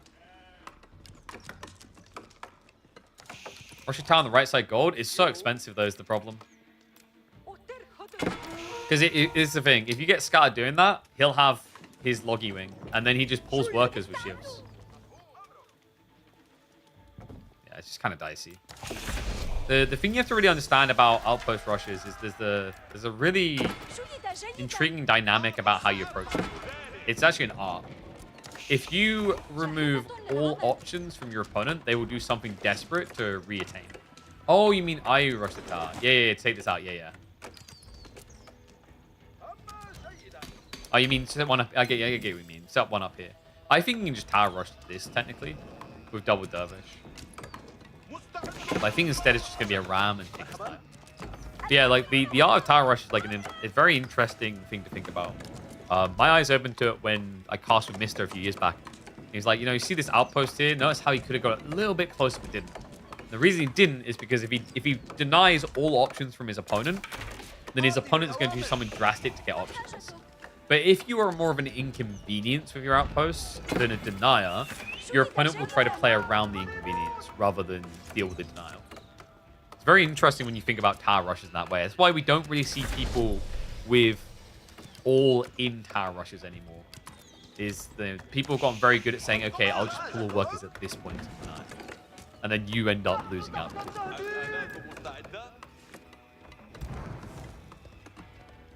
Archer range coming in. We do already have that ram being built up as expected. Anat even has a desert raider queued up after the 3rd archer. I like this idea, just to go raiding with the dervishes. This is all seen, though. Like, Lucifer knows exactly what's being built. Yeah, I mean, yeah, you're going to lose the tower, but it's a lot of information.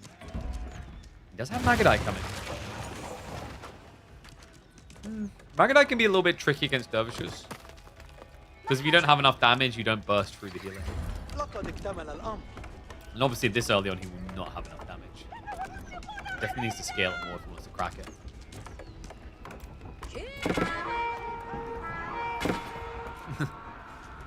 Nice early grab, actually. He's even body blocking it, but obviously the archers will cover fire now. And this is what I talked about. Like, you legit cannot actually kill an archer now.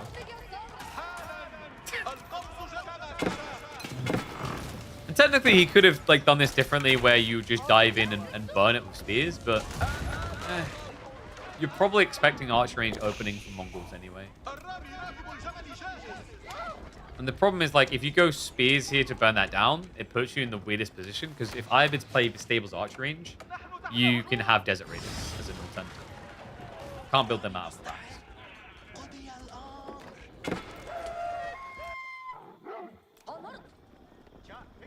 Can you kill anything with 2 dervishes? Oh, you mean can, like, someone kill... With enough, yes. You need a lot, though. Like, these are really obnoxious units. Double outpost now coming in from Anat, so confirms 100% what we expected. This is a castle rush. Wow, what an innovative and unexpected build.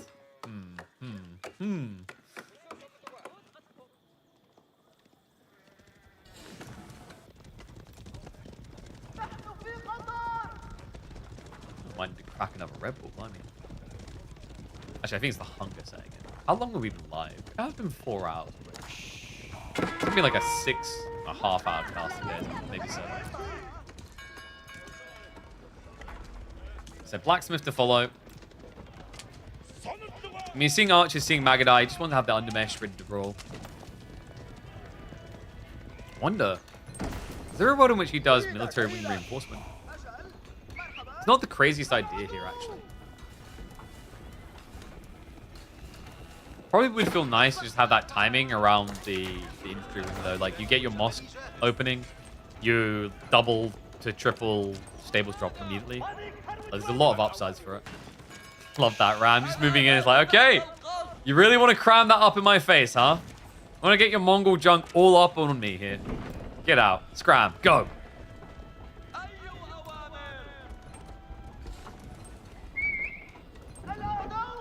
Moment of truth. Show me the money. It is indeed eco-wing. Industry variant, though. We're not going to be seeing the growth. Yeah, industry just seems to be rocketing past it recently. I mean, growth was really good for, like, tempo burst, but this kind of gives people... I think it gives them some interesting options. It actually gives them tempo burst still, but you immediately get the resource instead of waiting. Alternatively, it gives you eco tempo control, where you're now scaling worker leads ahead of your opponent.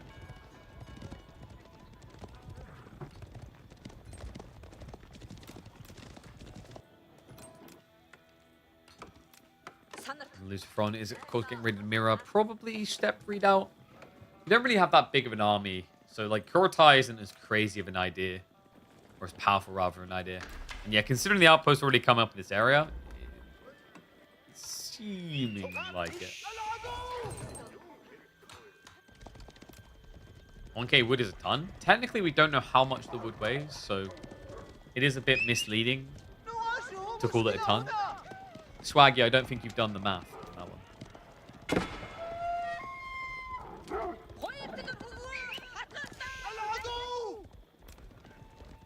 Oh yeah, what did you guys predict, by the way? I didn't even look. 67% for Lucifer. Really? You guys really went 67% on Lucifer? 1k kilograms of wood is actually a ton? Yeah, but where did we ever say that that one wood is a kilogram? It could be a stone. Didn't think of this.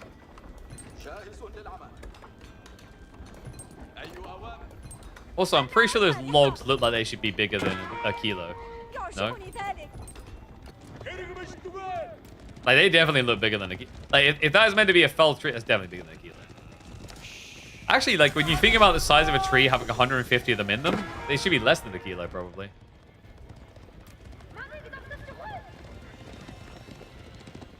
A wood could be a stone. This is too British for the rest of us. I don't see the problem. Stone can't be a wood, though. A food could be a stone. Gold could be a stone. Welcome to my country's confusing metrics. You're welcome to stay, but before you do, you will have to acknowledge what your weight is in stone. Thank you. Oh no! He found me with a relic! Whatever will I do? Anyway.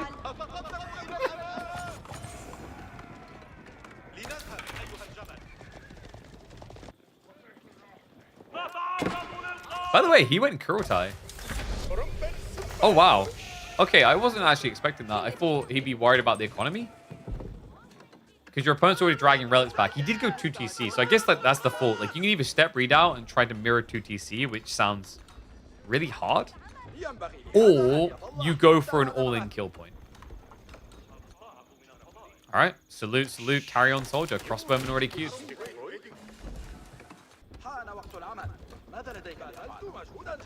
And a Chad marching out, just looking to get more relics.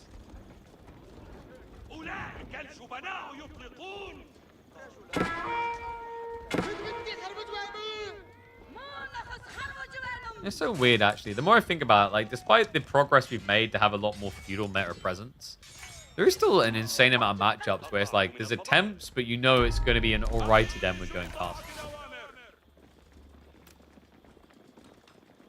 I wonder if it's worth making farms from industry wing. We've seen that from some players. It's not the worst idea in the world. Like, we've had, I think, like, Louis had games, for example, where he'll go mass farm switch and no second TC. Which I quite like. It's just prepping and covering your weakness. Like, if you think about it, your goal as Ayabids is to get the relics, not to get lots of villages. Normally, the weak point for Ayabids is when they have to farm transition. They don't really have, like, this advantageous element. It's not like Eco Wing Abbasids or, you know, English discounts. You know what I'm God? I'm guided by the fact that we never get to see the best use of your wood in the world. The Tower Sultan. Dun, dun, dun. Unironically, actually, Tower of the Sultan would be pretty good against Lucifer's army. Now, I'm not saying you should build it, but respect him more if you do. Double Tower of the Sultan up against crossbow archers. Come on. Give us a taste of it. Like, look, this is a tiny ram, okay? This is an insecurity ram. We need the big ram.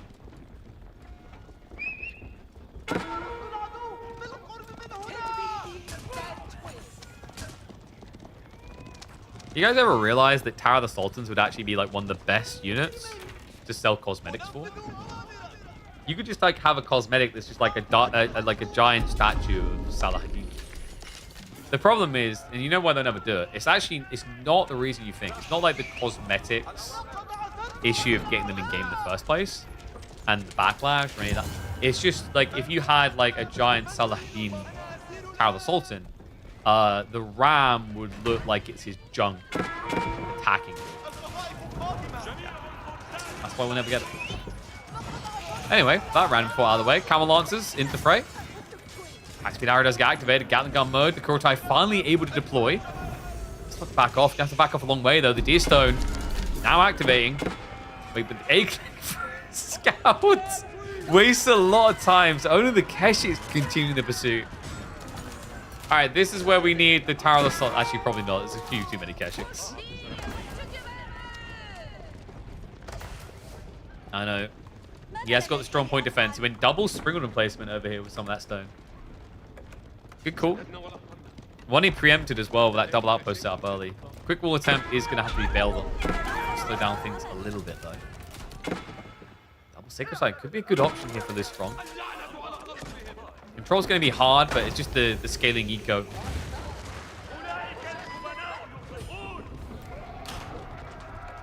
This one's not giving it over to me easily.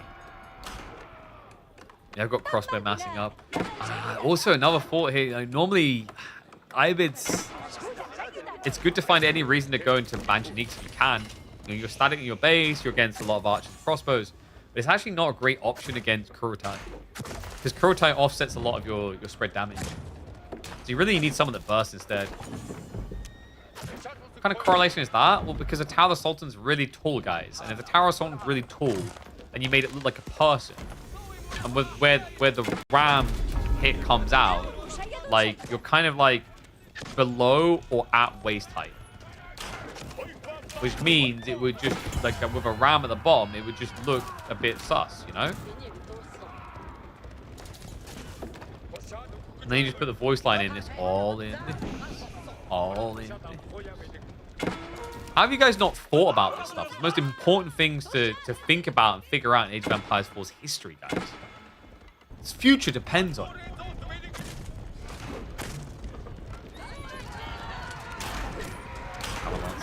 Sounds pretty good. Rams are being a nuisance. Defense arrow gets activated to hold them back. Crossbows just need to burst through now. Bano. He's starting to flock pass. Camel wants to try to slope the back line, but that spread doesn't look favorable for him. Horseman switch now on the way.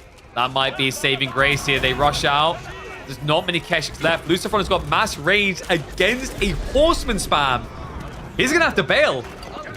Ram gets denied. Good pull by the villagers. And good hold by Anat. Guys, he's doing it. He's actually doing it. Lucifer, like, this is the thing about Kurotai. You don't have a back-off plan here. You're gathering food, gold out on the map. You don't have scaled economy. You're against 2 TC. You don't have double Sacred Site. That's hard to hold here. In fact, awkward to try and even begin. He can't leave. No, he's married to the idea now. Till death do they part.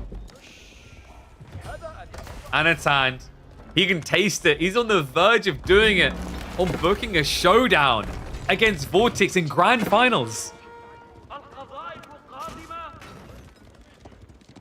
And he'll feel like he's already got a taste of what to expect.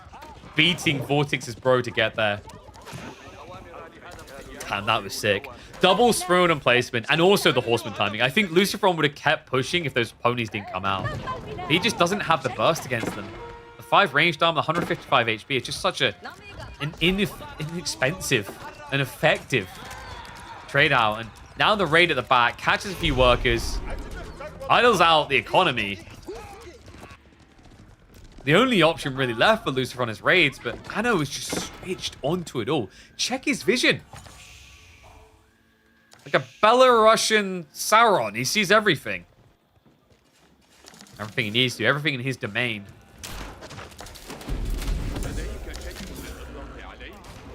Stone's gonna have to retreat. Ram now moving on the Kurotai. Uh-oh. What are we without buffs? Duck. We're definitely duck.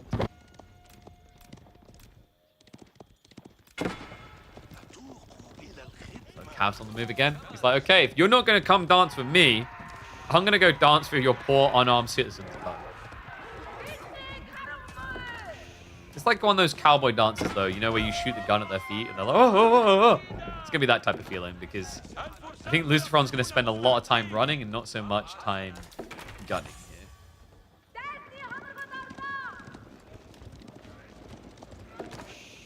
Please repair the disc. This is gonna blow up, isn't it? Yeah. Lucifer looking for the Pumbaa. For the love of God, repair me. Okay, there we go. Worker comes across. Shh. Calm down, little deer stone. I've got you. Doesn't have eyes anymore. You need the eyes in the back of your head with these cavalry raids coming through. Though Horseman, he pins him perfectly. Gets the free. Now we're up to 32 worker lead. I mean, how do you come back? I feel like Lucifer kind of needs Cargonet. But that doesn't sound like it's going to be fast enough. I mean, kind of an ignorant flood point for Anatan. The farm count is up at what, 20? Yeah, 18. Still got berries to work with. He's now got plenty of workers to go into wood. This just ain't it.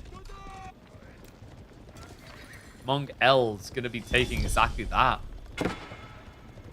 Unless Lucifer can find that divine punch.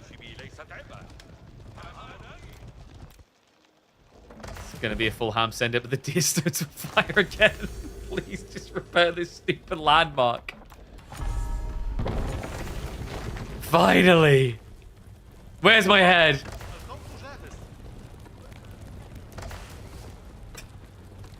Soon, guys, soon. We're almost there. Just a little bit more. Come on. There we go, extinguished. Yes, the Khan did just get shot in the face 15 times and live. The 50% of AoE.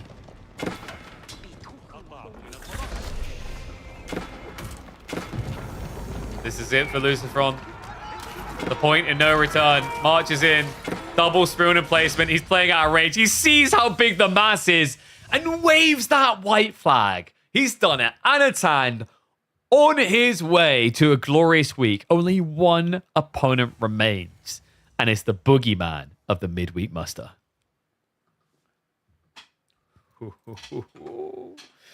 By far the big spooky guy at the end of the road. Well played to Anatan. He wins 3-2. Books himself a day up against Vortix.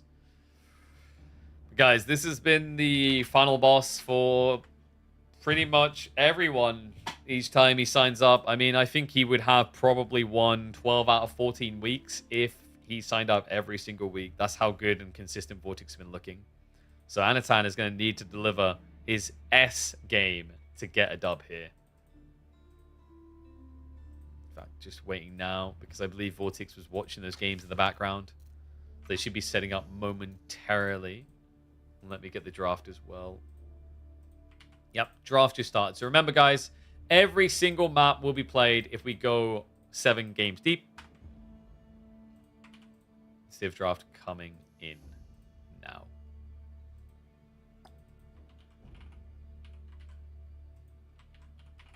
In fact, bear me one sec. I'm going to quickly grab something to nibble on and grab some more water. I'd recommend doing the same. I'm going to run... Oh, I can't run ads. It already ran. Yeah, I'll be back in a sec, guys. Put some music on as well. You'll see the draft is literally happening live. They're doing the bans. So I'll be back in one moment. Un moment, s'il vous plaît. Oh, that's way too much French. I feel dirty. Here you go.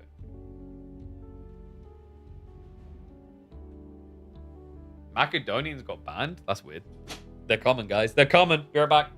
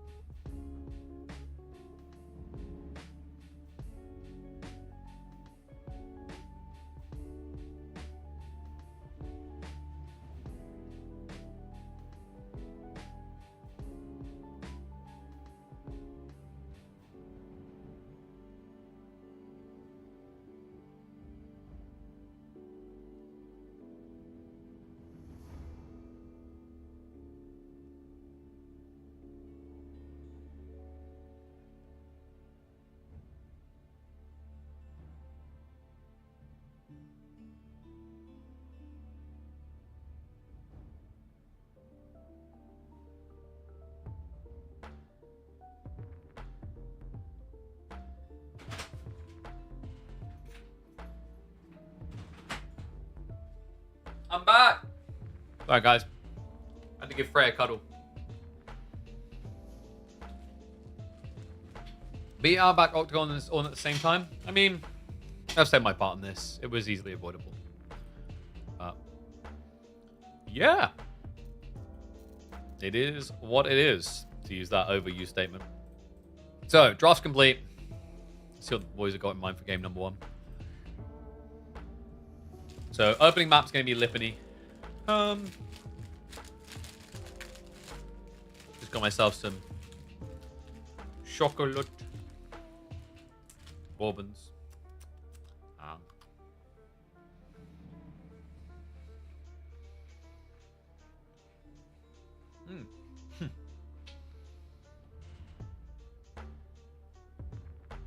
No, Sengoku doesn't appear. I love how Macedonians got banned, but did not get picked at all. What?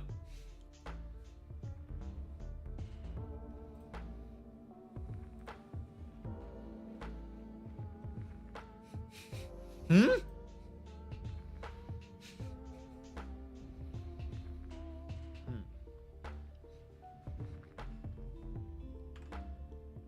I actually didn't notice that a Bastards got picked.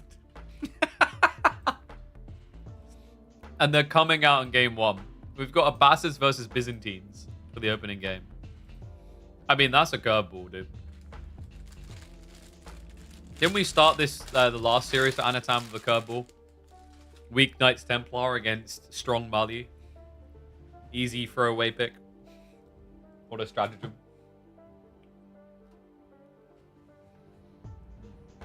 Hey, Mom. Chat. Don't forget to say hey, Mom.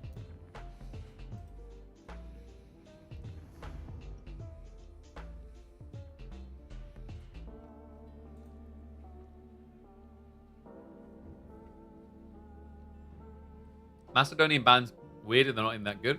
I think Vortix and Lucifer are probably the two best players for Macedonians, though. So it might be a respect ban.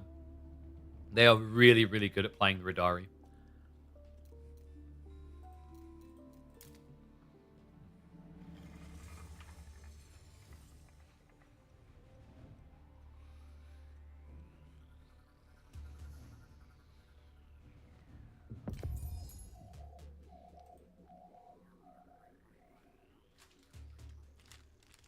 Yeah.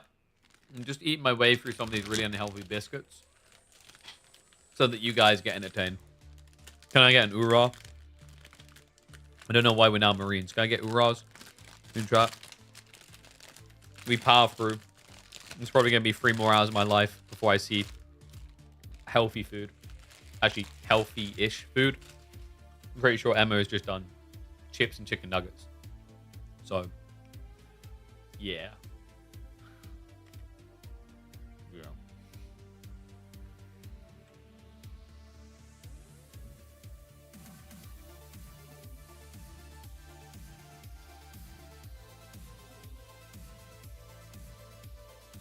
Just seeing the Reddit threads about people moaning about communication with the devs. We definitely haven't been here before asking for this. Oh.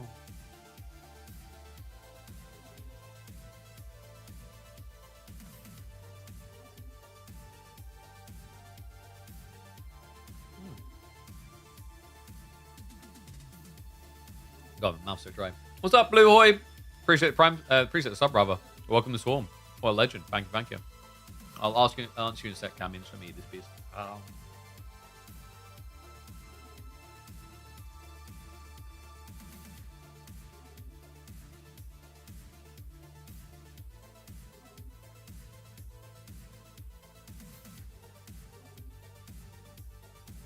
So, what's the plan tomorrow? Any variety stuff? I don't think tomorrow will be when we kick off variety stuff. I think we'll aim for the variety kickoff to be... I'm trying to optimize it to be for next week's, like the 5th. Failing that, I probably aim to start variety on like the 9th. I want to give myself enough time to obviously set up, but I don't want to give myself enough time that I'm just going to like, oh, it's not ready yet. And then perfect baby it into a never happen. But we got some fun ideas. We're actually going to be doing some very interesting things. Returning to some classics from many of our childhoods, actually. Why you got to dress me up? Oh. Dude, this is a tight collar one. I don't like it.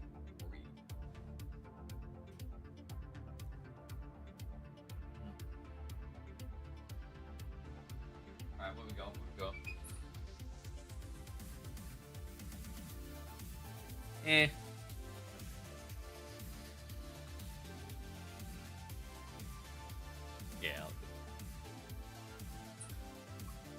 Yeah. I'm pretty excited for the ideas. Because, like, some of the ideas, I don't know if I want to go into, like, full modding territory straight away with what we're doing. I was weighing up whether I should just learn to actually program again. Because I'm really rusty. That's going to take time. So I think that's more of a long-term effort. I want to try and keep it simple to start with. But there's some fun ideas in mind. At least I think they'll be fun. Some are stupid. Some are torturous. Etc, etc. And Mum's watching, gotta look presentable. What are you on about?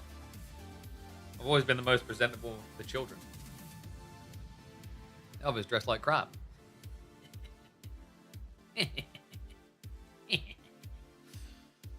Oh.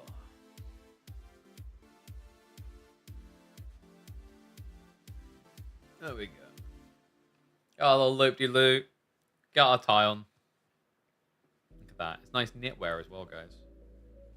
So it's seasonally appropriate. Ah. I do almost look like I work in IT now. With a short sleeve shirt and the tie, you know?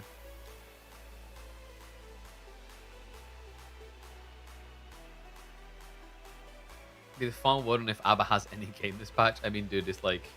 It does feel like a bit of a throwaway pick, to be honest with you. But maybe a Hail Mary at the same time. I'm kind of tempted to have another red blue.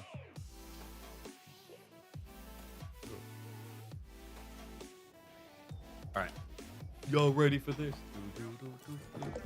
Dude, seriously, how many times do I have to clean this glass for it to not be clean? Alright, I can see.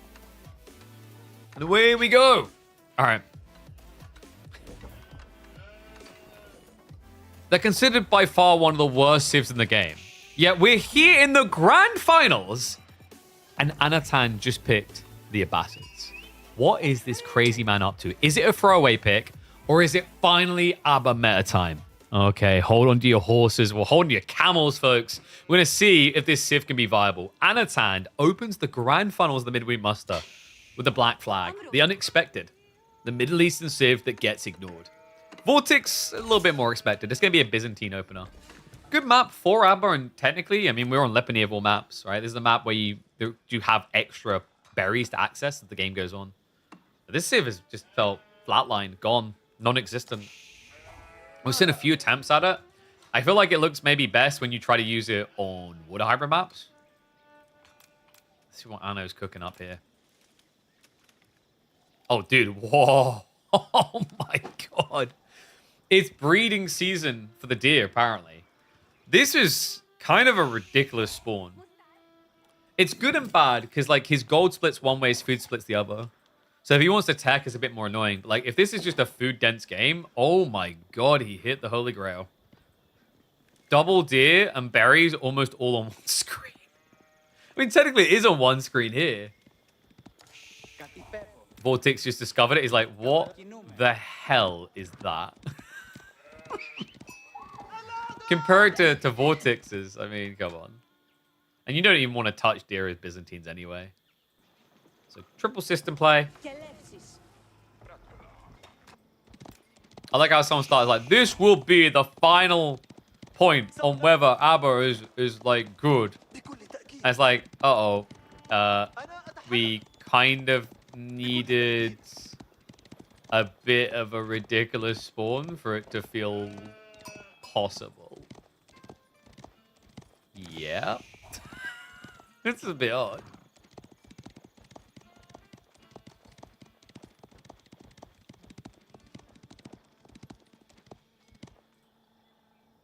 I wonder. Yeah, so he's just going to eco-wing. It's no mill-wing. Because normally you're thinking melee-wing here to push in, but I guess like the problem there is like Byzantines can have a good timing into their mercs. Especially with a back berry spawn. So just going to hunker down. All right, trip TC, guys. Here we go.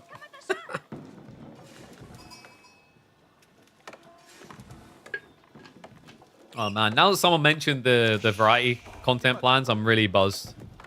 I don't want to spoil it for you guys, though. Let's just say, like, the hopes is a lot of people enjoy it, and then we start to get to some very interesting chat interaction ideas.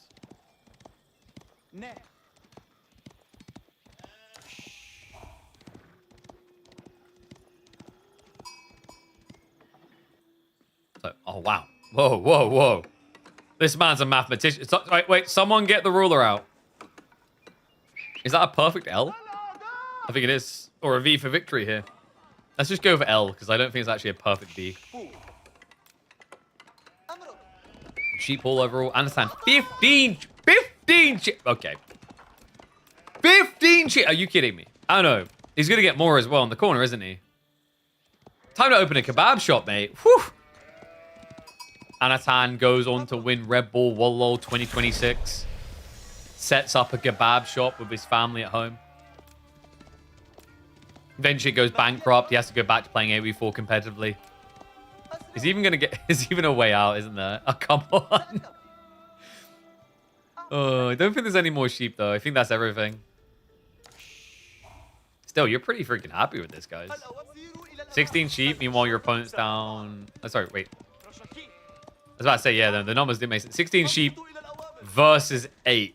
And of course, you're gonna go on berries as Vortix. You've already eaten some sheep. Your opponent went berries. But we already talked about how good the food spawn is anyway. I feel like I need to talk about it again. Guys, do you realize how good this is the type of thing that leads to lore Reddit threads about how the deer should eat the berries if they're too close to them, because that's what deer do in real life. That's how you get those type of conversations going. I know. What a TC that's going to be. Just the 2, though. Yeah, not being greedy with the free TC build, which I think makes sense. I think this is free TC. Like, free TC would be kind of a throw. 2 TC fast castle makes a lot of sense. With this much food, maybe just horseman spam into your heart's content.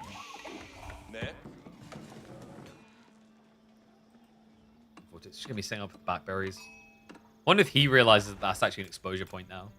Because, like, later on, if he doesn't realize that, Anatan just done the rotation, so he could use this in the mid game for knights. Alright. What was the predictions like? 8%? Guys, come on. No one nibbled at the opportunity to make a lot of points. It's always open like that. I feel like sometimes it's not. Like, is that open? I think that might be blocked. I think sometimes it doesn't open.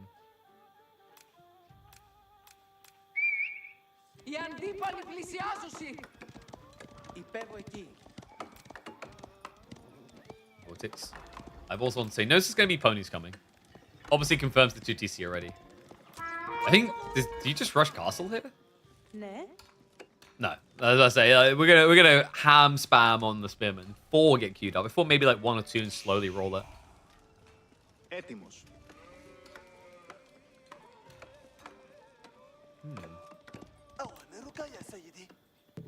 This does kind of mean you're on the clock, right? Like, because there's no way the systems are going to scale better than 2 TC. Not at this point, anyway. Like, if this TC came in when you're around 40, 50 villages, it actually does kind of work out nicely for Byzantines. Because it's percentile scaling. And it's also pretty rough against Abbasids, because once they get the Golden Age 1, they're going to get a 15% buffer anyway. Which completely shrinks the advantage you have on systems. Yeah, look, there's a lot of things that on paper should make Abbasids feel pretty good here. That Vortix wasting no time. He's going. He knows this is probably his best time to shine. First horseman already later in. Wait, are we just going raw? We are. We're just going raw ponytars.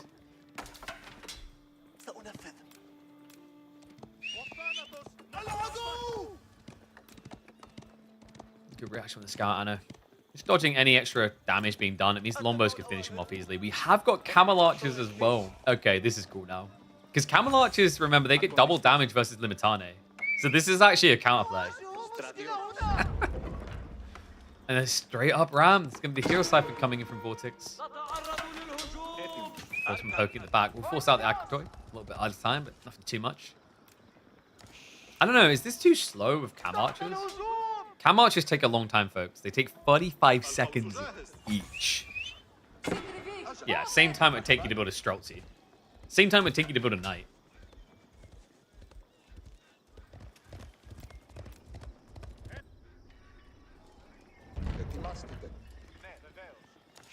Oh yeah, I forgot. Thanksgiving. It's that holiday that you guys, you Americans celebrate. Why do you celebrate it? I don't even, like, what was the origins of Thanksgiving anyway? You just really like turkeys?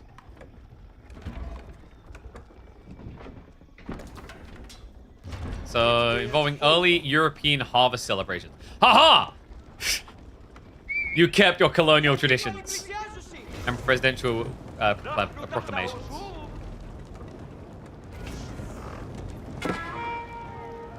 Okay. Wait. It says that it was forgiving thanks and the often violent hostile relationship that followed this first encounter. With the Wampanos? Anyway. Dive in here. Horsemen are going to get the snipe up. It's going to be quite expensive. Camelot is already going down. The villager pull does harass him away. While I'm reading about Thanksgiving, Anat is thanking Vortix for a half-thrown punch. It's just not true, really, right? He got good destroyed value.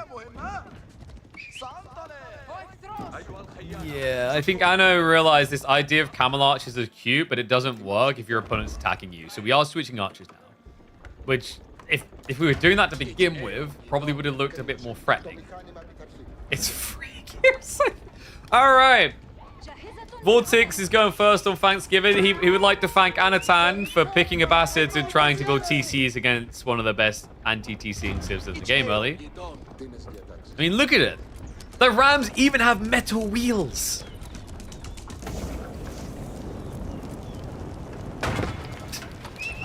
Alright, pour one out for this. Like, maybe once upon a time when the fire armor was bugged, I could see this working. I.e. the Bastard TC holding on. He's trying to repair through it. Horsemen, they do get the snipe on the freebie. Lombo should just be diving for the workers now. I know. Just keep repairing, boys. Keep repairing. We got him right where we want him. Have we? Horseman desperately trying to get rid of a second ram. Oh, God. No. Finish it. Finish it. Finish it. Finish it. Okay, if the TC just attacks it. Yes! Yes, I know! It's gone. The horseman was completely pointless there. But the workers, ay. They're feeling the pain. They pushed away the repair crew. Villagers try to come in clutch again. But like, he's got nothing to kill the ram. This TC is going down.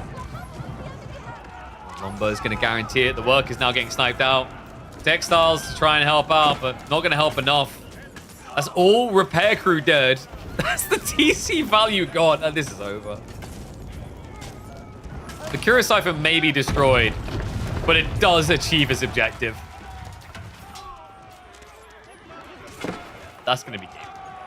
So, haha, look at that. It's a bad Sid. What a sieve. What a sieve.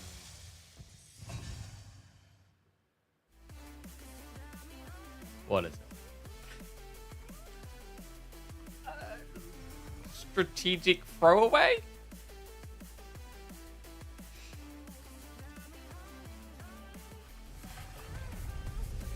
I mean, in fairness, like in the first game, the Knights Templar was experimental but felt like a bit of a throwaway. Which did work out for him in the end.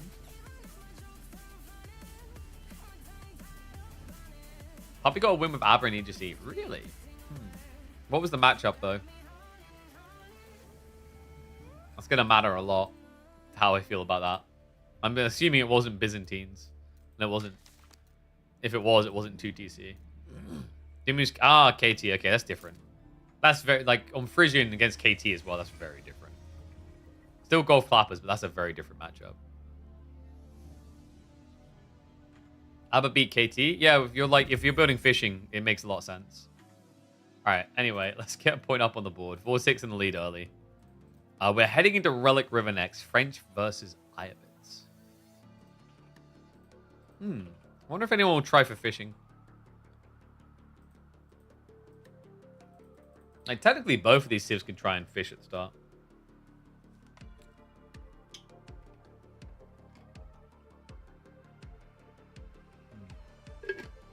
Yeah, like Abba versus KT, isn't it? Is a lot more balanced than, like, say, Abba versus Byzantines.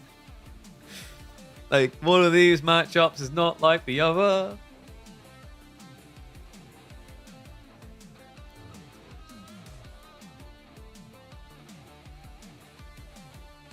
KT on Hybrid isn't too bad. The dynamics of like KT versus the Bastards doesn't feel very good though, right? Because like a Bastards on Frisian is going to spam so many pawns and you just can't mirror it all because your docks are way too expensive. Like, it's literally the polar opposites. Like, you've got expensive docks and they've got dirt cheap docks. I think that's where it just feels really rough. So you kind of have to, like, what, play blocker and play... Maybe you just don't play pond at all.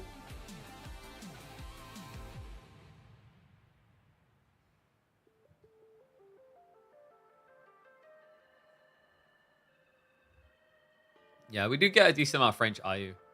But it's usually on, like, different maps, right? Like, I don't think we've had it much on Frisian. Katie doing pretty bad in EGC. Yeah, it's because people are trying to figure it out. Like, Anatan stacked to that statistic, right? He had that game against B that was kind of like an unusual Holy Island strat. That felt a bit, like, cheesy. Trying to catch him off guard didn't work out. But let's get ready to go, folks. Game number 2. Let me flip around on the UI. All right, we can confirm that Abbassids suck. This one doesn't, though. This is definitely not a pro-wasive this time. Welcome back to the channel, folks. It's time for another caster game. We're into the Relic River. I don't know why I put Frisian Marshes. This is Relic River. We are going to be seeing a bit of an interesting matchup, actually. Ibids versus French, but with a twist. It is going to be a bit of a sour twist as well. It's going to be the fishing. Anno moves out for the dock play. I thought they both would do this. Yeah, because neither side necessarily does Spearman opening. So you'd think both would want this. And Vortix instead is just going to play it safe at home. We're already out in the berries. Scout runs north side, which means he's not going to even scout this quickly. This is a big win for Anno. And he's mirroring with his own scout. So that actually should force Vortix back down to the south side sooner at least. Like, once he sees him, he's like, okay, this is pointless. Bye. Go the other way. Yep. Oh, excuse me. I see you've already been here. Let me go somewhere you haven't been. Cool idea with French, though, on this map. Remember that they are actually pretty efficient with their dock play. Because it's a house. He just saved 50 wood at home at the perfect point where he would have needed to build a new house. By just building the dock. It's actually interesting on multiple layers there, really, when you think about it. Because actually it means that it feels like you're not only getting 100 wood dock, but you're actually saving yourself 15 seconds of idle time. Obviously, there's a walkout, which is expensive, but you're going to do that anyway for a dock play. But because you don't need to build that house, you save on building that. Not just in terms of the wood cost, but the time investment.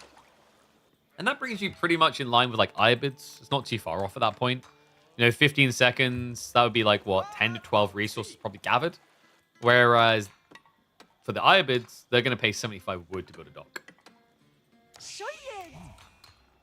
Loggy Wing now coming in, so Vortix kind of giving Anatan the taste of his own medicine. I mean, Anatan is probably one of the most prolific lovers of the Dervish play that I've seen in the game.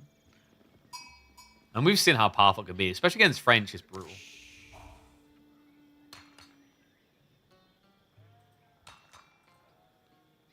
Yeah, the thing that's interesting with the Dervish here against French is, like, if you just position them on the sides of the gold, you don't even have to stop gathering gold when knights come in. It actually makes for a really obnoxious matchup. And it means you don't have to necessarily panic rush an outpost up either. Probably going to want an outpost eventually with this type of spawn, though. I think Tricomp beats, what, Dervish play? Well, that makes sense, because, like, they typically don't want to spam Spearman, for example, so they won't mirror you on that.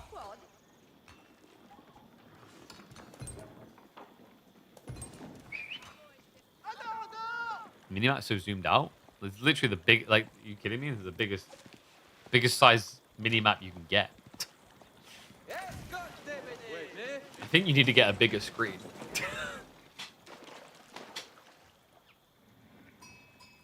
Or you just need to get more intimate with your screen. Quad fishing already, guys. This is going to give quite the inflate.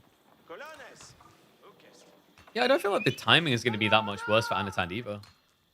Like 30 seconds away from Feudal for Vortix. And Anno now with 6 on the School of Cavalry. New screen? Damn. Sounds like I need to get a sponsor in that as well.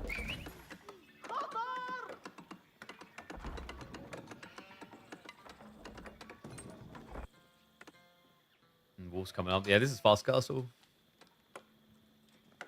It's a very defensive opening. It's gathering a little bit more wood, so presumably going to get an outpost on the north. Because the berries should be tapped by the time the first knights arrive. there a world in which he just actually goes hard on wood here and tries to play feudal? It just feels really weird. I don't know. Like, Iobits technically can get good value out of Spearman in this type of matchup. It just feels like it's always the last thing they ever want to do. Dervish are going to be moving across. He did already confirm this, so he knows about the fishing play. I guess he's just going to use the scout to poke at the fishing boats to idle them a bit. Yeah, because if you position right, I think you can still body block these guys in the river, can't you? Yep, it's the blockade strat. Vortix. You crafty son of a gun. So he's not going to snipe them, but now that's 3 fishing boats that can't drop off. Oh, that's Giga Brain, dude. There you go. Excuse me.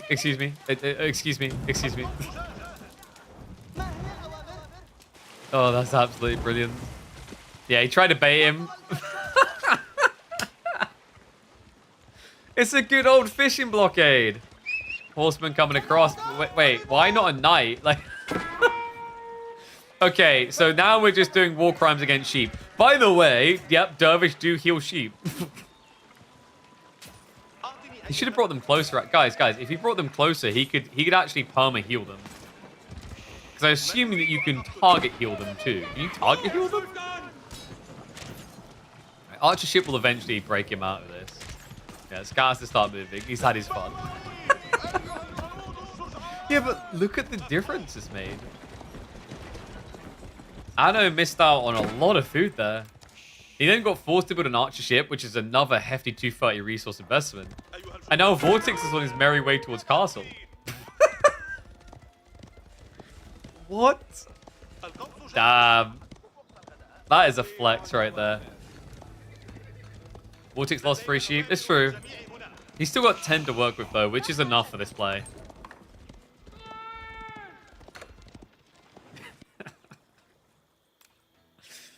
Oh, man. Relic River. What a funny map. Alright, reinforcement wing down the way. Does sheep lose meat if pro scouted? No, it's specifically deer. I think they even put a little word tag on about it. There you go. Deer slowly decay while being carried. The sheep are fine. Scout? Okay, that's perfect. Like, you're just wasting time here, as Anat. These one knight chasing. He's going to move the others across, and we have got an outpost rush. Okay. Vortix doesn't really have anything to contest that right now. He's got the stables coming down, though. He's going to have to be swift about this. The problem is with being double villager, you might actually not be quick enough. Vortix does see it. Already has his outpost up. Anno, he's just looking to get the balance now between both golds.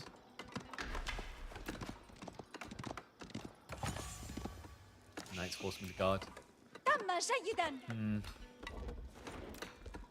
Outpost take 1 mil? No, it would take... It wouldn't take 35 seconds. It's longer than that, no? It's 1 min base, and then you add 25% build speed in. So you'd knock off... Wouldn't you be around, like, 45 seconds?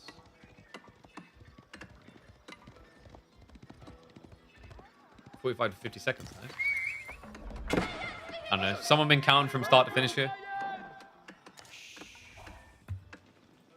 Double stables is going to be Cam Lancers. Now, he does have a lot of gold already stockpiled up. So he could get, like, 5 Camel Lancers together and break this. But Anat already knew. Look what he done. Fortification first. Smart move. So it's not going to be burnable.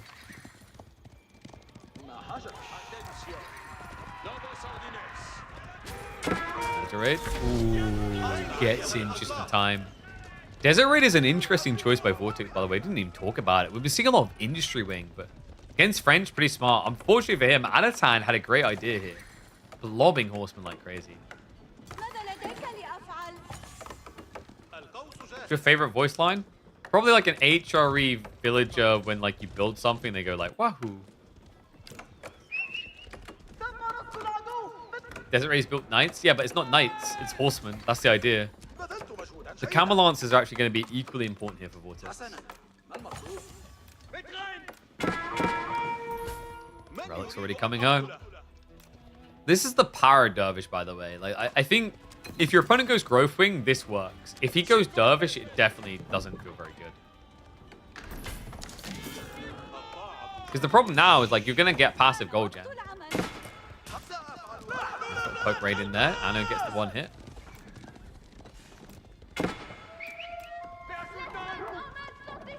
Should worker instead of resource? No, because at this stage is like it's already distorted. You've got different gathering rates based on text as well as fishing, and now relics. It doesn't make sense in that situation to show unit distribution over resource income.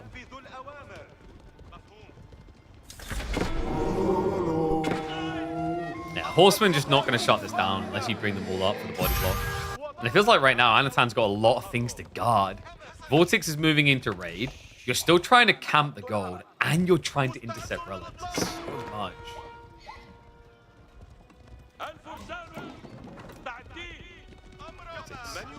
Also, damage. Almost at the point where you can just insta-kill workers. You know, poke. If he leads with the Camel Lancers, the Horsemen are going to waste a lot of DPS, but he doesn't want to take a wasteful fight right now. You can see the Horseman just trying to threaten the Camel Lancers. He doesn't care, though. Dives in. Clubs a worker already with ease. And this is starting to look a bit easy, isn't it? DRs are going to take heavy damage from the Horseman, though. That's the trade-off that you made there.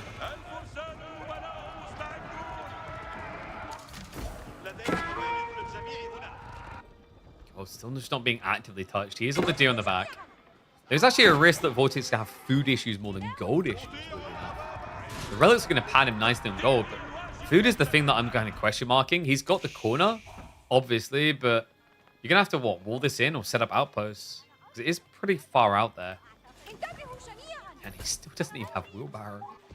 How many stables? He went triple stables.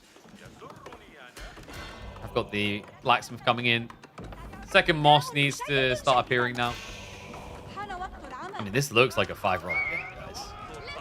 He's got plenty of cheddar in the bag. And now the worker kills as well. Desert Raid is getting the snipe in. The Camel Lance is leading the charge. Another clunk down. Anna needs to be very careful. These guys are angry and armed. If he cycles the Camel Lancers into the back of the Horseman, he can club these down quite quick. And oh no! He used the stealth force against him! Anna wasn't clocking it. The DRs get a good engage. Second wave of Horseman arrives. That's going to force a retreat though. A bit greedy. Body block attempt does shift him a little bit further south. Archer ship getting good shots in. Now the Dervish finally arriving to assist. Was heavily delayed. And Desert Raiders are weird, by the way. Like, Archer ships miss most other units there, but Desert Raiders hitboxes are oddly big. They'll still get clipped. So DRs are pretty much gone, but now he's got Cam Lancers left over. It's the weird thing. It's like, it's the free unit you're trading out. You're still going to get more of them. They're still annoying for your knights, which is why you're seeing Anatan adding in so many horsemen against Cam Lancers. And it's going to make this feel pretty weird, isn't it? He's going for castle play now, but he's doing it with ponies, not with stallions. It's a really important difference to emphasize here. It's not your standard French threat point. So he's stopping off for more knights.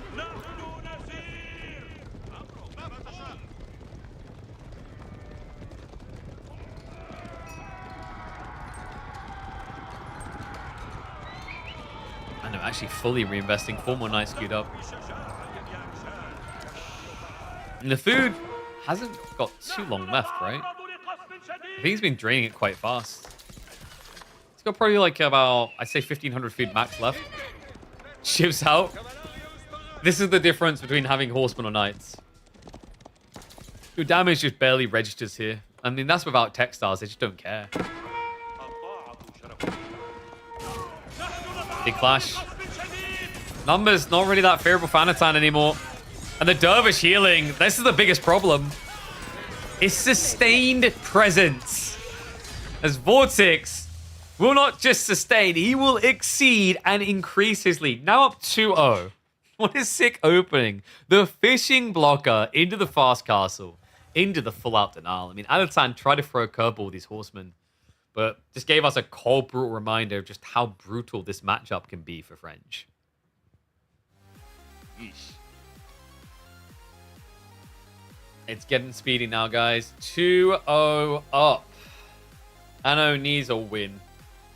He needs to lock one under his belt. You don't want to be that guy going into game 4 with your opponent on match point. That's when things get overly chaotic. Like, arguably they can here, because technically, like, these are the type of positions where players usually like to twist the draft a bit. So you do the predictable strong thing, and they throw away a crappy civ, and then they kind of come in and bounce up to match point in game 4. Has been a more popular approach, because, like, trying to just go for the 3-0 can often feel greedy. But it, of course, comes down to the map choice. Like, map choice is going to be king here to decide the strategy being taken. Let's see what they got for us. So, we are going to be heading into alopecia time. Perfect players for a lot of hair, no hair. We find the midpoint on the map. It's going to be Mongol versus Shushi, by the way.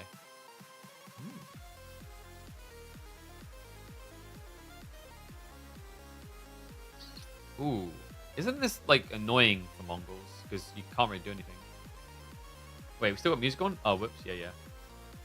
Oopsie. Thank you.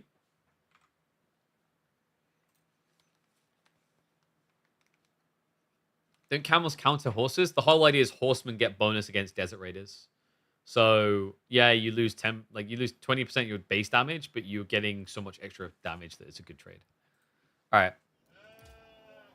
This is like, I think he actually kind of read him.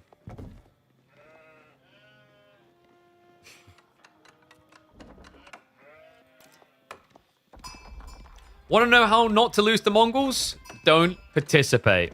And what a great civ to answer exactly that way. Vortix, already 2 games up, has chosen Shushi against Mongols. Why is this such a good civ? You don't need to touch the gold. So you don't need to even react to Dark Age aggression. One and all, welcome back to the channel. It's time for another caster game. Game number 3 of our grand final showdown between Anat and Vortix. And we are going to be heading into alopecia. An interesting map, actually. One that has got a lot of value on the flanks in terms of food. Has remained decent for pro scouting civs. And in theory, it could have been a pro scout game for Shushi. But I have a feeling maybe Vortix will have to play this closer to his heart, considering you're expecting Dark Age aggression. Is that music Super Meat Boy? I think it might have been Undertale, actually. Yeah, so this is kind of awkward, right? Like, you're going for the Dark Age rush. You can stop pro scouts, but you can't stop attack. Because Vortix already knew this was coming. His solution, and this is why Mongols really hate playing against Shushi players now, you just don't touch gold actively. You tax your way to attack up, because you only need 170 gold to go Age 2. Only negative of this, like for Shushi, you know, you want gold if you need to go Chug. Otherwise, you're going to be stuck going in a different direction, because this civ does not get archers full stop.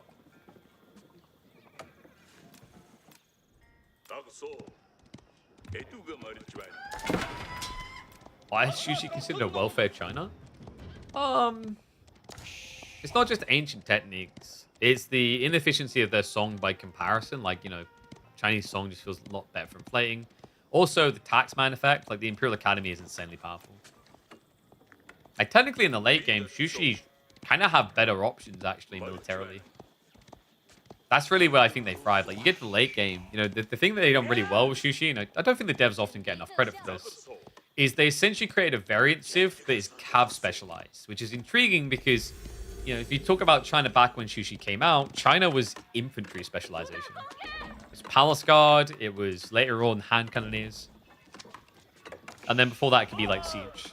So they definitely gave them a unique identity. Looks like we're going to get the Medigarden on the backside, by the way, so it doesn't opt to get the gold. Second time we've seen this today, actually.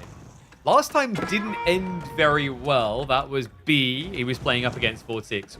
But Vortix, in fairness, did have House of Lancaster, which kind of feels like House of Auto win right now.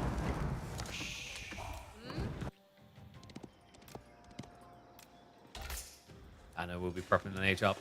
obvious what we're going to see here, folks. You may notice a lack of any trade posts on this map. So Deerstone all the way. Khan's being a little bit annoying. No double tax landmark shouldn't be that much of an issue. It is when you consider tempo. Tempo is like a humongous part of success at high level. The Imperial Academy allows you to come out of the gate swinging really well. It allows you to very efficiently lean into the blacksmith timings, the unit productions. It just does a lot for you, really. Whereas if you're playing a Shushi, you know, you pay full price, whereas China only pays 105 resources. And you sacrifice a villager to get that. And you're sacrificing villagers at the point where it can make up 5% of your economy. That's a lot. Vortix. Just going to brute force when gold does have the chew coming up. Okay, so is Anno happy about this? Because technically, you could, like, what, open Keshiks here? However, considering it was just 600 gold, it's very apparent this is looking like a pro scout switch. And yeah, the stables should pretty much confirm that. Okay, so maybe Anno's not that happy. Yeah, his Tearstone still feels like it's so slow. He's already prepping the stables, so he's definitely going to be Keshik follow-up. But that's good, right? Like, Vortix hasn't added in Iraq yet. He is going to, though. He's still got 7 on wood. So unless he shifts them off now and it was just about the pro scout timing, like, it feels like we're getting Raxes.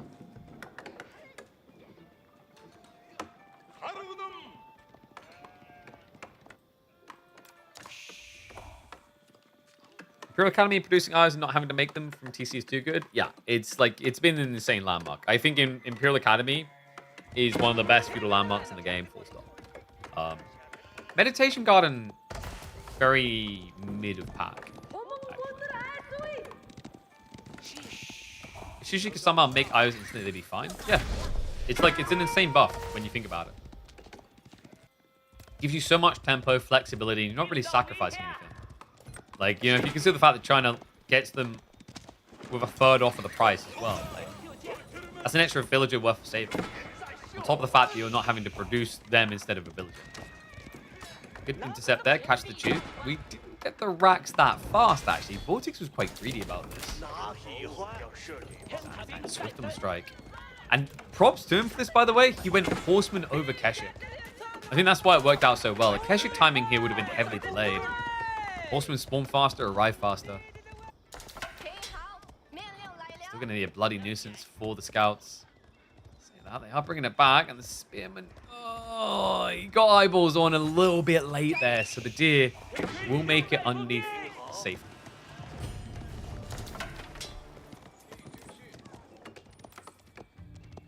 Meditation Guard was over nerfed. I don't know if I say it was fully over nerfed. It was appropriately nerfed at the time. Especially considering it had that bug before. Sometime now, switching to Keshiks. Unfortunately for him, Vortix is just lobbing quite a lot of spears, which solves the current ponies and the Keshik follow-up. Still, it's a really annoying spawn for Vortix if Anat gets the correct read on the transition. Because both deer stacks are next to each other. And the backup options suck for him. Like, Anno's already snatching one. The other one is even more out in the east side direction. So this is a pretty rough spawn for pro scouting if your opponent actually hits the line. Just don't creep up.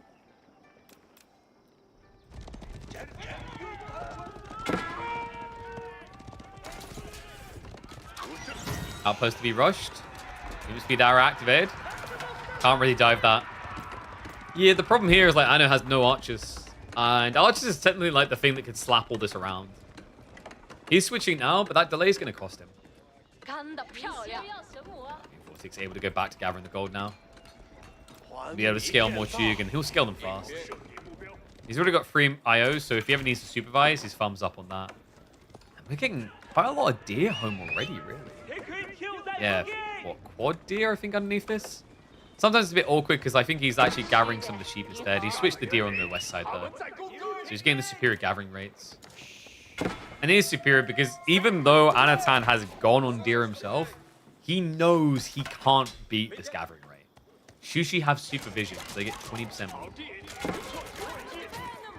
Yeah, like, you know, this is the sad thing about pro scouts for you in this situation. Like, if Vortix was playing out on the map for deer, he'd have a scattered deer stack, whereas you can move your Gur deer to deer. That isn't even an advantage here because your opponent is already standing still.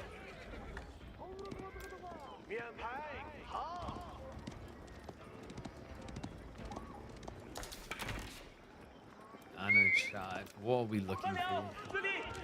It's got to be switched onto his blacksmith timings. That's your biggest concern when you see Tube coming. You need to be head. Because if Undermesh isn't there and Steel Arrow kicks in, even your Keshik are going to melt like ice cream in a hot summer sun.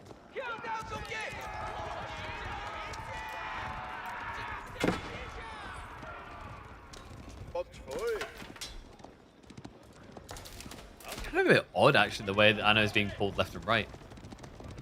He's very fixated on trying to get the gold raid.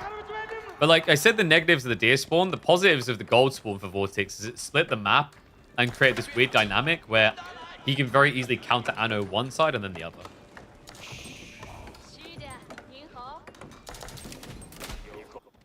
Oh dear, man. Got a flank raid up. Problem is that Medigard sees you really early. Vortix. And the Khan. But this guy, every freaking time, every raid attempt, we've all been there. If it was up to me, we'd break his thumbs. It's basically a snitch. You guys ever consider the fact that, like, he's a plant? He's actually an agent for the other side? I'm convinced at this point. Spearman? Oh, God. What the... Oops. That was one spear. It's literally just one. Spartacus. No, Leonidas over here. Vortix. Now looking to rise as high as Leonidas. It is going to be a castle play.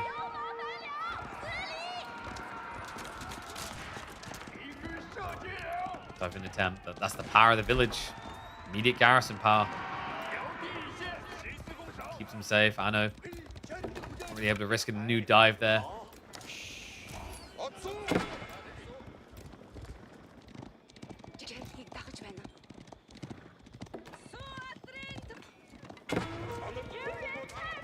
Unless he dies, he's sleeping alone. That's not true. You can go to around Hades, you know. Bang some ghosts. It can all work out. Ooh, what the? Sometimes spears are crazy, man. How did he touch that? Juke. He's brute forcing him away. He's prepping for that attack. If we hit Castle and Juke get upgraded, Keshik is just going to disappear. Vortix is finally going for Steel Arrow. Not worth it against the Keshik, but good against the archers.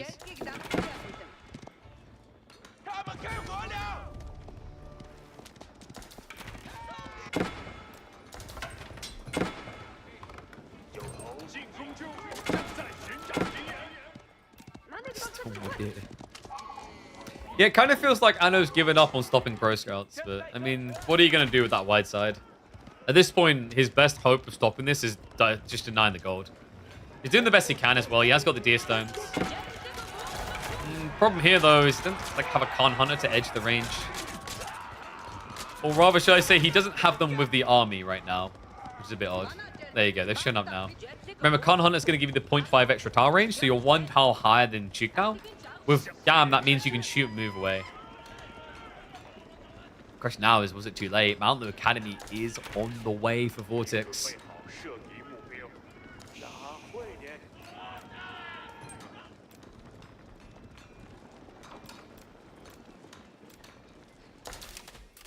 Chill moment. Anno trying to mirror it. Kurotar step readout. Can you keep up with the gold if you go step? Might have to be a Kurotai. Step complete. Vortix. Cues up the veterancy for Chuk. Here we go. 20 seconds out from veterancy. Might start to get sniped. In this rate, he can actually just lose the Spearman if the Chuk get the upgrade on time. Sounds really negative and weird. There's just not that many Keshiks and the damage is high. It's a bit weird with those spearmen, though. Vortix. Back. Does really need to just reallocate. He's got way too much food at this point. Gold idol. The gold idol's kind of screwing with him. Kurotai it is, folks. It's on the way, but like, oh man, this is where it feels a bit tough, right? You lost a lot of units trading there. It's almost like you wonder if it would have been better to just not lose units. Obviously, it's not the case because your opponent would just get veterancy first and then attack you. But it puts you in a weird position where you feel like you just discarded your strong timing. Not because he forced you to. Soon, guys, soon. Soon. Soon. Soon? I don't think this is working. Can't Hunters, what a trash unit. I mean, in fairness, they've done a good job of the way they designed Khan Hunters. They are the true definition of a support unit, which is what they should be. Whereas this is the Giga Chad on horseback. We've got Lancers hitting the field now. Anno. Age up complete.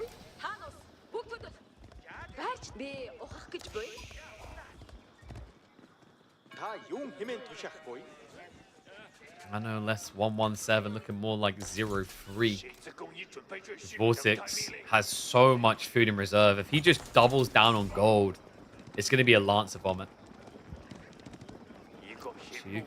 Just start marching cross map. Anno. What have we really got here? His wood line is weird. Really weird because of the spawn. So he has a lot of spread economy that doesn't feel very safe. Vortix is about to show him just how unsafe. Starts to move in. Relic's looking to be acquired by Vortix behind this. He's going to be fixing his gold issues. And he has full access now. 21 workers on the gold. Almost half his economy. Snatches the Relic from right next to Anno's base. Yeah, so if Anatan didn't know it's a Relic game before, he definitely does now. Oh, yes, of course. Chugnu, just a little bit of a mini ram. Goes off and bashes. Actually, a really cool shout here. Sano's got to be struggling for food at this point. Like, if he can't have the sheep anyway.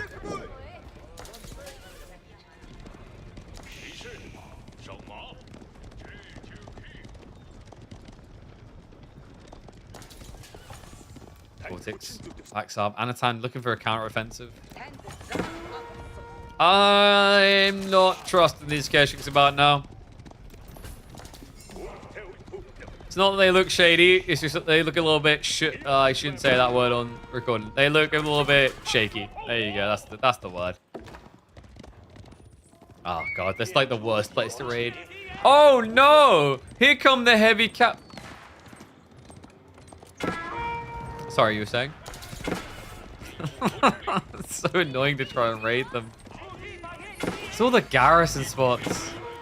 Now on the other side, nowhere near as many garrison spots for Anatan. Cheek backing this up. I mean, the crossbows are melting. They're not doing anything. No, he's going to get cracked open here. Dive past the Lancers, looking for some worker kills of their own, but he admits that there's no point. There's no way back from this. It's too much idle. It's too much blow. It's too much power swilling from the Spaniard's brain. Oh my god. All right, well, this is...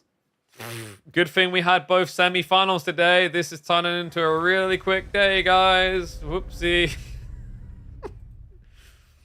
3-0 now.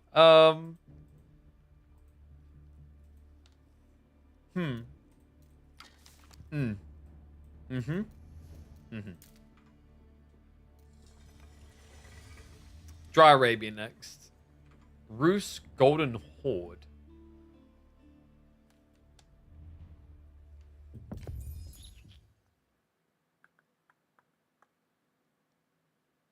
That might actually be good for GH. Last game of the day? No, it's a best of 7, silly. We're literally at 3-0. Silly. Boop. So at least one more game.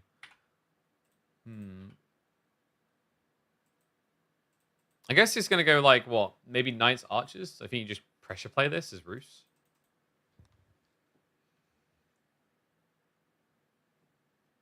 We start the stream. I thought it was going to be long as KPMM. Dude, we literally had 2 5-game series.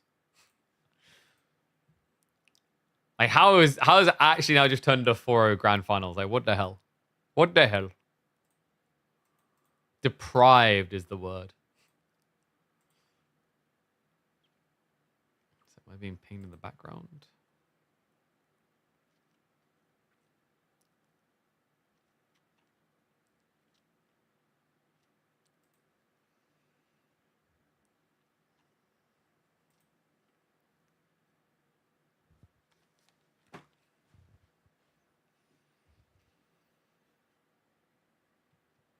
Don't let Reddit hear you call GH weak. Dude, they are weak here though. Because like how to put this? Our modders fix the game quicker than the devs. Kipchak arrows don't work. And most people aren't allowed to just rush Imperial Age. Kind of crazy, I know, but it is in some ways fun. Like I get it, like the Golden Horde Imperial strat is kind of wild, but it's also like there are going to be people moaning about it that are just basically not doing anything to stop it. If that makes sense. Which I think tracks. Like I think you have lower ranks where like the pacing's very different. And that's definitely where landmarks like that seems OP. Like technically that's where things like Mongol Fast Imp should have seemed OP. If people are only building to say 40, 50 villages, of course it's going to be OP.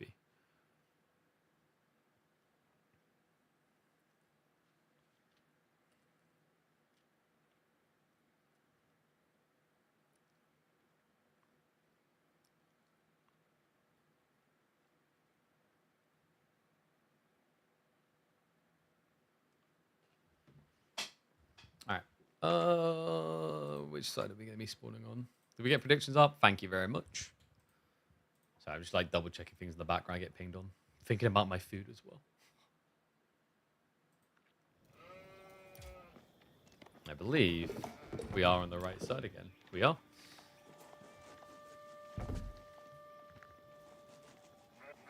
Golden Horde suck. There we go. That should get people's opinions ranting in the comments. I mean, they may end up sucking here, folks. Welcome back to the channel for another casted game.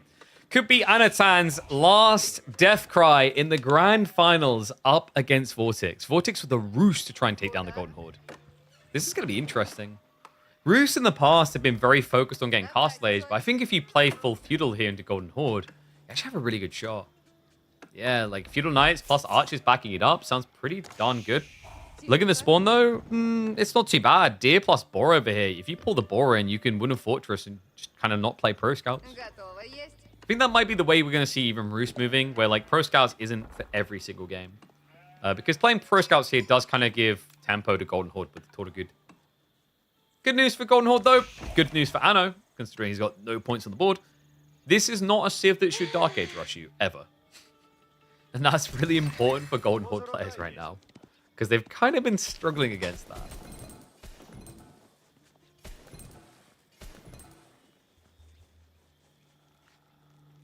The Louis MT 6-minute Castle Japan game against Canadians? Oh, that? Yeah, so like we've cast that type of thing before. We literally had it in one of the weeks where Louis MT was against Roos of Wham, funnily enough. And Wham GG to 8 minutes because that fast Castle Japan build is so quick. Vortix, just maybe checking out what the spawn is before he makes any objective calls. He's topped with the 2 scouts, which means it doesn't necessarily have to be a pro scout play. It's just optimal for picking up extra sheep. Fairness though, Anatan has done a great job already. Now, I know he's up to 11 sheep. Meanwhile, Vortix is stuck at the 10 mark. But I think Vortix is about to hit the bank back here, no? Yeah, no, he's going to do pretty good for himself. So crisscross paths between the two. Vortix doesn't know that Anatan has already been down in this area. But still, his own scout will beat him to the punchline. But this is to be expected. You know, Roos is just one of those civs that quite often, I'd say like, you know, statistically 70% of the time, 80% of the time, they should be coming out ahead of you on sheep. Sometimes it is just luck of the draw. You roll wrong and you just suck. But for the most, yeah, they should have control. 13 sheep compared to the 10. But stockyards are OP, guys. Don't worry. I think stockyards are actually pretty good. Stockyards are super efficient, actually. It's interesting when you think about like the costs because you spend less than you would for 4 farms and you don't have to build a mill. And a farm would take you 6 seconds. So if you do 4 farms, that ends up being 24 seconds. And then a mill ends up being like, what is it, usually 20 seconds? Yeah, so stockyard is like half the time to set up. And then more efficient on getting your workers to start working. And then more efficient on getting your workers to drop off. There's a reason why we've been seeing a lot of successful Golden Horde players stockpiling stockyards quite early. Khan and Thoragud now on the way.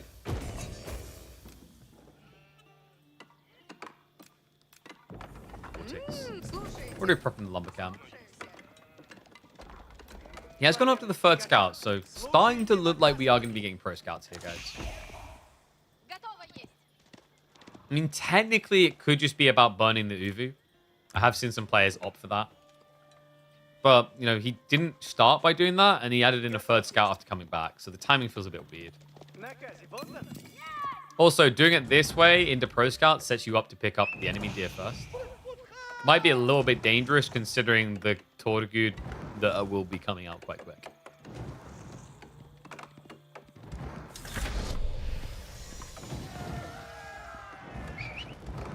By quick, I mean maybe another 20 seconds. 40 seconds total to get them out. Yeah, so they'll be there before you have pro scouts. All right, yeah, we're locked in. It's PS time. I guess he just doesn't want to risk being out of his base against Torgud. Even if he builds a wooden fortress, like at this stage, it's such a heavy investment. Yeah, the 2 civs that suffer most with the cost of outposts, really. Funnily enough, Reef still has it better than Golden Horde. I like the call by Anat. Does go into Spearman, so just looking to intercept this timing on his deer. Pro Scouts has been queued up, minute out. Predictions have got 56% for Anat. Really, chat? This is the one where you make your stack. All right, I kind of respect it. It's diff.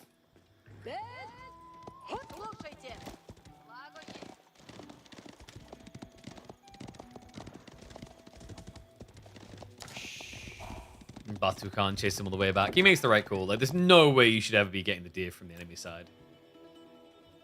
They think Anna will get to Imp. Yeah, no, I think they probably think he'll get to Castle. And then I remind people, by the way, we've got a mod so that Kip Chat aren't broken. Okay, now we're praying that he makes it to Imperial.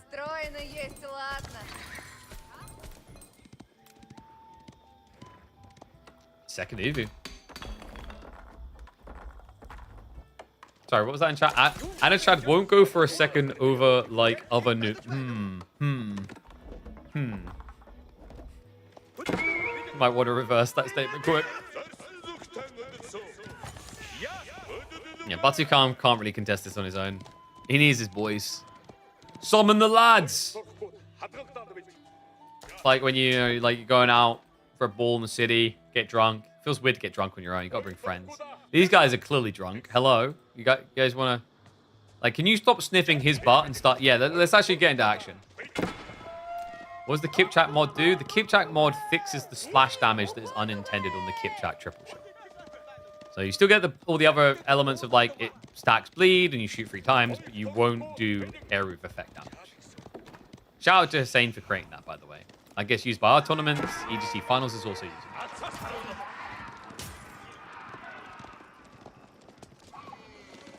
Okay, Archer Spear time looking good. I like what Anatan is following up with, though. We have got the Karash. So this is going to give him the +1/+1 armor. It's actually super efficient when you think about it. You spend 100 food to essentially get your blacksmith defenses, as opposed to spending 150 wood and then 175 resources. This is the best learning channel for Fury? Wait, what do you mean by that? I mean, yeah, because we don't do build orders. I mean, something I've always highlighted, like I had this discussion a long time ago with Magic. Because Magic asked, like, have you ever thought about doing coaching? I was like, I'm not the person to sit there telling you how to do, like, build order A or build order B. I like to focus more on the macro strategy and the concept at work. I always find that more intriguing. It's fun to explore as well. Some people really nerd out hard for, ooh, he's got 4 on, like, food. And they'll be able to tell you what it means. It's like a different style.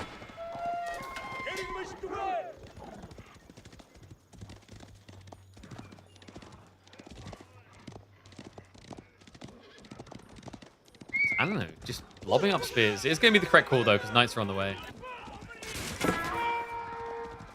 Spearman will at least scare him away. I mean, it would have been a good access on the gold, because remember, when you go knights like this, you can't just rely on the gold trickle. I think Vortix's goal is going to be that Knight Archer timing we did highlight at the start of the game. You just want to cut Golden Horde off before they tech. Or when they're teching. It's actually even better. If you wait for them to start teching, it's like the most depressing Golden Horde experience. He's like, oh, I could cancel this 1,800 resources of investment and build units, but that's going to take a long time because I have to wait 50 seconds, 40 seconds. Such a weird civ for this moment.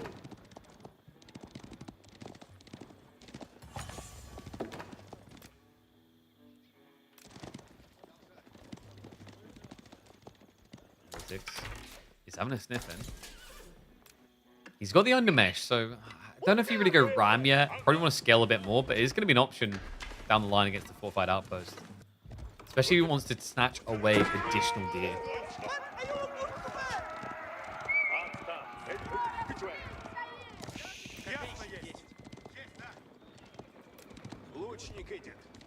Interesting that he focused on undermesh. It really tells you his intent, though. Because he hadn't seen archers yet, so this is more Vortix looking to dive. Yeah, he's valuing the knights and trying to do everything he can to protect them. Sort of good. Still being a bit of a nuisance. Scouts are looking for the snatcher. He's like, come on, you're not eating that one. What about those ones? No. It's like, we must protect them so they can breed again. Vortix like, I'm a gamer, what's breeding? We don't do that. Do you mean breading? As in, like, you know, I've got a series in 5 minutes, but I need to eat, so I'm going to, like, take this loaf of bread and smosh it against my mouth? That must be what you mean. Like, you know, just a whole slice of bread in your mouth at one.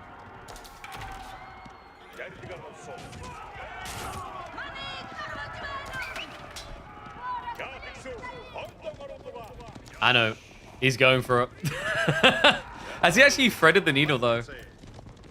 Vortix is still quite close to his base. He's got added a few archers, but he's clearly going for the castle timing. Vortix ain't, though. Vortix is full gun sending it.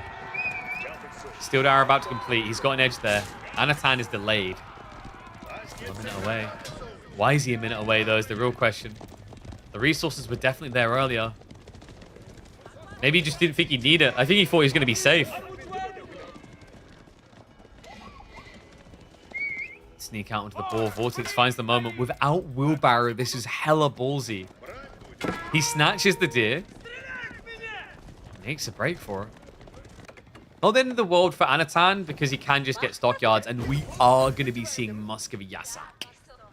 Yeah, because with Muscovy, you suck is really what it should say. Because Rus, it's ironic in this matchup. You just can't play horse archers against this. Horse archers does nothing. Because remember, Muscovy Yasak is essentially English armor class against ranged. So these Torgud, they'll go up to 4 armor upon castle anyway. They can then get +2 more armor. And then they get +2 from the Muscovy Yasak. They'll have 8 ranged armor against horse archers that now do 10 base damage. It's debilitating how bad it makes horse archers.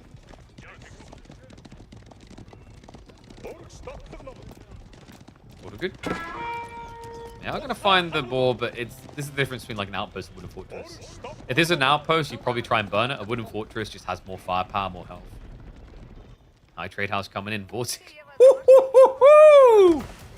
Daddy just hit the lottery. Get your numbers in.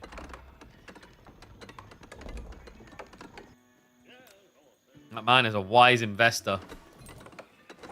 No penny stocks here. Good lord. We're getting a fat stack. Tier 2 as well. He's going to beat him to the punchline as well. Now, the interesting thing about the musky Yasak detail is definitely it's going to stop him horse archering. It's going to make archers feel pointless. But knights aren't going to care. Because remember, the musky Yasak only gives you +2 ranged armor. That's the weakness of it. Because, you know, if this was English armor clad, it would actually kind of be broken. Could you imagine +2 melee and +2 ranged? Let's try not to. That's a horror story.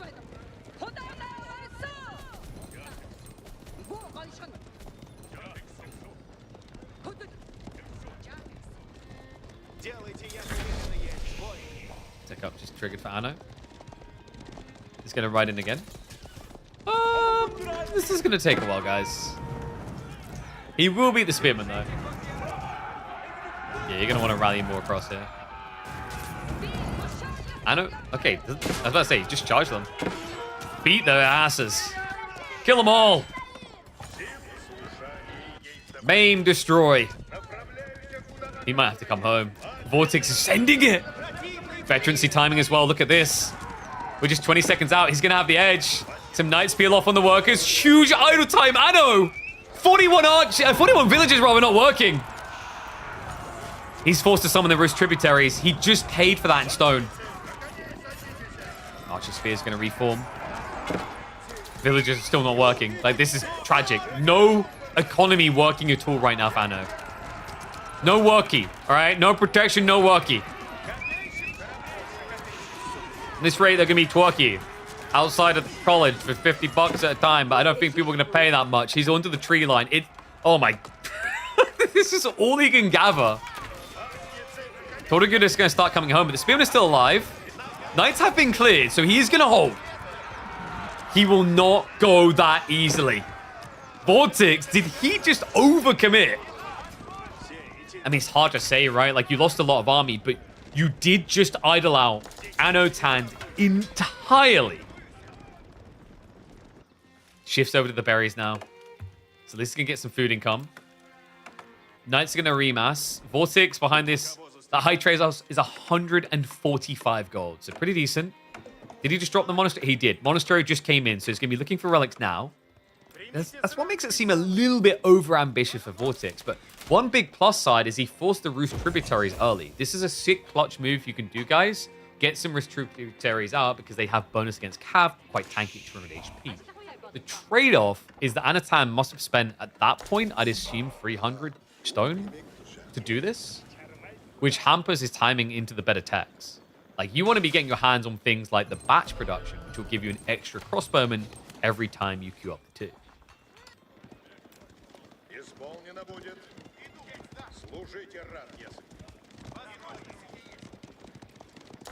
Vortix once more in the breach. Yeah, that's a dead outpost. XD. Imagine if they just gave it fire armor to start with. It would actually be a real threat. Yeah, they kind of can't, though. If it had fire armor by default, then outpost rushing would be super cheesy. I wonder if he just sneaks some knights north. Double berry up here is a burden. It's something that Vortix knows about as well. But he's probably just assuming that he's on pastures. Knights. Whoa, boy. More? He just spawned more Rus tributaries. He's spending all the stone on irony. It's a Rus civil war. I mean, he's buying some time, but not enough. The knights aren't being targeted. The spears are bogging him down. The archers dive past. Villagers now getting idled out and sniped, and this might actually just be it. I don't know. He doesn't have anything to protect himself with. Knights moving across on the gold. Gold that is about to run out. The stockyards are getting idled out and shut down. A handful of archers make their way through with the knights. And this is breakpoint. There's no coming back from this. Vortix impressing us time and time again with his ruse. And he shuts down the Golden Horde so well. Redditors are losing their minds right now. This isn't the THI experience. I mean, in fairness, he couldn't Kipjack, so I'll give you that defense. That can be your hopium here. But this Civ, you just gotta stop him from getting mid-castle. And you saw how convinced Vortix was of that. a premature looking dive that reset him at first, but you can't fault the outcome. He idled the entire GH economy for close to 2 minutes. That's why he's now about to win this game. Second wave coming in. The villagers escape on the other side, but the burn through is real. Oh. Maybe against a Civ that can't build heavy cav in H2, the Muscovy Yasak would slap a bit harder. But Vortix, the moment he saw it, there's no hesitation. He's like, you got my shields? My shields? Rally the knights. Let's show them what real shielders look like.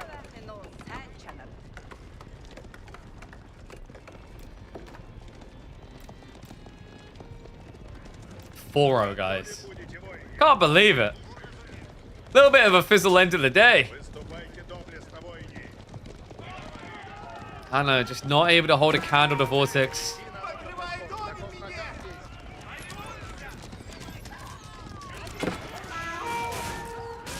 Nice, now they dive in. There's too many. Crossbow count, not fearsome enough. It's not like it has batch production. And this should be the final break. Loses the Khan. Loses the crossbows. Vortix with enough knights and archers to shut it all down for good.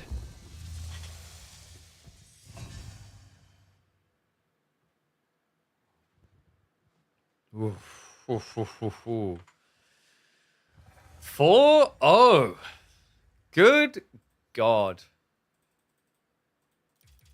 Vortix is a freaking monster. That is another win under his belt. I think that's now 8 KPMMs out of 14 that he has won. He's by far the most successful player in KPMM Season 2. Keeps this up, he'll easily end up being the most successful player in KPMM history. Guy is a freaking beast. 2 BO5s and BO7 5.5 hours. Talk about efficient. I mean, you say that, like, the BO5s were long. The BO5s were longer than the best of 7, without a doubt. Oh, blimey. Kind of surprised Anat didn't get a single game, actually. Especially after the interesting series had up against Lucifer. But, you know, probably the tricky thing there is I imagine, like, Vortix was sitting, watching, and analyzing as you go. Vortix made the guy who beat Marine look like a diamond player. There you go, guys. Vortix going to crap on all of them. Boom, boom. But yeah, I don't know. It was a bit of a weird draft, wasn't it? The Abbasid opening. Yeah. It's also weird in this format because game 7 you can reuse a civ you lose with, which means like you would have thrown away a civ. Yeah, it's a bit different actually compared to other ones. Like when we have the draft system where you can like you can't reuse a loss with civ. Throwaway civing makes a bit more sense, but I think in this format where you can reuse civs you've lost with, it probably doesn't make as much sense. Yeah. What do I think Anna was expecting from game 1? I mean, if he values Knights Templar highly, maybe that. I think he might have been expecting Mali. Mali or Beers was probably what he was thinking. Might be a world in which you do Ibids. It's just kind of hard to predict that opening game fully. As there's a few different picks that can make sense.